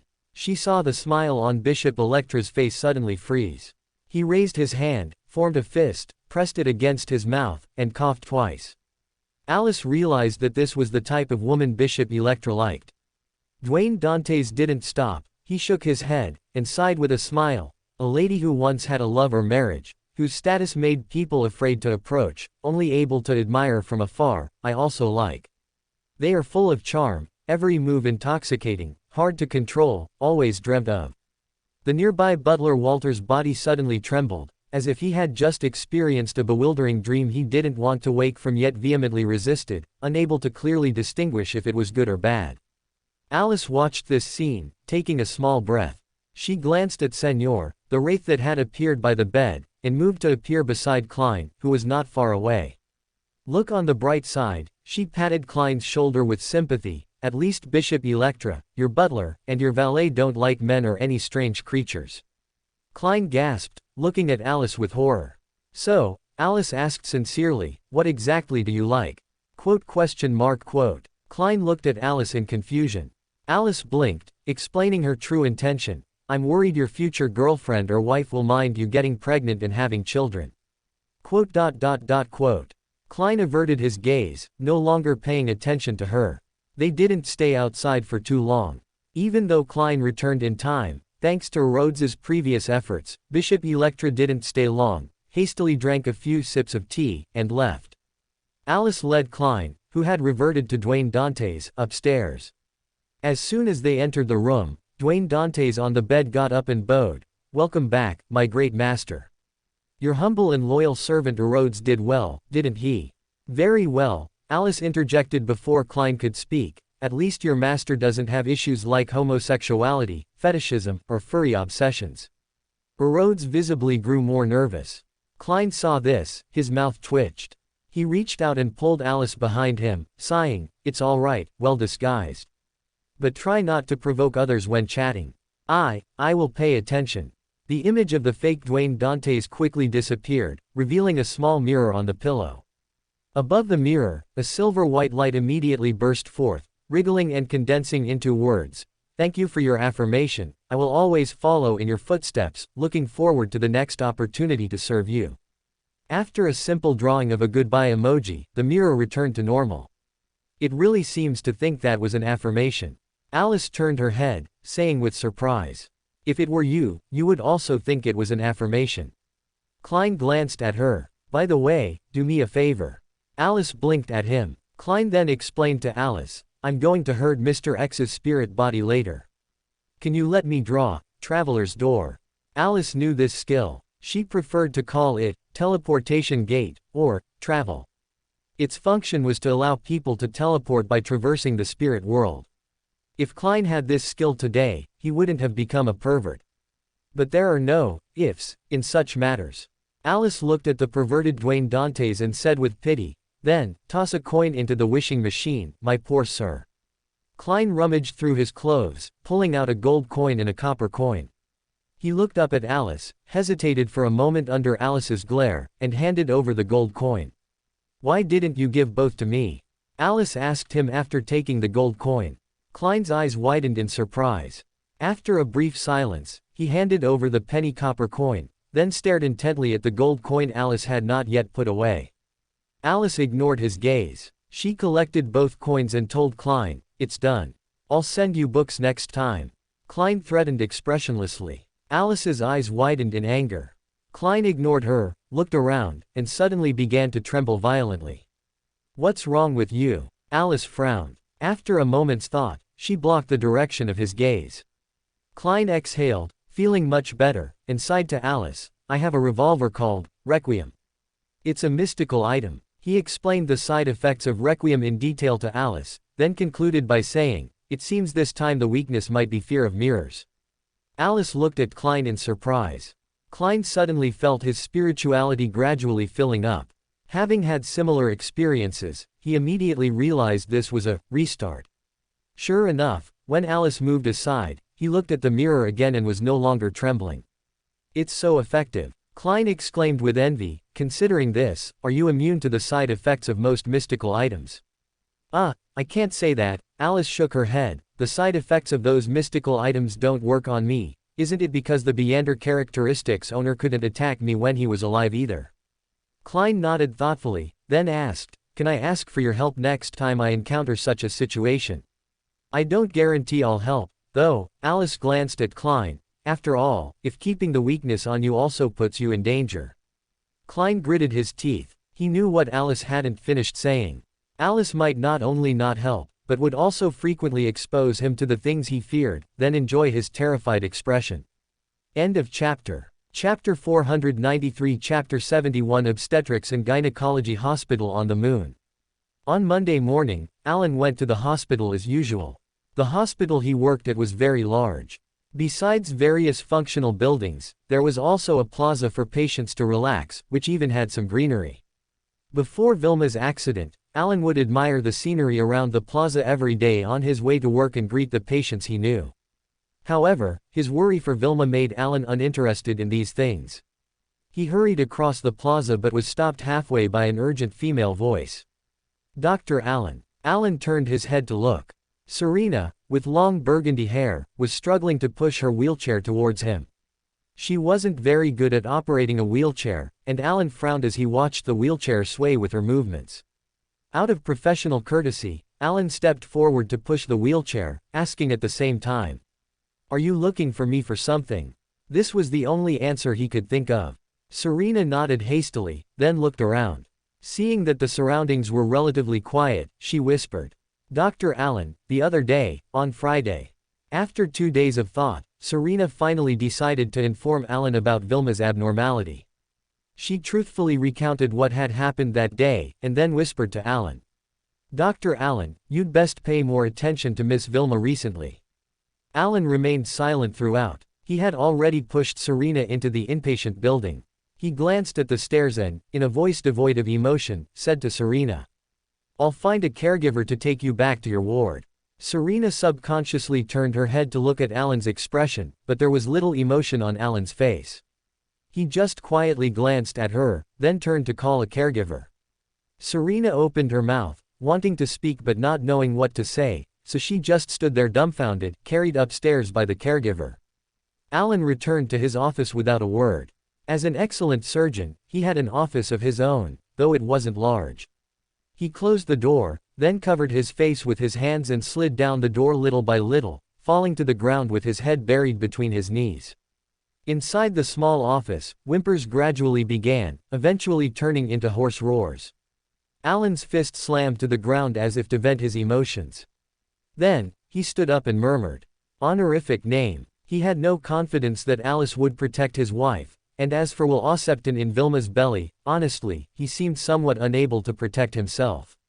By now, Alan understood that, at least among the 3 people who appeared in his dream, the strongest white snake was now the only one who might be able to help him.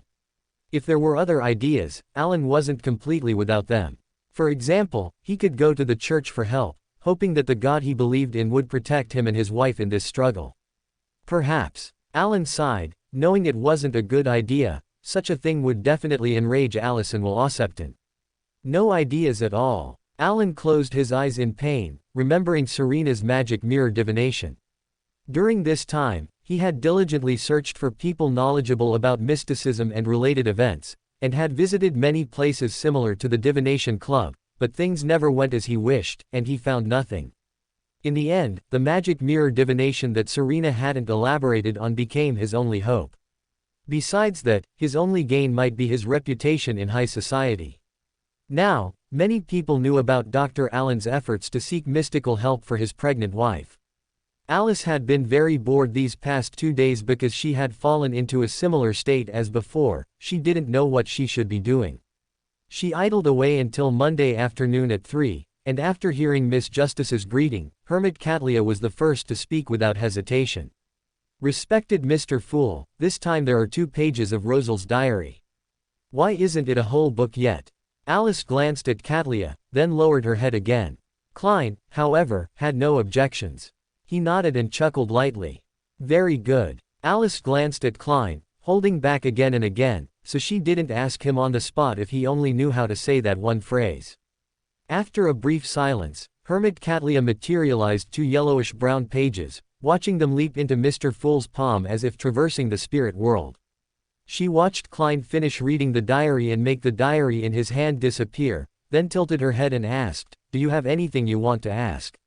Hermit Catlia pushed the thick glasses on her nose and respectfully bowed her head, saying, "Respected Mr. Fool, I would like to know if Emperor Rosal could still be alive."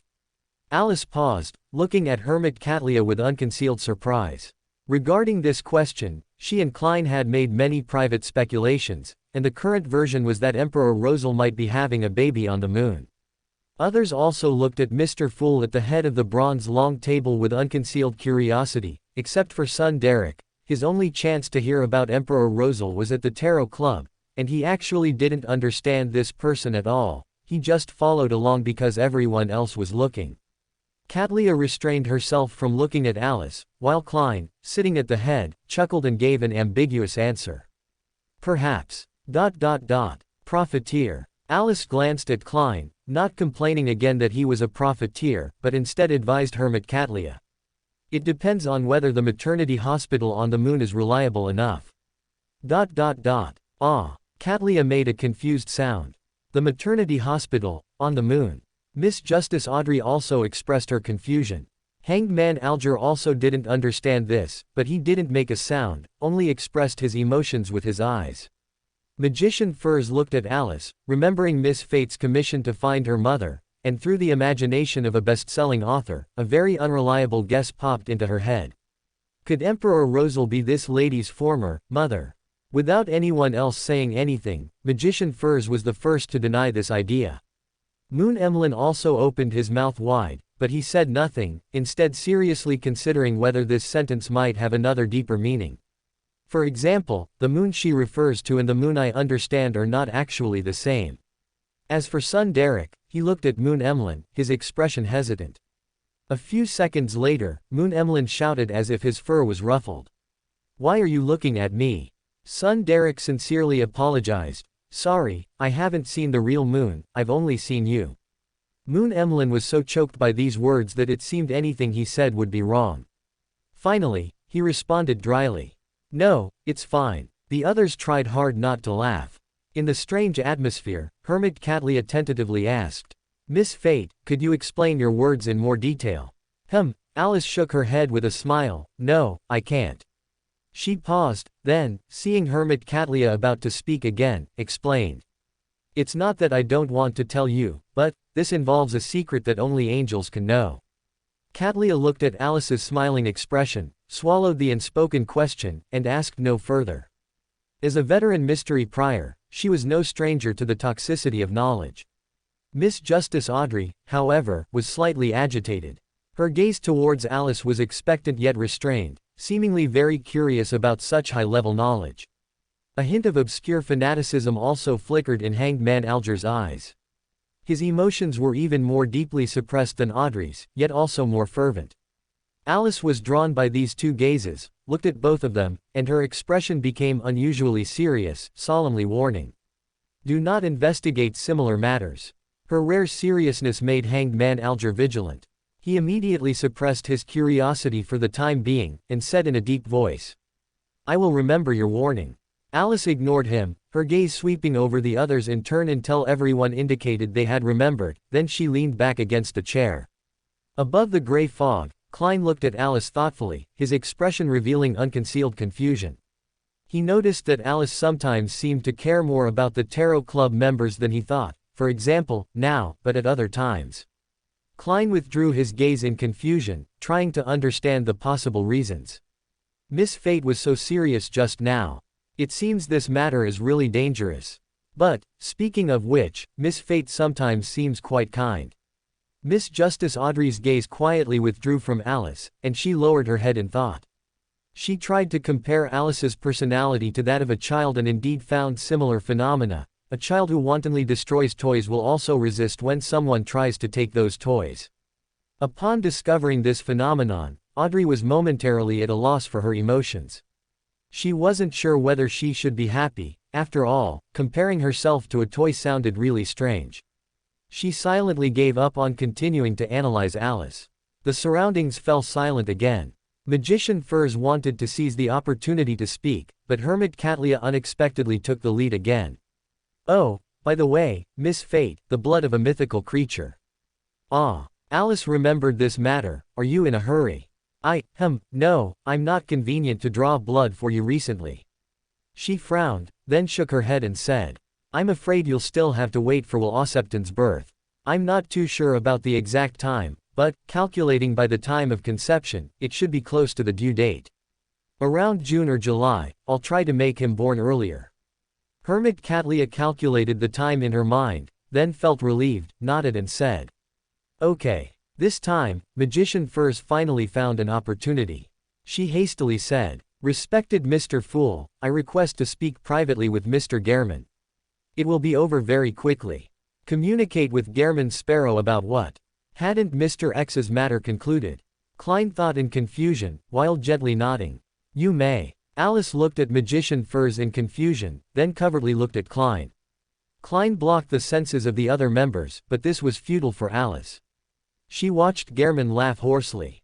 Is there anything else? Furs deliberated for 2 seconds and said, "It's like this, Mr. X's head earned me a considerable reward.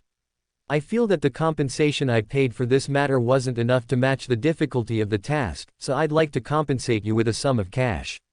How much do you wish to receive?" Alice's eyes widened in surprise. She felt she had never heard of anything so outrageous and gasped. "Can that money be given to me?" Gehrman and Magician Furs both looked at her. Alice blinked and said righteously, "I think we can have a good discussion about the price you should have paid when you asked me for help before, Mr. Gehrman." Magician Furs looked at Gehrman again with hesitation. Gehrman's gaze moved from Alice to Magician Furs and he said, "Ignore her. How much can you pay?" Alice's eyes widened in anger. Out of consideration for being above the gray fog, she only tried to express her dissatisfaction with her eyes, not attempting to kick the respected Mr. Fool. The dummy Gehrman accepted this gaze well, as it wasn't directed at Klein's true body. Magician Furs, however, felt immense pressure. She swallowed, and answered with some difficulty. £5,000. All right. Gehrman nodded, agreeing to the request. Magician Furs, of course, had no objections. She then asked, "Mr. Gehrman, when do you need to use the Limino's travel notes?" "I plan to rent it out before or after that to earn some money and Beander abilities." "Rent it out? Rent out a mystical item?" Klein was stunned to hear this, not expecting Miss Magician to have such business acumen. Alice also looked over in surprise. She was not unfamiliar with this economic situation, but in this era, such things were clearly rare. This undoubtedly showed Furs's business acumen, so Alice had a new question. She asked in confusion, "Why were you so poor before?" This was Alice's deepest impression of Furs after Furs asked how to make money at the Tarot Club. Magician Furs choked. This question was particularly cutting. She replied dryly, I don't know. PFF'd, that's just like her." Klein suppressed a laugh, helplessly glanced at Alice, and controlled the dummy Gehrman to reply. "It might be needed this weekend and next week." End of chapter. Chapter 494 Chapter 72 Deposit. After agreeing to Gehrman's words, Furs requested Mr. Fool to witness the subsequent rental agreement, which concluded their private discussion. Afterward, Alice listened as Furs introduced the abilities and side effects of the travel notes of Limino, and explained her intention to rent out this mystical item. The hanged man, Alger, was the most eager. He asked, "How do you rent it?" The magician, Furs, thought for a moment before giving her answer. Each rental has a basic fee of £300, with an additional £50 for each extra day. Upon return, the Beander characteristic in the travel notes must have 2 more pages than when it was borrowed. If there is only 1 blank page or no blank pages when borrowed, just fill the entire notebook. Alice looked over in surprise and asked curiously, "In that case, what if someone uses up all the demigod abilities in the notebook and only replenishes it with sequence 9 abilities?" The magician, Furs, looked at Alice in astonishment and began to ponder the question. "Right, what should I do about that?" "Wait, no, in that case, eventually, only the 3 pages recording demigod abilities will be empty." Furs quickly understood the matter. She stated her thoughts to Alice, who showed a visible expression of regret. The hanged man, Alger, spoke at this moment. "I plan to rent it for 2 days, but the specific price still needs to be negotiated, with adjustments based on the existing Beander characteristic in the notebook." Furs immediately stopped talking to Alice and asked Alger excitedly, "When do you plan to rent it?" "I'll rent it for 2 days between this weekend and next weekend." "The exact time is yet to be determined," Alger replied without hesitation. The magician, Furs, immediately frowned and said with a slight hint of trepidation, "It has already been rented to Mr. Gehrman during that period." Alger looked at Gehrman in surprise, then realized this was something that had happened during their private discussion earlier. "Why is this happening?" Alger lowered his head in thought and quickly remembered the magician, Furs, commissioning Gehrman to kill the Aurora Order's divine emissary. He has already completed the kill.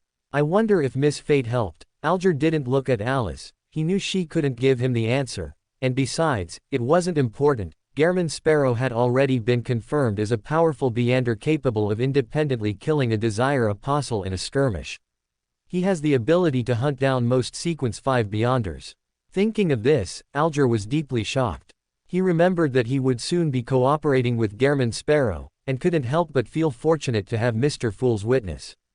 At the same time, Justice Audrey and Hermit Catlia, among others, also thought of the recently deceased divine emissary of the Aurora Order, while Moon Emlyn thought nothing and slowly asked, "Can I rent it for today and tomorrow?" £400 plus 2 additional pages of Beander characteristic, the magician, Furs, quoted directly. Moon Emlyn nodded slightly and said, "First, briefly introduce what Beander characteristic are already recorded.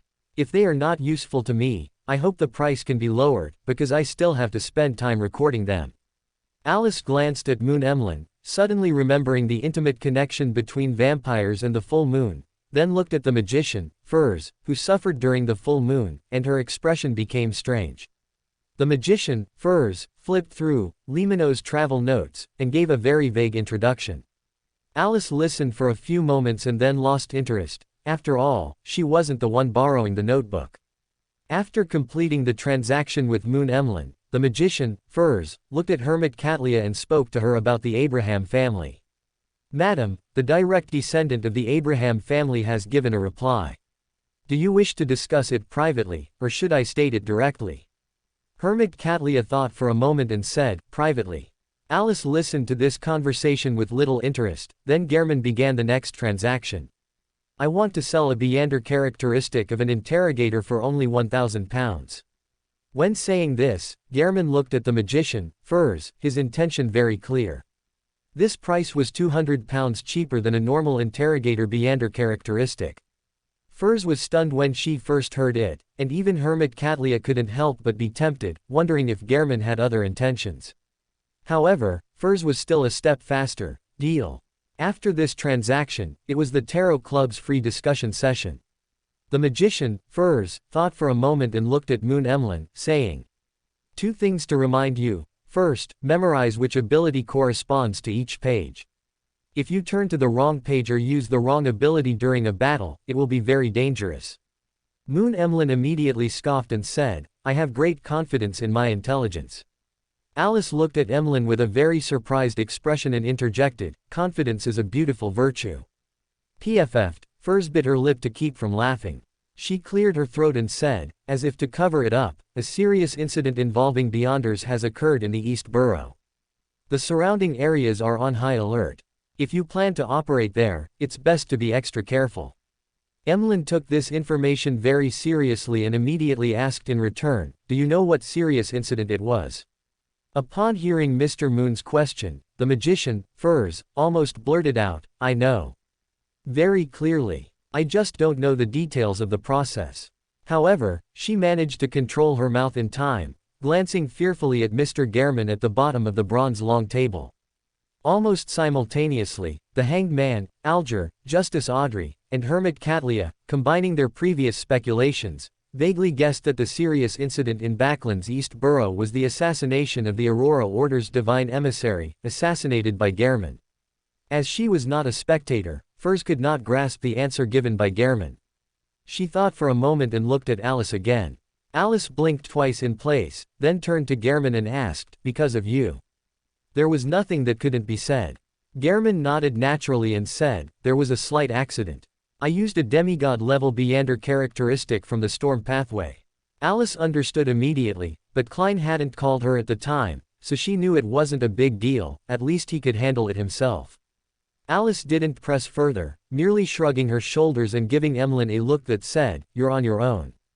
Although not very clever, Emlyn understood the key information and realized that the East Borough incident likely stemmed from that demigod-level Beander characteristic from the storm pathway. Despite not liking to go out, Emlyn understood what kind of impact this would have. He was initially troubled but quickly remembered the travel ability in Limino's travel notes, and relaxed, letting out a chuckle as he said, "I'll be careful." He said this very calmly, appearing confident, as if everything was under his control.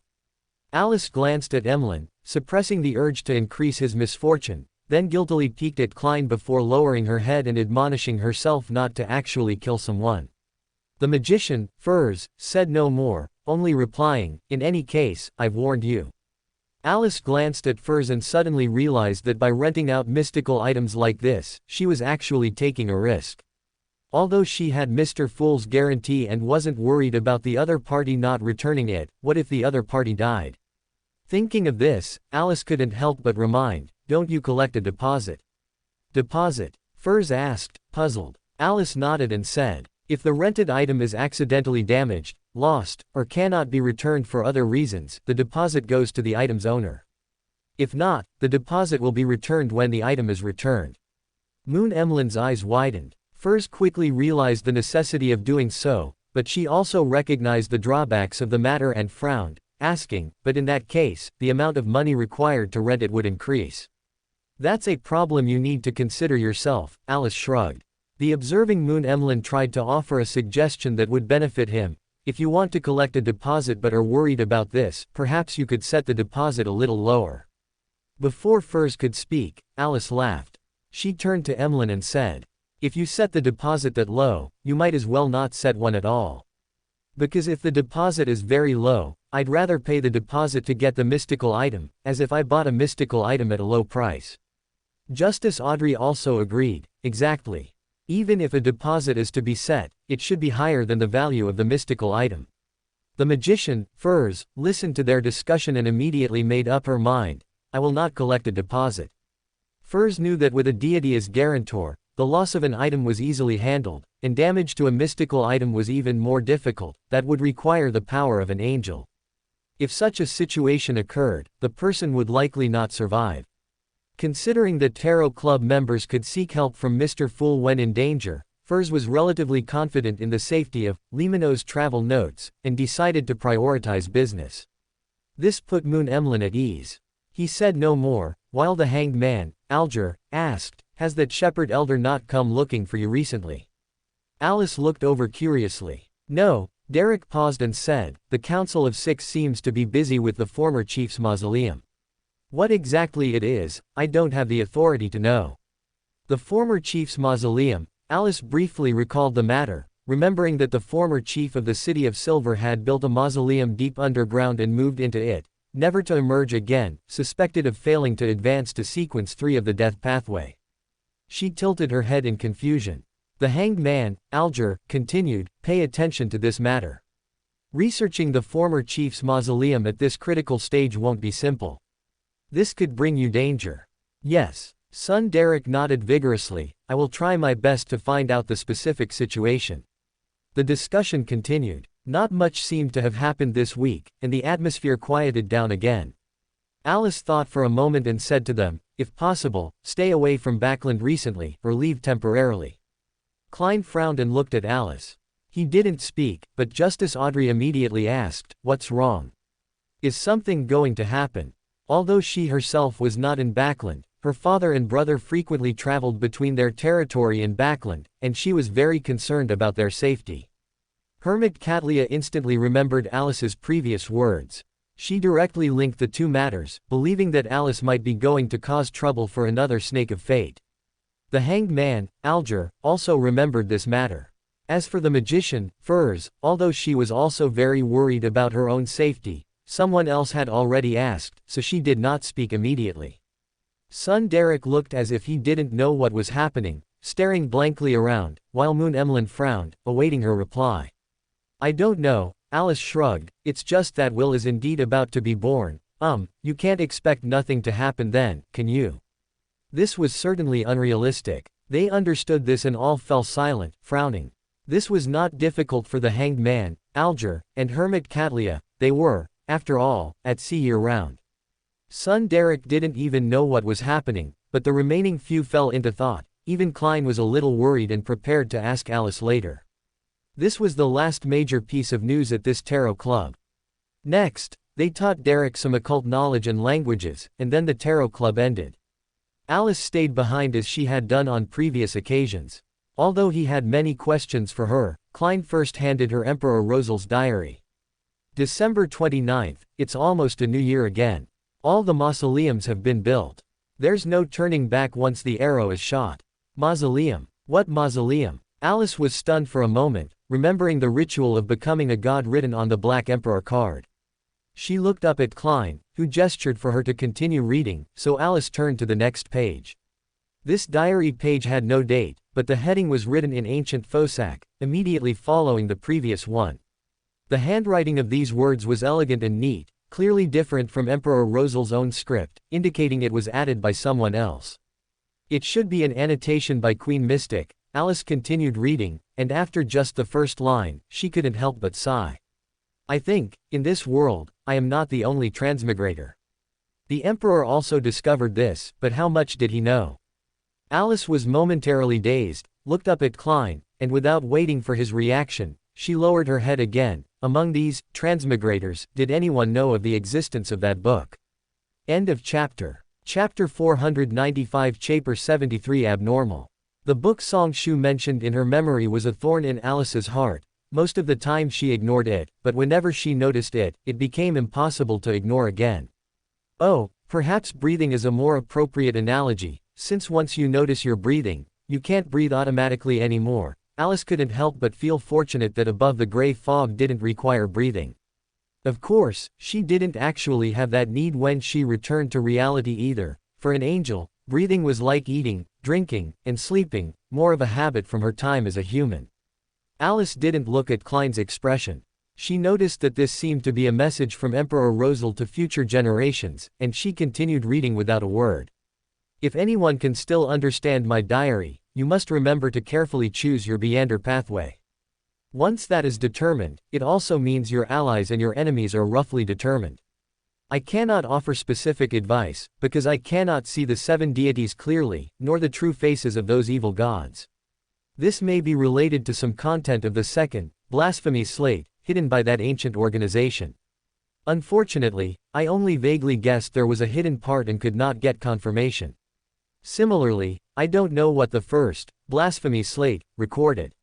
A useful warning is, do not choose a pathway where the sequence 0 position is already occupied, and be wary of the sequence 0 and sequence 1 of closely related pathways. I suffered greatly in this regard.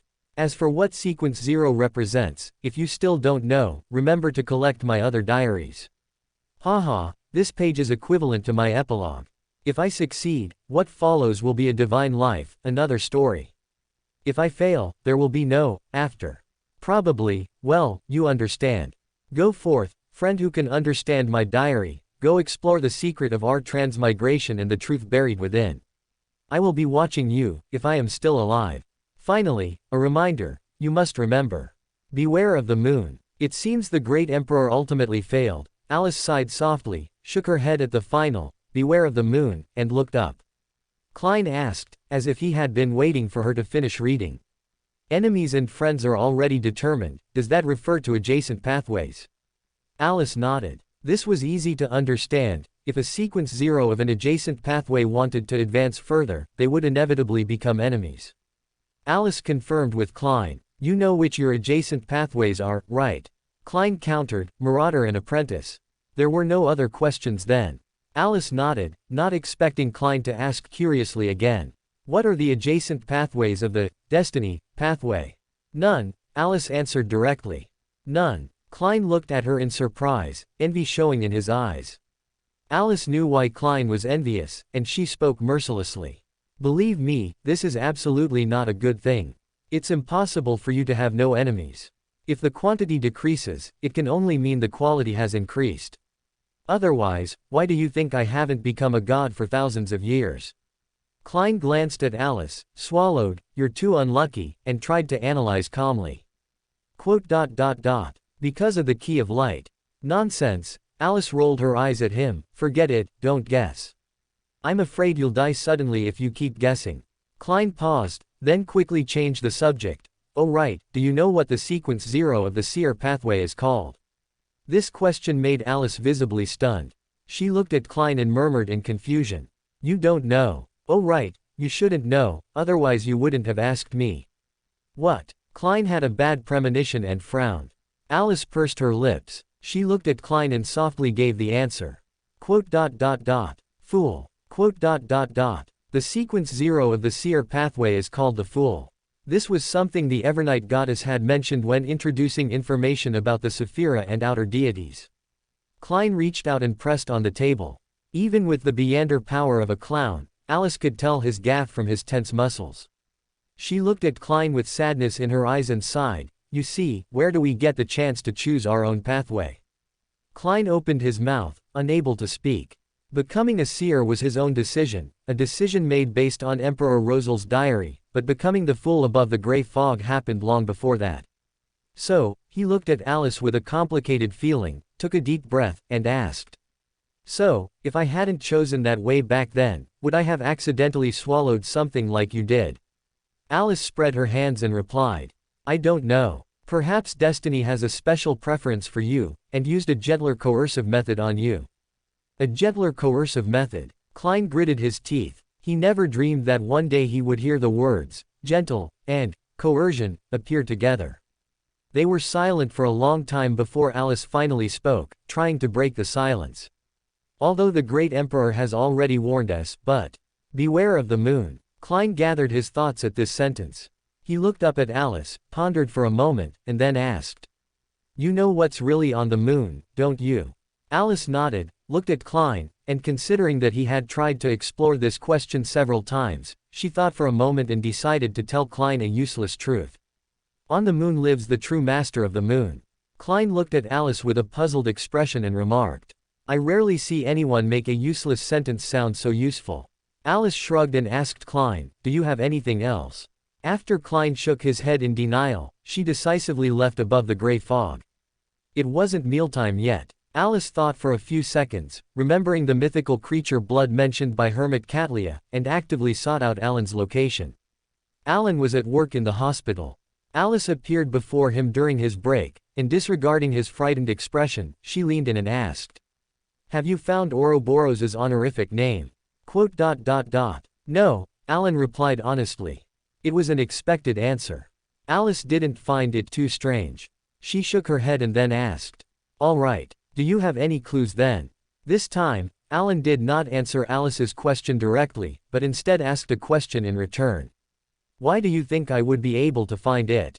It seems not. Alice didn't show any disappointment. She straightened up and replied, in fact, I wasn't expecting you to find it. How should I put it? If destiny thinks Ouroboros should appear at this time, then he will naturally appear. Alan seemed unable to understand this sentence. Alice thought for a moment and tried to explain to him. It's like if it's your time to die, even if you escape once, twice, 3 times, there will still be a 4th, 5th, and 6th time. Everything only ends when you truly die. This was not polite language, but the huge disparity prevented Alan from feeling anger. He just said numbly, There's one thing, I don't know if it counts as a clue. Alice motioned for him to continue. Alan then spoke of the divination he had heard from Serena. After recounting the entire incident, he asked again. I've noticed that regarding Ouroboros, your 2 opinions seem to differ. Alice narrowed her eyes and looked at him. The little bit of courage that had just flared up vanished completely. Alan shrank back into his body. Alice glanced at his unwilling expression and suddenly felt a moment of trance. Wasn't that expression of both fear and unwillingness also her own? The mood she had felt after reading Rosel's diary earlier was recalled by Alice. She also thought of Klein's expression when he heard the word, fool. Her dim gaze turned to Alan, and she whispered, If it really comes to a fight, I'm not confident I can protect your wife. Alan suddenly looked up. I don't hope we fight. Alice avoided looking at his face, but with things having come to this point, I find it hard to believe we can peacefully get through the day he is born. She paused, then added. In fact, neither I nor will Osepton are likely to initiate anything, because we are both unprepared. But Ouroboros, honestly, I'm not sure of his attitude. He looks like he would charge forward at Destiny's command. And as will Osepton's mother, your wife is bound to be at the center of things. If a fight breaks out, I can't guarantee. That's enough, Alan said abruptly. Alice looked up at him. Alan murmured disconsolately. That's enough, that's quite enough. A little hope is already much better than utter despair. Alice didn't speak. She quietly watched Alan, waiting for him to calm down before asking.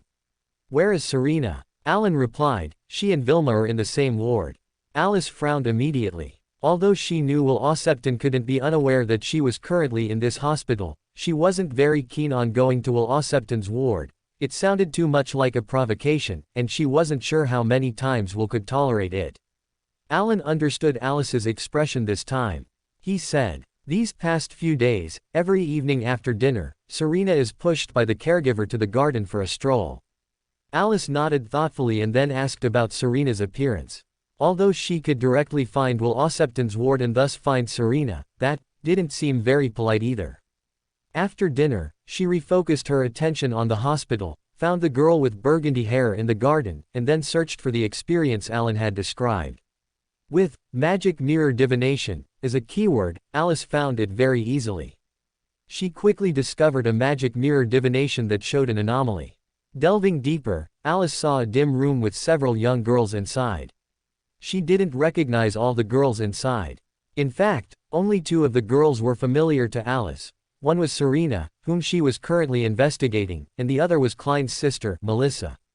Alice secretly noted this down and quietly awaited the development of events. The girl named Serena held a mirror in her hand. Considering they were probably playing magic mirror divination, there was nothing wrong with that. What was truly amiss was the scene inside the mirror. Alice saw the red-haired girl from earlier standing upright in that mirror, her entire body visible, and her expression was cold and sinister, clearly not right. This time, help me divine when I will meet a romantic, handsome gentleman. At this moment, a girl Alice didn't know took a sip of wine, and under the teasing gazes of everyone, she blushed and bravely said.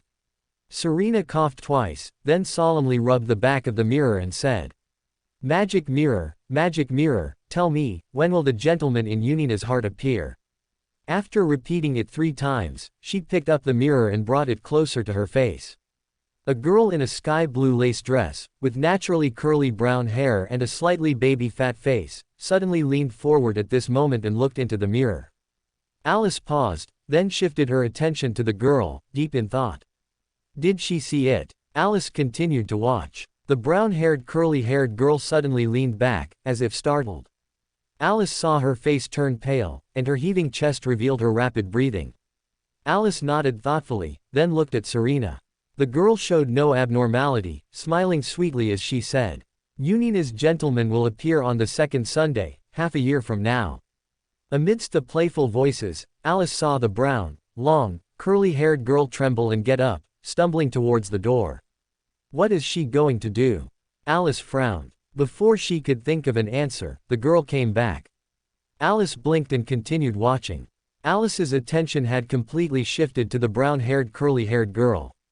She watched the girl sit restlessly for a while, then suddenly stood up and said, "Serena, I have a surprise for you.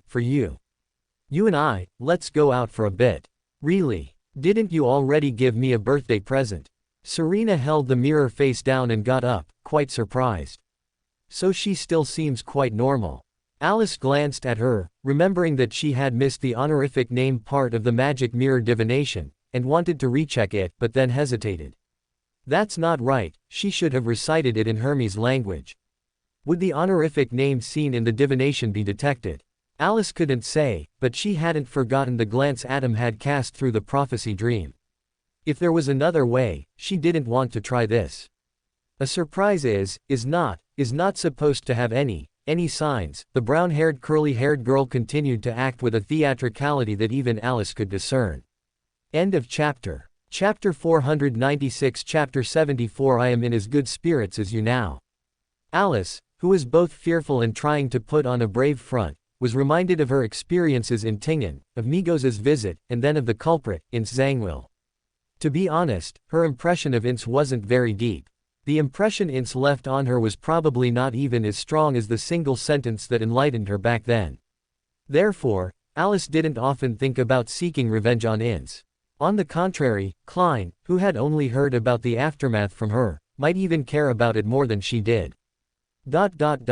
Speaking of which, I wonder how Klein's potion formula is progressing.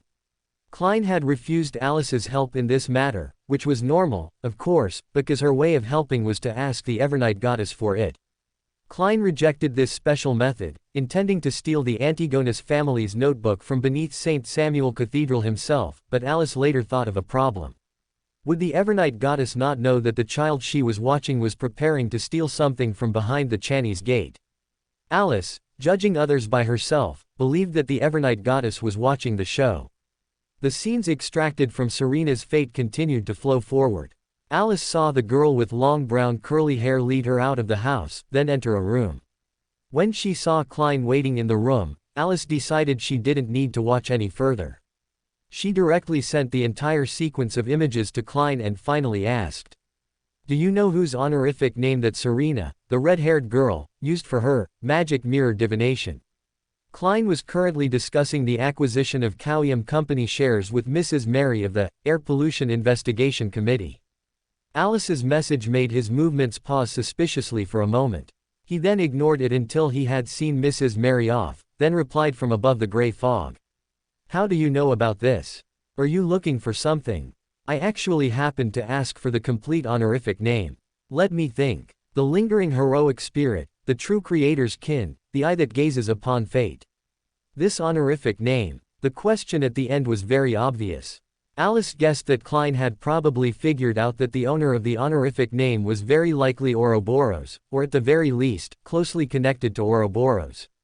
Alice confirmed his guess, then glanced at Alan from afar and decisively gave up the idea of finding him. She decided to send Alan a dream. This was a power possessed by a Sequence 2 soothsayer, allowing her to enter others' dreams and do something within them, similar to sending a dream. However, this ability itself couldn't harm people, nor did it provide the ability to travel between different dreams. Alice believed she should be able to combine it with other abilities, although she hadn't actually tried it. But it didn't matter. Alice comfortably lay down to sleep with Alan. During this time, Alan mostly rested at the hospital. She slipped into the dream and found it was not a very pleasant dream. Alan dreamed of Vilma's childbirth. What one thinks about during the day, one dreams about at night. In his daily worries, it was perfectly normal for Alan to dream of this. Alice even suspected that Alan had been having such dreams recently. This was not something Alice needed to care about. All she had to do was figure out how to naturally introduce Ouroboros's honorific name into this dream. At times like this, Alice remembered Alan and Vilma's two dreams. To be precise, it was possible that Will Ossepton had tampered with these two dreams, but Alice didn't care much. After all, Will Ossepton could not possibly want to attract Ouroboros, but Alice's only solution was this. Oh, it couldn't be said to be the only one, because she could also go to Adam, Amen, or the Evernight goddess. In short, she couldn't go herself. Therefore, Will Ossepton's purpose wasn't very important for the time being. She was almost done giving birth. Suddenly, amid Vilma's shrill cries, Alice noticed the dream begin to shake. Alice was no stranger to this sight. She knew that if she didn't do something soon, Alan would wake up. After a moment of contemplation, Alice ultimately did nothing in her haste. The night was still long. In the next dream, Alice didn't give Alan a chance to improvise. Instead, she directly made herself and Alan appear in a dimly lit room. The doors and windows were closed, the curtains drawn, and the only light source was the flickering candlelight in front of them. Alice blurred her own image, ensuring that Alan wouldn't remember her appearance after waking up. Then, she took out a silver-plated mirror, wiped it, and placed it down. Next, she lit a candle in front of the mirror, and then she began to recite the honorific name in Loan language. The lingering heroic spirit, the true creator's kin, the eye that gazes upon fate. Alice, with a sense of ritual, recited it 7 times in Loan language, then cheerfully smashed the mirror. Amidst the sound of the mirror shattering, the dream shook again. Alice withdrew from the crumbling dream, then frowned and muttered, "Did I forget to add the pure dew? Also, I forgot to ask a question at the end." As for reciting the honorific name in Loan language, it was intentional. After all, if Ouroboros were really attracted in the dream, that would be a huge problem. Moreover, Alan might not even understand Hermes' language. This was the second time Alan had been startled awake from a dream tonight. He was completely awake, sat up from the bed, and recalled the scenes from the dream. In the short dream just now, the dim room and the girl's face were not clear, only the honorific name in the girl's voice left a deep impression on him. Alan guessed that it should be the honorific name of Ouroboros, who was present, otherwise there was no other possibility. He couldn't think of anywhere else to find clues. But, why Loan language? Confusion flashed in Alan's eyes. He recalled Serena's introduction to magic mirror divination, remembering that the honorific name should be recited in Hermes language, but he quickly convinced himself otherwise because he didn't know Hermes language. How could a person dream of something they don't know? Alan did not doubt the possibility that someone had tampered with his dream. Even if they had, he didn't care. He regarded this as fate's last straw, because he knew very well that in this dispute of the pathway, his only value was to attract Ouroboros. As for hoping that Will Ossepton and Alice could coexist peacefully, this was clearly unrealistic. However, their peaceful coexistence until Will Ossepton's birth was a highly probable event. To be honest, Alan had considered this possibility. He had seriously thought about the possibility of telling his wife that she had given birth to a stillborn baby after Will Ossepton was born, and then abandoning the child. Then Will Ossepton discovered his thoughts, mercilessly mocked him, and told him that he was welcome to try. This, in turn, made Alan afraid to try. He dared not risk his and his wife's lives, so he reluctantly gave up on this idea. And if he didn't do that, it would simply be the difference between dying early and dying late. Rather than continuing like this, Alan was actually more inclined to welcome fate's judgment. After all, he had been tormented by this matter for too long. Alan glanced at the sky outside the window, sighed, and thought about where to find someone to help him translate this honorific name. Klein entered the Grand Prayer Hall of St. Samuel Cathedral. Days of observation had yielded results. Klein had gained some understanding of the internal guards. Not only that, he also knew that every afternoon, at least one internal guard would go to the Grand Prayer Hall to pray to the Evernight Goddess. Today, he was formally attempting to make contact with an internal guard. In the first row sat an old man in a black clerical robe, but with a cold aura, pale complexion, and dry yellow hair. He was praying intently with his eyes closed, and was one of the internal guards Klein had sensed before. He usually takes his turn on Friday. Klein did not get too close, sitting 2 rows behind and finding a seat, handing his hat and cane to his valet Richardson. Then, as he sat down, he silently activated his spirit-body threads vision. Suddenly, illusory black threads appeared before Klein's eyes. They densely emerged from different living beings and spread in clusters towards an infinite distance.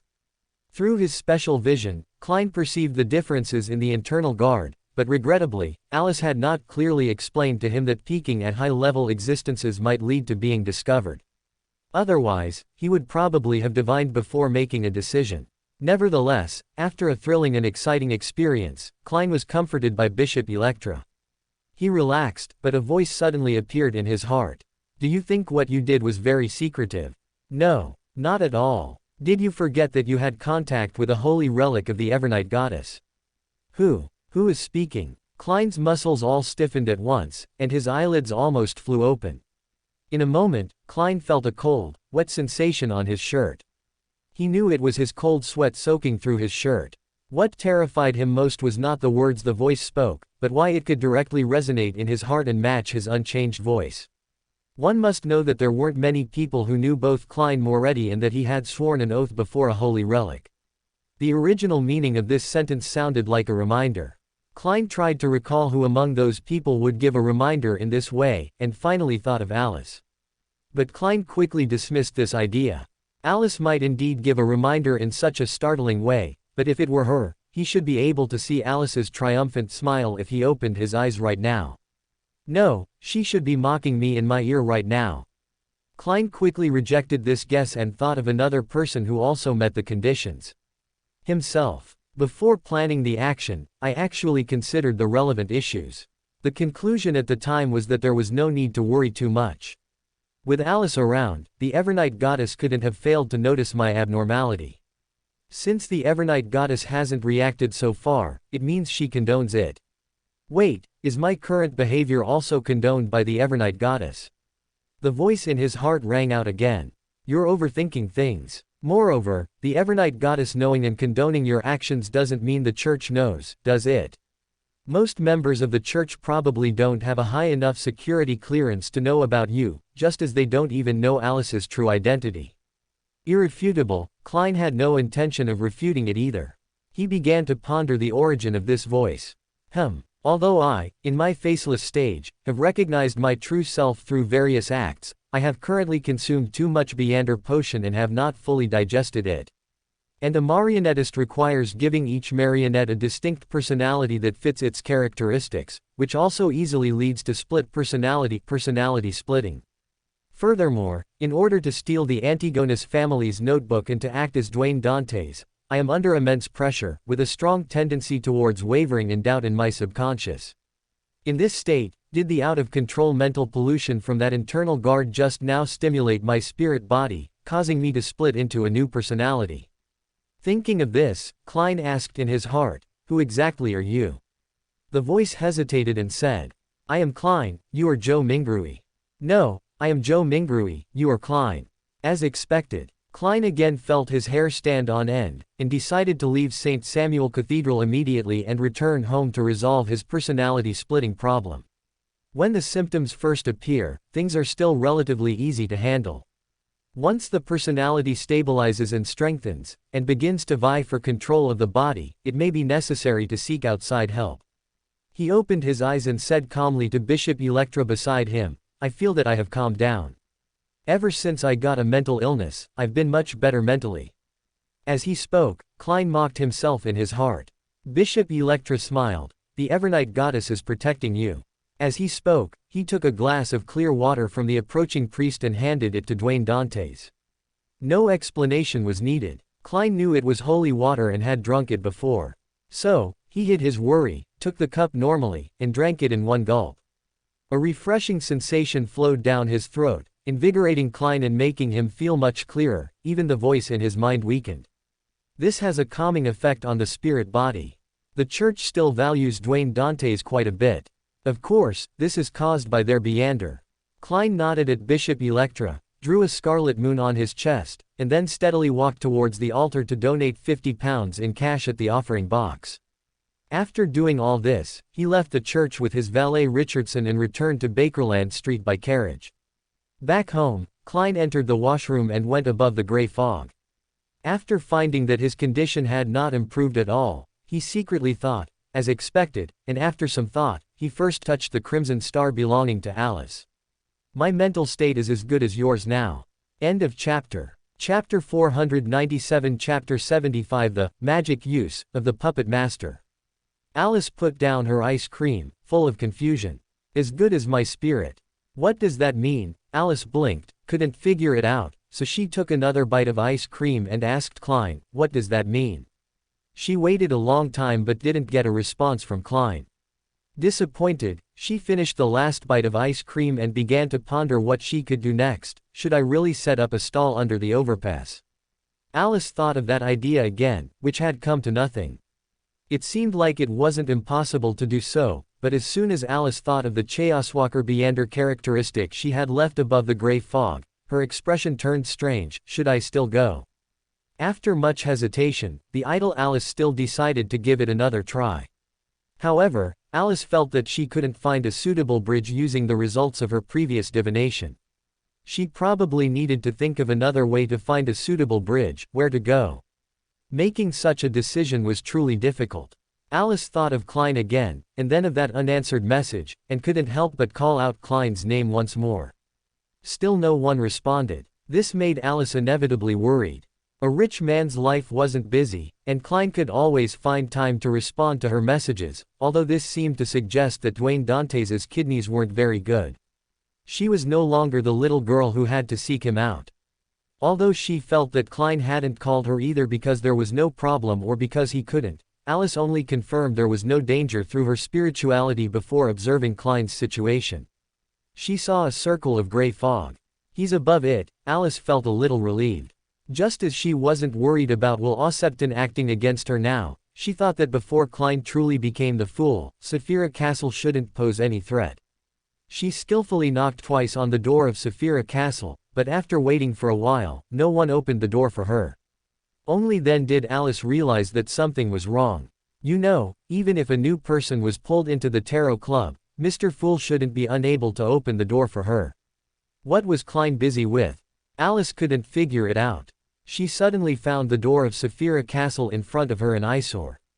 She had an urge to do something to smash that door, but the scattered light on her body seemed to be only residual influence and power. Alice clearly knew that she couldn't really shake Saphira Castle. Moreover, if Klein was really doing something very important, I might affect him by doing this. Alice gritted her teeth.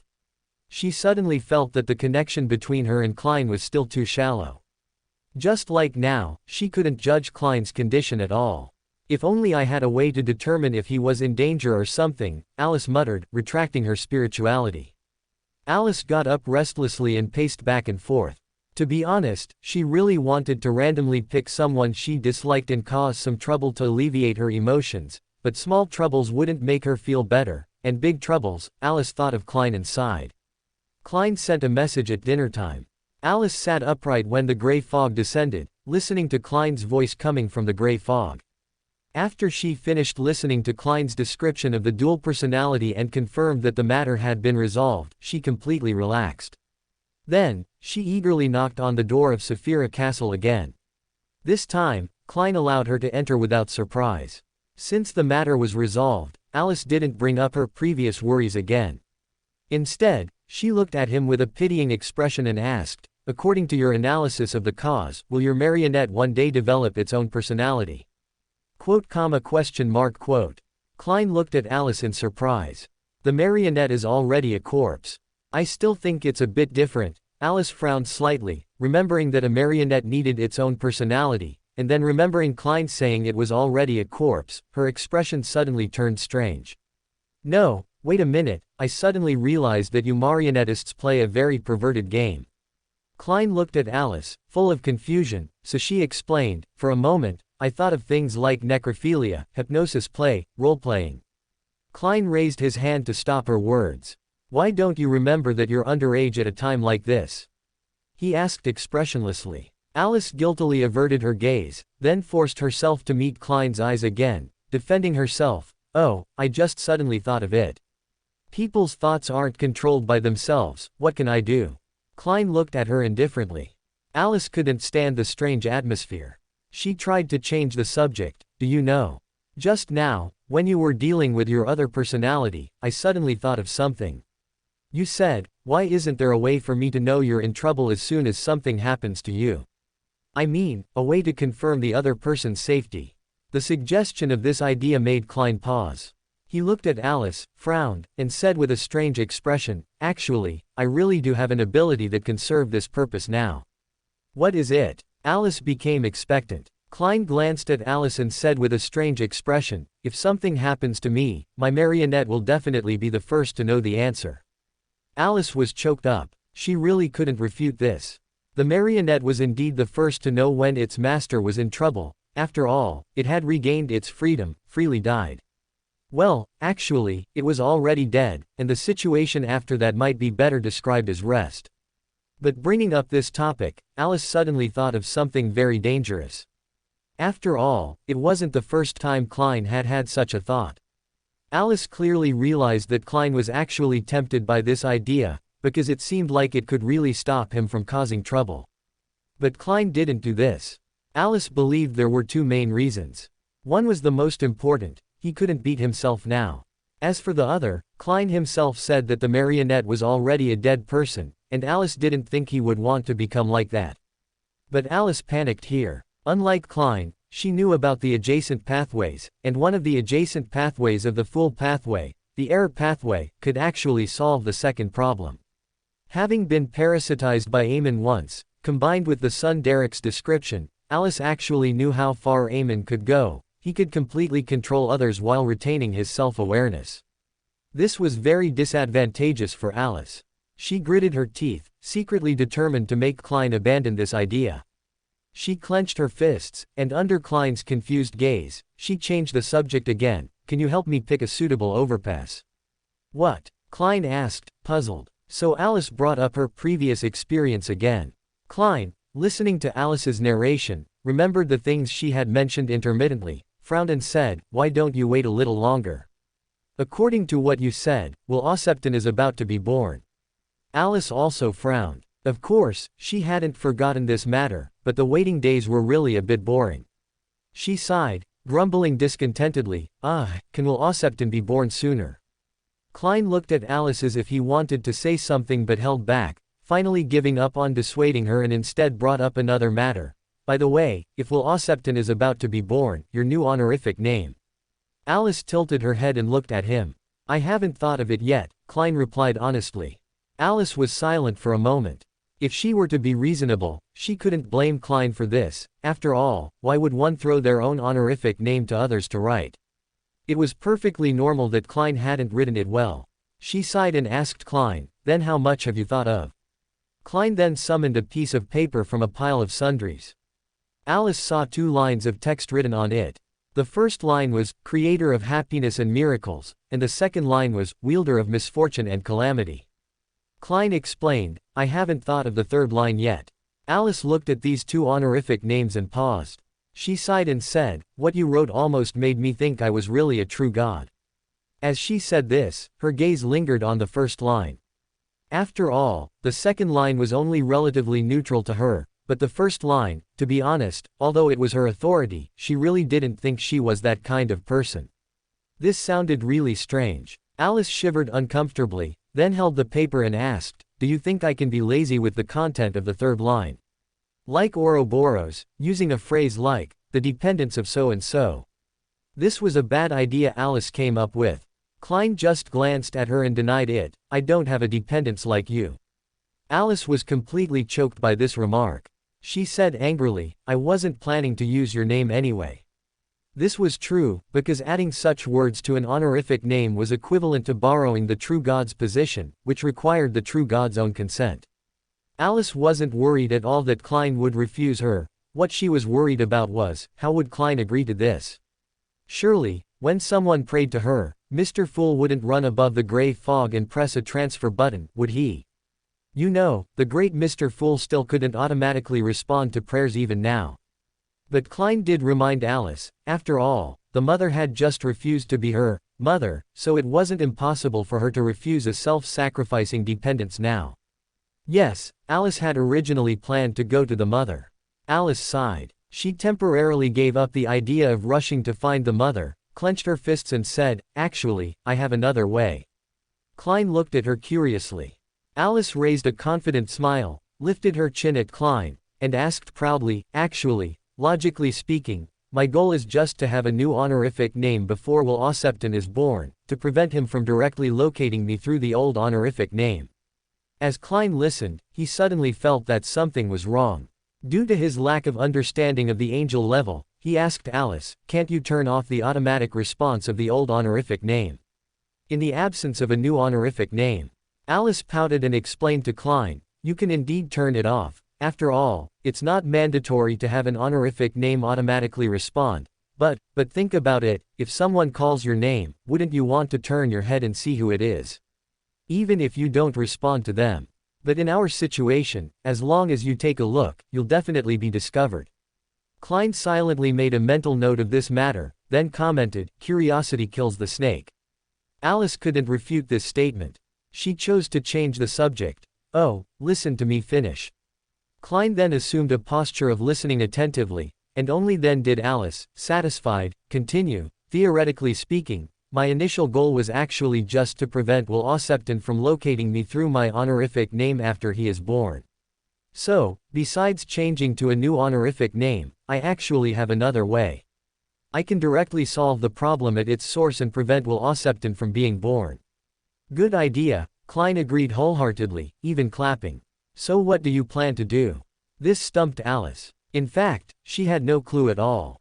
After all, she had never performed this kind of restart, had no experience with it, and she wasn't sure what contingencies Will Osepton had. Alice pondered for a moment and actually came up with a good idea. She sat up straight and said to Klein, although I can't solve this matter, there is someone who can. Ouroboros must know what to do. But, Klein questioned, how are you going to lure Ouroboros over? How can you be sure that Ouroboros will act according to your plan? This was indeed a problem, but the most crucial part of this problem had already been solved. Alice already had an excellent way to lure Ouroboros over, and that was Alan. She smiled mysteriously, then said to Klein, I know how to lure Ouroboros over. As for how you'll make Ouroboros do what I want, he actually doesn't have to do anything, right? I remember, it seems Will Ossepton is very afraid of Ouroboros being lured over. In fact, as long as Ouroboros appears, Will Ossepton will definitely not be born as planned. Right, she confirmed with Klein, who had an unapproving look on his face. Klein shook his head and said to Alice, I don't know, because I don't often do such gambling on luck things. I only know one thing. In my impression, cases of premature birth are far more numerous than cases of delayed birth. End of chapter. Chapter 498. Chapter 76. Surveillance. Alice didn't speak. She carefully recalled all sorts of miscellaneous things she had seen, news, TV dramas, novels, short videos, and so on, and finally said thoughtfully, maybe I can go to a maternity hospital and ask. Ask what? Klein was clearly stunned for a moment. Alice replied as if it were obvious, of course, whether there are more premature babies or more overdue babies. This question bewildered Klein for a moment. It took him some time to realize that this was probably not the question they were discussing. After a brief hesitation, he ultimately decided not to point it out and rephrased his question. So, do I still need to think of the last honorific name? Not for now, Alice replied. Klein showed visible surprise. Alice thought for a moment and explained, I always feel that if I truly need it, I'll think of it myself when the time comes. They chatted for a few more sentences before both returned to the real world. Alan's continuous research into mysticism in recent days wasn't without any harvest, at least when it came to finding someone to learn Hermes language from. He had a goal. Whether it was the middle class and nobles who researched mysticism, or various strange clubs, Alan had heard of many such examples. He made a list of these names. After a moment of hesitation, he ultimately chose not to pick people from his familiar social circles. The reason was simple. Most of those interested in mysticism were young people. Only children have that much free time. As soon as he thought of this, Alan couldn't help but sigh. He regretted that his first two children weren't very interested in mysticism, otherwise, he wouldn't be facing such a dilemma today. However, Hermes language is not only used in mysticism. In the study of many fields such as history, this language is not uncommon. Alan thought for a moment and added many more names to the list. This time, there were quite a few people Alan's age, or even older. He didn't intend to directly approach people with that honorific name for translation. Even if the people he eventually found weren't very interested in mysticism, and some didn't even believe in the existence of gods, they would still feel attracted by an inexplicable cult and report him to the church. This was unavoidable. Alan's final decision was to hire a private tutor to teach him Hermes language. Learning Hermes language? Island Osislika asked in surprise, putting down her coffee. That doesn't sound like something you'd be interested in, Alan. Island Osislika had a doll-like face that, at first glance, made one think she was still studying at a public or grammar school. She had long, raven black hair that reached her waist and a pair of lake blue eyes. She was of average height.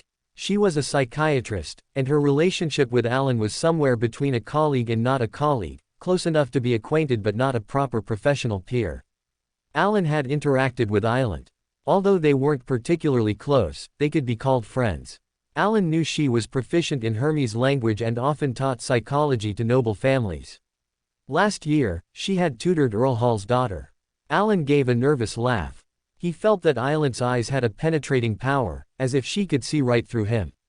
He didn't know if all psychiatrists were like this, or if it was just Island, but he genuinely disliked talking to Island because of it, which was also the main reason their relationship wasn't particularly good. Island seemed to notice this. She gave Alan a reassuring smile and said softly, "Don't be nervous. I'm just very surprised. I've recently heard some things about you. Are you learning Hermes language because of those reasons?" Perhaps it was the warm atmosphere around them, but Alan felt himself gradually calm down. He developed a slight trust in Island, but still had no intention of revealing his true purpose, merely nodding vaguely. Island seemed to have understood something, but she considerately didn't press further, only smiling tolerantly and saying, "All right, Alan. I happen to have some time recently, How about one class a week? What day are you free?" Alan's movements paused. The number of classes clearly didn't satisfy him. Island seemed to notice this and asked softly, "You wish for more classes?" Her words, her attire, her every action and gesture seemed to carry a convincing power. Alan unconsciously felt closer to her, and he couldn't help but want to state his true purpose. Actually, I want someone to help me translate something, but I'm worried. At this point, Alan became hesitant again. He wasn't sure if he should say it. Alan sighed and looked at him with a concerned gaze, saying, "It seems you've encountered some trouble recently." Perhaps it was due to the continuous mental pressure of recent days, but Alan inexplicably felt an urge to cry. He couldn't help but want to recount what he had experienced, but those experiences were too absurd, and anyone who heard them would find them unreal. Thus, Alan merely gave a miserable smile, standing behind his last psychological defense. Alan picked up her coffee again, took a sip, then chuckled lightly. "What do you want to translate?" "Perhaps I can help. Is it related to what you've recently encountered?" This was something he could talk about. Alan said with a somewhat dazed expression, "It's an honorific name." "An honorific name," Alan repeated. She showed no abnormalities, but Alan's heart inexplicably skipped a beat. A flicker of vigilance rose within him, and he suddenly realized his earlier strange trust in Alan, no longer willing to speak further. Alan stared at him for a few seconds. Seeing that he didn't answer, she said, "All right, then let's continue discussing the classes. Are you in a hurry?" Alan nodded. Alan showed a slightly troubled expression. She looked at Alan, frowned slightly, and shook her head, saying, "Considering we're half colleagues, 2 classes, no more. I'm free on Wednesday afternoon, and on Friday, Saturday, and Sunday. However, it's probably too late for a class this afternoon." As she said this, Alan glanced at the time. Actually, it wasn't too late then. If they wanted to have a class, they could still have some time before dinner. But Alan didn't want to be so rushed. Of course, this had no impact. 2 classes wouldn't directly change Alan's objective. He became troubled again, but Alan was firm this time. "I really can't add any more. Besides, if your goal is just translation, why can't you show it to me? I think helping you translate an honorific name should be fine, unless you're worried I'll report you to the church." "Huh, you haven't actually come to believe in some evil god, have you?" Alan said this as if joking, but Alan frowned uncomfortably. He always felt that Alan's eyes, when she spoke, shone on him like searchlights. He uneasily recoiled slightly and replied, "No." His voice was dry and squeezed out as if from a crack in his throat. Alan wasn't sure if his difficulty speaking was due to a guilty conscience or something else. He didn't know if he was on the path to believing in an evil god, but he certainly didn't want the church to know about it. Alan, however, frowned at this reply. She looked at Alan and said softly but seriously, "Alan, I know you're worried about your wife, but there's nothing that can be done. Even gods don't look after every single believer. Do you understand?" Alan was slightly startled. This was already a relatively obvious hint. He looked at Alan, but Alan put down her half-finished coffee, didn't even glance at the unfinished tea cakes, and said softly to him, "I'll come again on Saturday." Alan subconsciously nodded, and Alan picked up her bag, went to the coat rack by the door to take her jacket, then turned her head and said, "Alan, you are very perceptive. This is both a strength and a weakness. Some people will like it very much." After a pause, she chuckled lightly again, "Given that we're still friends, if you truly need help, you can come to me, all right?" Alan subconsciously nodded, so Alan no longer hesitated, turned and left. When she woke up from the dream, Alice realized that someone was trying to enter her dream. Alice didn't stop her. She sensed that the person was someone she knew, so she relaxed and watched as a figure in red and black bishop robes appeared in her dream. "Archbishop Anthony?" she asked in confusion. Anthony nodded as a greeting, then said to her, "Do you remember Will Osepton, whom you mentioned to us?" Alice nodded, and the surrounding scenery began to change, finally stopping on a street. Archbishop Anthony led her into a house, and she was surprised to see 2 acquaintances sitting inside. "Alan?" she asked Archbishop Anthony in surprise. Anthony nodded, signaling her to continue watching. Opposite Alan sat a woman. She had long, raven black hair that reached her waist and a pair of lake blue eyes. She was of average height, her face looked like she was still studying, but her attire was very mature. Alice hesitated for a moment between Alan having a daughter that old and him keeping a university student, concluding the latter was more plausible. Does the church also manage believers' infidelity? She asked Archbishop Anthony, slightly hesitant and confused. To this, Archbishop Anthony merely maintained a smile and shook his head, saying, "We never interfere with the private lives of believers. Of course, if a believer comes to the church to confess, we will comfort him."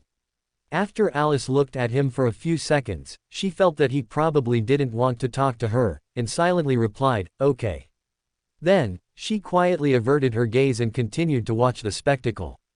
She listened quietly to the conversation between the two people and soon discovered that Island was not Alan's new mistress, but the private tutor Alan intended to hire.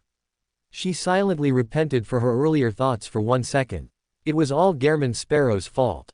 After shamelessly shifting the blame, Alan happened to mention the honorific name he wanted to translate. When Alice realized that Alan was thoughtlessly about to say the honorific name, she frowned and looked at Archbishop Anthony, wanting to say something, but he just shook his head, signaling her to continue listening. Alice then realized that the main point of the matter wasn't here. She patiently continued to listen, finishing Island's last words with doubt. Alice was not foolish, she heard the strangeness and hesitation in those words. She looked at Archbishop Anthony, the scene playing around them frozen. Archbishop Anthony finally chose to speak. That is Island Osislika, a member of the Psychology Alchemists, currently a psychiatrist. Alice's eyes widened. This was not good news. Alice didn't have a good impression of this organization full of spectators, or rather, she didn't have a good impression of spectators, mainly because of Adam. She didn't particularly like the role of someone peeking and arranging her from behind the scenes, even though Adam might not have arranged her. More precisely, she didn't want to one day discover that she was being arranged. Archbishop Anthony seemed to have said all he wanted to say. After reminding her of this, he proactively said, "Do you have any questions?" Alice realized the subtext of this sentence was, "If you have no questions, I'm leaving," so she quickly said, "Wait, are you monitoring Alan and will accept? Aren't you worried about being discovered?" "No," Archbishop Anthony shook his head, "we only monitored Alan, and it was with a sealed artifact." Alice breathed a sigh of relief. She hadn't even had time to relax when Archbishop Anthony suddenly reminded her, "Oh, by the way, you don't intend to let Ouroboros and Will Osepton fight in the city, do you?" Alice turned to look at Archbishop Anthony. His smile was actually very gentle, but his tone was not a question. Alice clearly heard it was a statement. "Yes," she was forced to affirm, then made the sign of the scarlet moon on her chest. Evidently, she considered this a warning from the goddess. Of course, even if it wasn't, after being reminded, Alice had no such plans. She had simply not thought of it before because she didn't care. She wasn't some serial killer. Alice firmly believed this. Having received her promise, Archbishop Anthony didn't continue speaking. He glanced at Alice and politely asked again, "Do you have any other questions?" Alice stared at Archbishop Anthony for 2 seconds, then remembered they were in a dream and abruptly asked, "Oh, right. I remember that a Sleepless Pathways Sequence 7 is called Nightmare. Can a nightmare really devour dreams?" End of chapter. Chapter 499 Chapter 77 Dream. "No," Anthony denied it without hesitation. "I thought you'd know." Alice was disappointed again. Yes, she should have known this. After all, she was once a Nighthawk, and should have known the abilities of a nightmare. Not even a high-sequence Beander. She tried again, unwilling to give up. Anthony shook his head, and Alice had no choice but to drop the matter. She frowned, about to bid farewell, when Anthony thoughtfully reminded her. "However, if you're looking for abilities related to dreams, perhaps you could try contacting someone from the spectator pathway." Alice paused. Anthony was already preparing to leave the dream. She didn't stop him, struggling to wake up. In the darkness, Alice sat up from her bed, looked around, and muttered to herself. "A spectator. Adam." Her call received no response. Mr. Author still seemed uninterested in a direct encounter with her. Alice sat still for a while before lying back down. For the rest of the night, Alice was plagued by a chaotic dream. She dreamt of a solid, fertile black soil, covered with tree after tree. Fruits swayed in the wind. She walked closer curiously, only to find that the swaying fruits were actually calves, still bleeding. Alice recoiled 2 steps in horror, but the ground beneath her feet began to shake. She looked around in astonishment, realizing that she had, at some point, stepped onto a ship, and those trees were growing out of the deck. That wasn't all. The calves fell to the ground like ripe fruit, startling Alice into sitting down, only to realize she was sitting on something bulging. She looked down, and a pair of tender, white hands pushed open the deck, scaring her into jumping up again. She watched a familiar infant crawl out of the deck.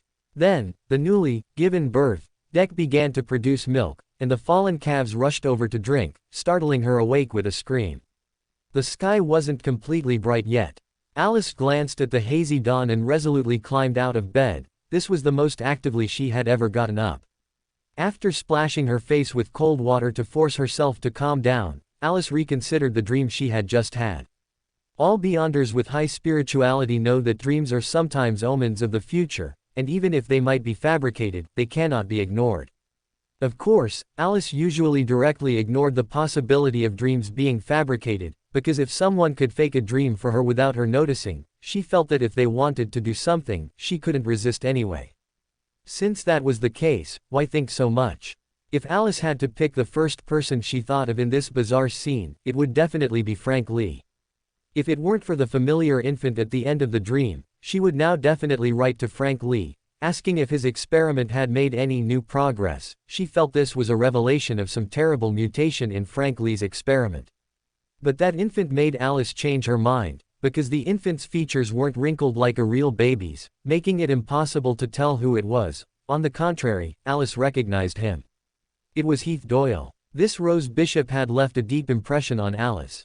She hadn't forgotten his incoherent ramblings on the night in the Sea of Ruins. The bizarre encounter in that dream made her wonder if it was related to her, but unfortunately, it came to nothing. There were still several days until next Monday. Alice thought about it and gave up on contacting Katlia at the Tarot Club, choosing instead to do a divination first. After silently repeating, Frank Lee's research has made new progress, 7 times, Alice looked at the citrine pendant rotating slightly clockwise and breathed a sigh of relief. Thankfully, there was progress, but not a groundbreaking new development, so it should be fine. Next, the main focus would be on Heath Doyle. The future was still at sea, but perhaps due to the time of day, most of the crew hadn't woken up, only those on night watch were awake. Even Bernadette was still asleep. Alice wandered around the ship as if she were at home, and successfully found Heath Doyle. He was sleeping in a patch of shadow. Alice thought for a moment and entered his dream. Heath Doyle woke up from his dream, looking at Alice with shock and confusion. Alice ignored his strange gaze and asked Heath Doyle, "Have you encountered anything recently?" Heath Doyle looked a little confused but still answered truthfully. "I've been with the captain the whole time and haven't really left the future. Although we've docked for rest in between, I haven't encountered anything special." Alice frowned slightly, thought for a moment, and asked, "Then have you heard any clues about treasure?" Heath Doyle's eyes looked even more confused. He answered truthfully, "No new clues." Alice realized this was probably not the correct way to trigger the revelation. She frowned and left Heath Doyle's dream, looking at the future thoughtfully. Could the key to the revelation be here? After staring at the future and pondering for a few seconds, Alice realized she had a more reliable method. Since her boarding the future was originally due to a strange dream, she might as well try divining again. What if she gained something? This was too simple for Alice. She was even too lazy to leave the future, and wantonly used that dream to search for more clues. She searched, and in the hazy mist, a black monastery flashed by, startling Alice awake. That's right, the Sea of Ruins. That sea area clearly held many secrets, especially since Heath Doyle's abnormality in the dream of that sea area occurred there. However, should she just go like that? Alice frowned slightly, thought for a moment, and sent a message to Klein. "Do you have any activities planned recently, ones that might involve danger?" Going to the Sea of Ruins would definitely take a lot of time. What if she came back and found Klein gone? That would be awkward. Oh, wait, didn't Klein have a way to call her? Alice shook her head, remembering that Klein should still have 6 good luck charm talismans. Those were what she had given Klein when she returned from the Sea of Ruins last time. There were originally 7, and 1 had already been used. So, he should actually be quite safe. I just worry that I won't be able to rush back in time. Alice frowned slightly, and finally decided to wait until Klein replied. She didn't have the confidence to come and go freely in that sea, mainly because she wasn't familiar with the situation. If only she had a guide. Alice sighed, remembering Bernadette, then shook her head again, realizing that Bernadette's level was still far from enough to be her guide. Eamon must be able to, right? Speaking of which, what has Eamon been up to lately? Alice scratched her head, remembering Eamon, who had been absent from her life for a long time, and suddenly felt a little uneasy. This wasn't a warning from spiritual intuition, it was just a guess based on experience. After all, everyone knows that when someone who often causes trouble suddenly goes silent for a long time, it usually means he's brewing something big. Like Eamon. As soon as she thought of this possibility, Alice became restless. She immediately decided to eat something good to calm her nerves. Alice didn't have breakfast in Backland. She returned to the Rorstad archipelago after a long absence, chose a suitable island, and had her meal there. It's so convenient to travel with teleportation abilities. Alice thought with great emotion as she swallowed a mouthful of whale meat that couldn't be found inland. Klein replied in the late morning, mentioning his and Alger's agreement that hadn't yet been set for a specific time, regarding the island exploration plan. Alice remembered that there was indeed such a thing. This should be a transaction between Klein and Alger. She politely asked Klein, "Do you need my help?" A moment later, Alice received Klein's response, "I don't think Alger can afford your commission." This made Alice regretfully give up the idea of going to have some fun. She knew this was a refusal, and the reason was simple. With her added, it wouldn't be a collaborative exploration, it would be hiring her as a bodyguard. Hey, I could actually go secretly and not tell them. But, is there anything fun to do? Alice frowned. After a long sea voyage, Alice gradually realized one thing: some stories sound much more fun than experiencing them firsthand. She finally just told Klein to inform her once the time was set, and they would discuss the rest then. So, on Friday afternoon, when Klein told Alice that he and Alger had agreed to explore the island that night, Alice had no choice but to coerce Klein into telling her what happened on the journey when he returned. It wasn't that she didn't want to go, but the next day was Saturday, and she hadn't forgotten that Alan and Island had agreed to meet on Saturday. Alice was preparing to eavesdrop. On Saturday afternoon, Island arrived as scheduled. Alan was at home at the moment. The servant led Island into the study. After exchanging a few pleasantries, they actually began their lesson. Alice struggled to listen for a few minutes, finally couldn't resist, and fell asleep. Before falling asleep, she deeply regretted not having gone to find Klein.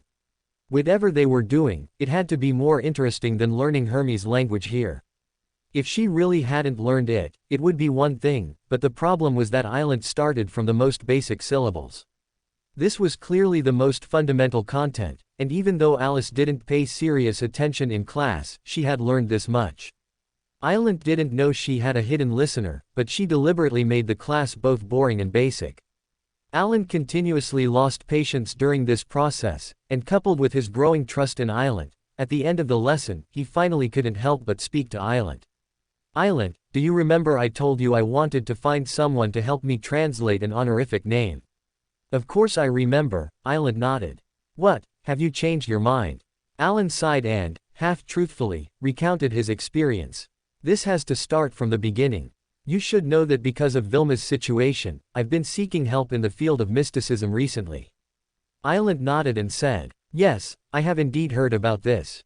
Do you know, when I first heard about it, I was actually very surprised, because you really don't seem like someone who would be interested in mysticism, even if you shouldn't have thought of seeking help in mysticism." "That's because I encountered something last year," Alan sighed. "Last year, I met a little boy. He accidentally broke his leg. After I performed surgery on him, I became very unlucky. I thought long and hard, and finally, at a friend's reminder, I remembered that he had once performed a divination for me." "Divination?" Island asked patiently. Alan nodded and said, "Yes, divination. At that time, I walked into the room, and he was playing with a deck of tarot cards. I drew a card from the middle, and that card was the inverted wheel of fortune. After that, I became unlucky. For a long time, I was troubled by this bad luck, until later, I went to the church to pray, and after telling the bishop of the church about it, my situation improved." After that, I've always held reverence for such matters. Island smiled and nodded in response. Alan continued, encouraged by the baseless encouragement. This year, because Vilma's condition has not been very good, I thought of seeking help in mysticism. I found a girl who told me that I could seek help from a great existence through magic mirror divination, and she also left me an honorific name and a complete procedure, but I don't know Hermes language. At this point, the subsequent events should have been obvious, but Island's gaze on Alan made him feel uneasy, as if he was being seen through. He couldn't help but review his lies. Island watched his flustered and nervous appearance for a moment, then chuckled indifferently, as if unconcerned. So that's it. Hey, what did I think it was? What is the honorific name she left you that makes you feel so ashamed? Alan opened his mouth, then closed it again. After several repetitions, he finally spoke the honorific name. The lingering heroic spirit, the true creator's kin, the eye that gazes upon fate. Island frowned immediately. It was the first time Alan had seen her show such obvious emotional fluctuation. Just as he was about to say something, he saw her smile and gently say to him, I will help you translate this honorific name. Oh, by the way, Alan. You said you heard about the magic mirror divination method from someone else. How is it? Is that person reliable? I heard that if something goes wrong with the procedure for such things, it can be a big problem. End of chapter. Chapter 500. Chapter 78. Premature birth. Alice couldn't watch anymore. Although she didn't know Island and wasn't very familiar with the psychology alchemists, in her opinion, it wasn't strange for Island to be wary of that honorific name. True creator, it was quite normal.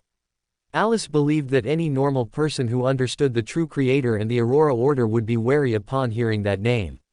But this was something that couldn't be delved into. Alice could see that Alan was about to reveal the truth. Facing a psychiatrist, even if Island's methods were gentle, Alan wouldn't be able to resist for long. Perhaps I should help him. Alice's thoughts stirred, and Alan immediately sobered up, recalling the anomalies he had ignored. What was she trying to find out? She sounded like she knew something. For a moment, Alan couldn't think of much. He just became vigilant, and tried his best to sound happy as he said, "You can help translate the content of that honorific name. That's really great. Is it difficult? How long will it take? I'm willing to pay you, and the tuition will be paid as usual." Island gradually frowned. She could, of course, see Alan's change. In fact, she had felt a little strange earlier. Alan's mental fortitude was severely inconsistent with his outward demeanor. Of course, this wasn't too strange. Island was slightly concerned, but there were too many possibilities. Her final decision was to continue probing. On one hand, it was out of concern for a friend. On the other hand, if she found anything, she would report it to the organization and receive a reward. Now, it seemed she no longer felt the need to probe, as Alan had clearly changed his attitude, yet she was completely unaware of the reason behind it. Island was not a novice. She also wasn't lucky enough to find the potion needed for advancement in her family's vault.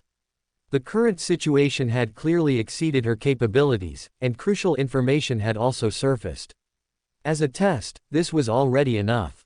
"No, it's nothing," Island said with a smile, "but I seem to have seen this honorific name somewhere before. I was going to go back and check some material." Alan nodded in understanding, then asked again, "So, how do you say it in Hermes language?" Island's expression didn't change. She glanced at the time and said with a smile, "It seems it's still early. This isn't difficult. The grammar of Hermes language isn't much different from Loan language. Let's first list the corresponding words." Alan began to listen attentively. Island didn't directly recite the honorific name in Hermes language. She taught it like a lesson, writing each word for Alan, teaching him the pronunciation of each word one by one, then telling Alan the order of the words, and leading Alan to read it once. Of course, many meaningless words were interspersed in between. After teaching Alan the pronunciation of the honorific name, Island stood up to leave, but Alice did not retract her gaze. Instead, she quite offensively shifted her gaze. She went to look at Vilma. Could Will Osepton detect Alice's gaze? Of course he could, at least Alice thought so, but Will, at this moment, probably wasn't in the mood to care about Alice's provocation. When Alice found Will's hospital room, Vilma was painfully curled up on the bed. Serena anxiously got up and shook the bell by the bed. Hospitals in this era didn't have the convenient call systems Alice remembered. They called nurses and caregivers by ringing a bell hung by the bed, which also meant that when the soundproofing was too good or the corridor was too noisy, the bell might not be heard. Like now, for example. Serena's legs still couldn't move freely, at least she couldn't get out of bed herself. So she could only shake the bell vigorously, hoping someone would hear it. As for Vilma, she seemed to have lost the ability to move. Will Ossepton must have noticed her. Alice felt him glare at her. It was probably that kind of feeling, like a warning, a harmless one. After that, he had no time to pay attention to Alice. Alice wasn't sure what Will was doing. She looked at Vilma and vaguely had a premonition. She multitasked, sending Alan a message. Your wife seems to be going into labor. The sudden voice startled Alan, but he quickly calmed down, then panicked again. Alice saw him rush to the hospital. The process of events was slower than Alice had imagined. It wasn't until evening, when Klein asked Alice if she wanted to go to the banquet for ice cream, that Will Ossepton had still not been successfully born. Vilma, however, did seem to be in a lot of pain. Alice, feeling that things would drag on for a long time, stopped watching. She snagged an invitation from Klein and then entered Klein's house a little after 7 in the evening. The wealthy Dwayne Dantes was greeting guests in the foyer with his butler Walter and personal valet Richardson. When Alice entered, she clearly saw the confusion on Walter and Richardson's faces. Their mental fortitude was excellent. When Alice looked over, that hint of confusion had already vanished. Klein smiled and greeted her. Good evening, Alice. Good evening. Alice stepped over the threshold, waved at Klein, and then naturally walked further inside. Walter frowned slightly, but he said nothing, only looking at his master.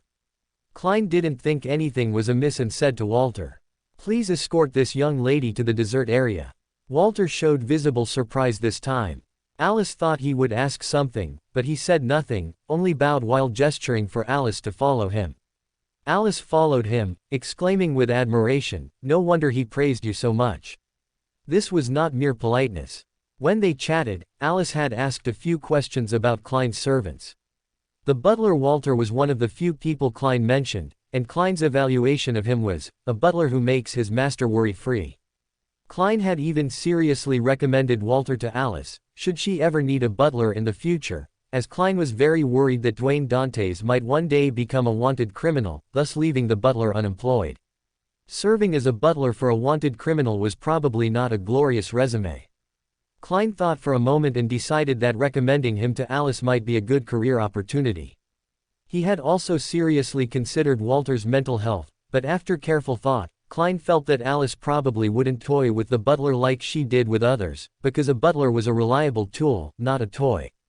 Clearly, it's always more convenient to use a tool one is accustomed to. Walter frowned again. He seemed to be recalling any conversations they might have had that he wasn't present for, but he kept his suspicions to himself, merely saying, "It is my honor." Alice paused, realizing this was a reply that left absolutely no room for a follow-up.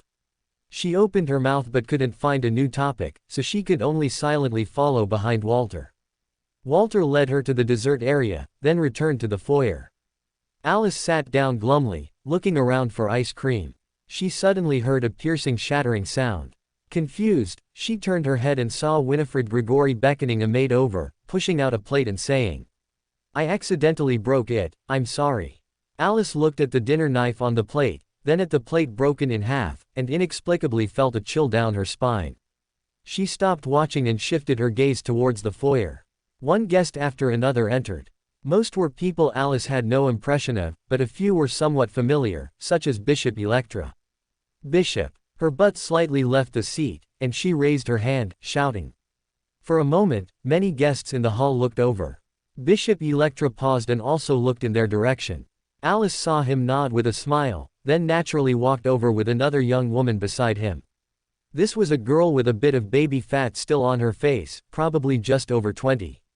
She was curiously looking around, seemingly full of vitality, yet also possessing a unique charm. Alice's curious gaze fell on her, so she also smiled kindly at Alice.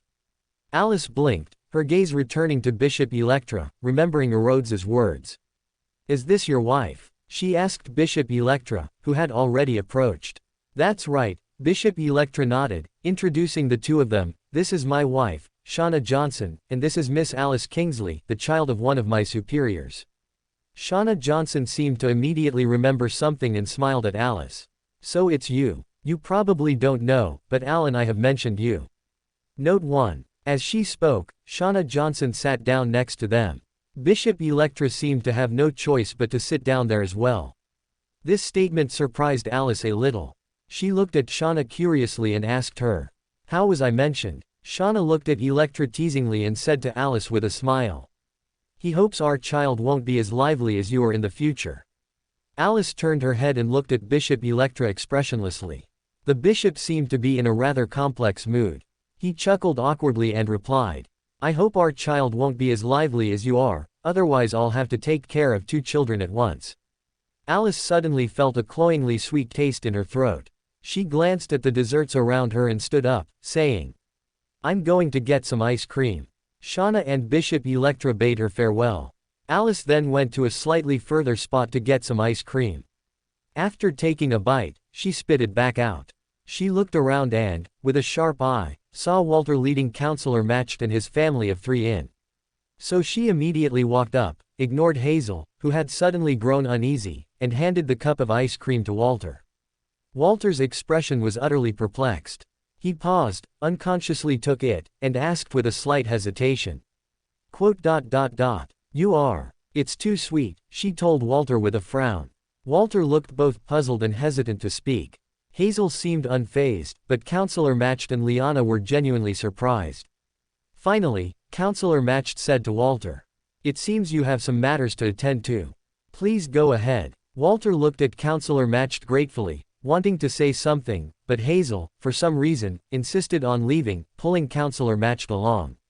So Counselor Matched gave an apologetic smile and was pulled away, leaving Walter and Alice standing there. Walter began to hesitate whether he should announce his departure or just leave.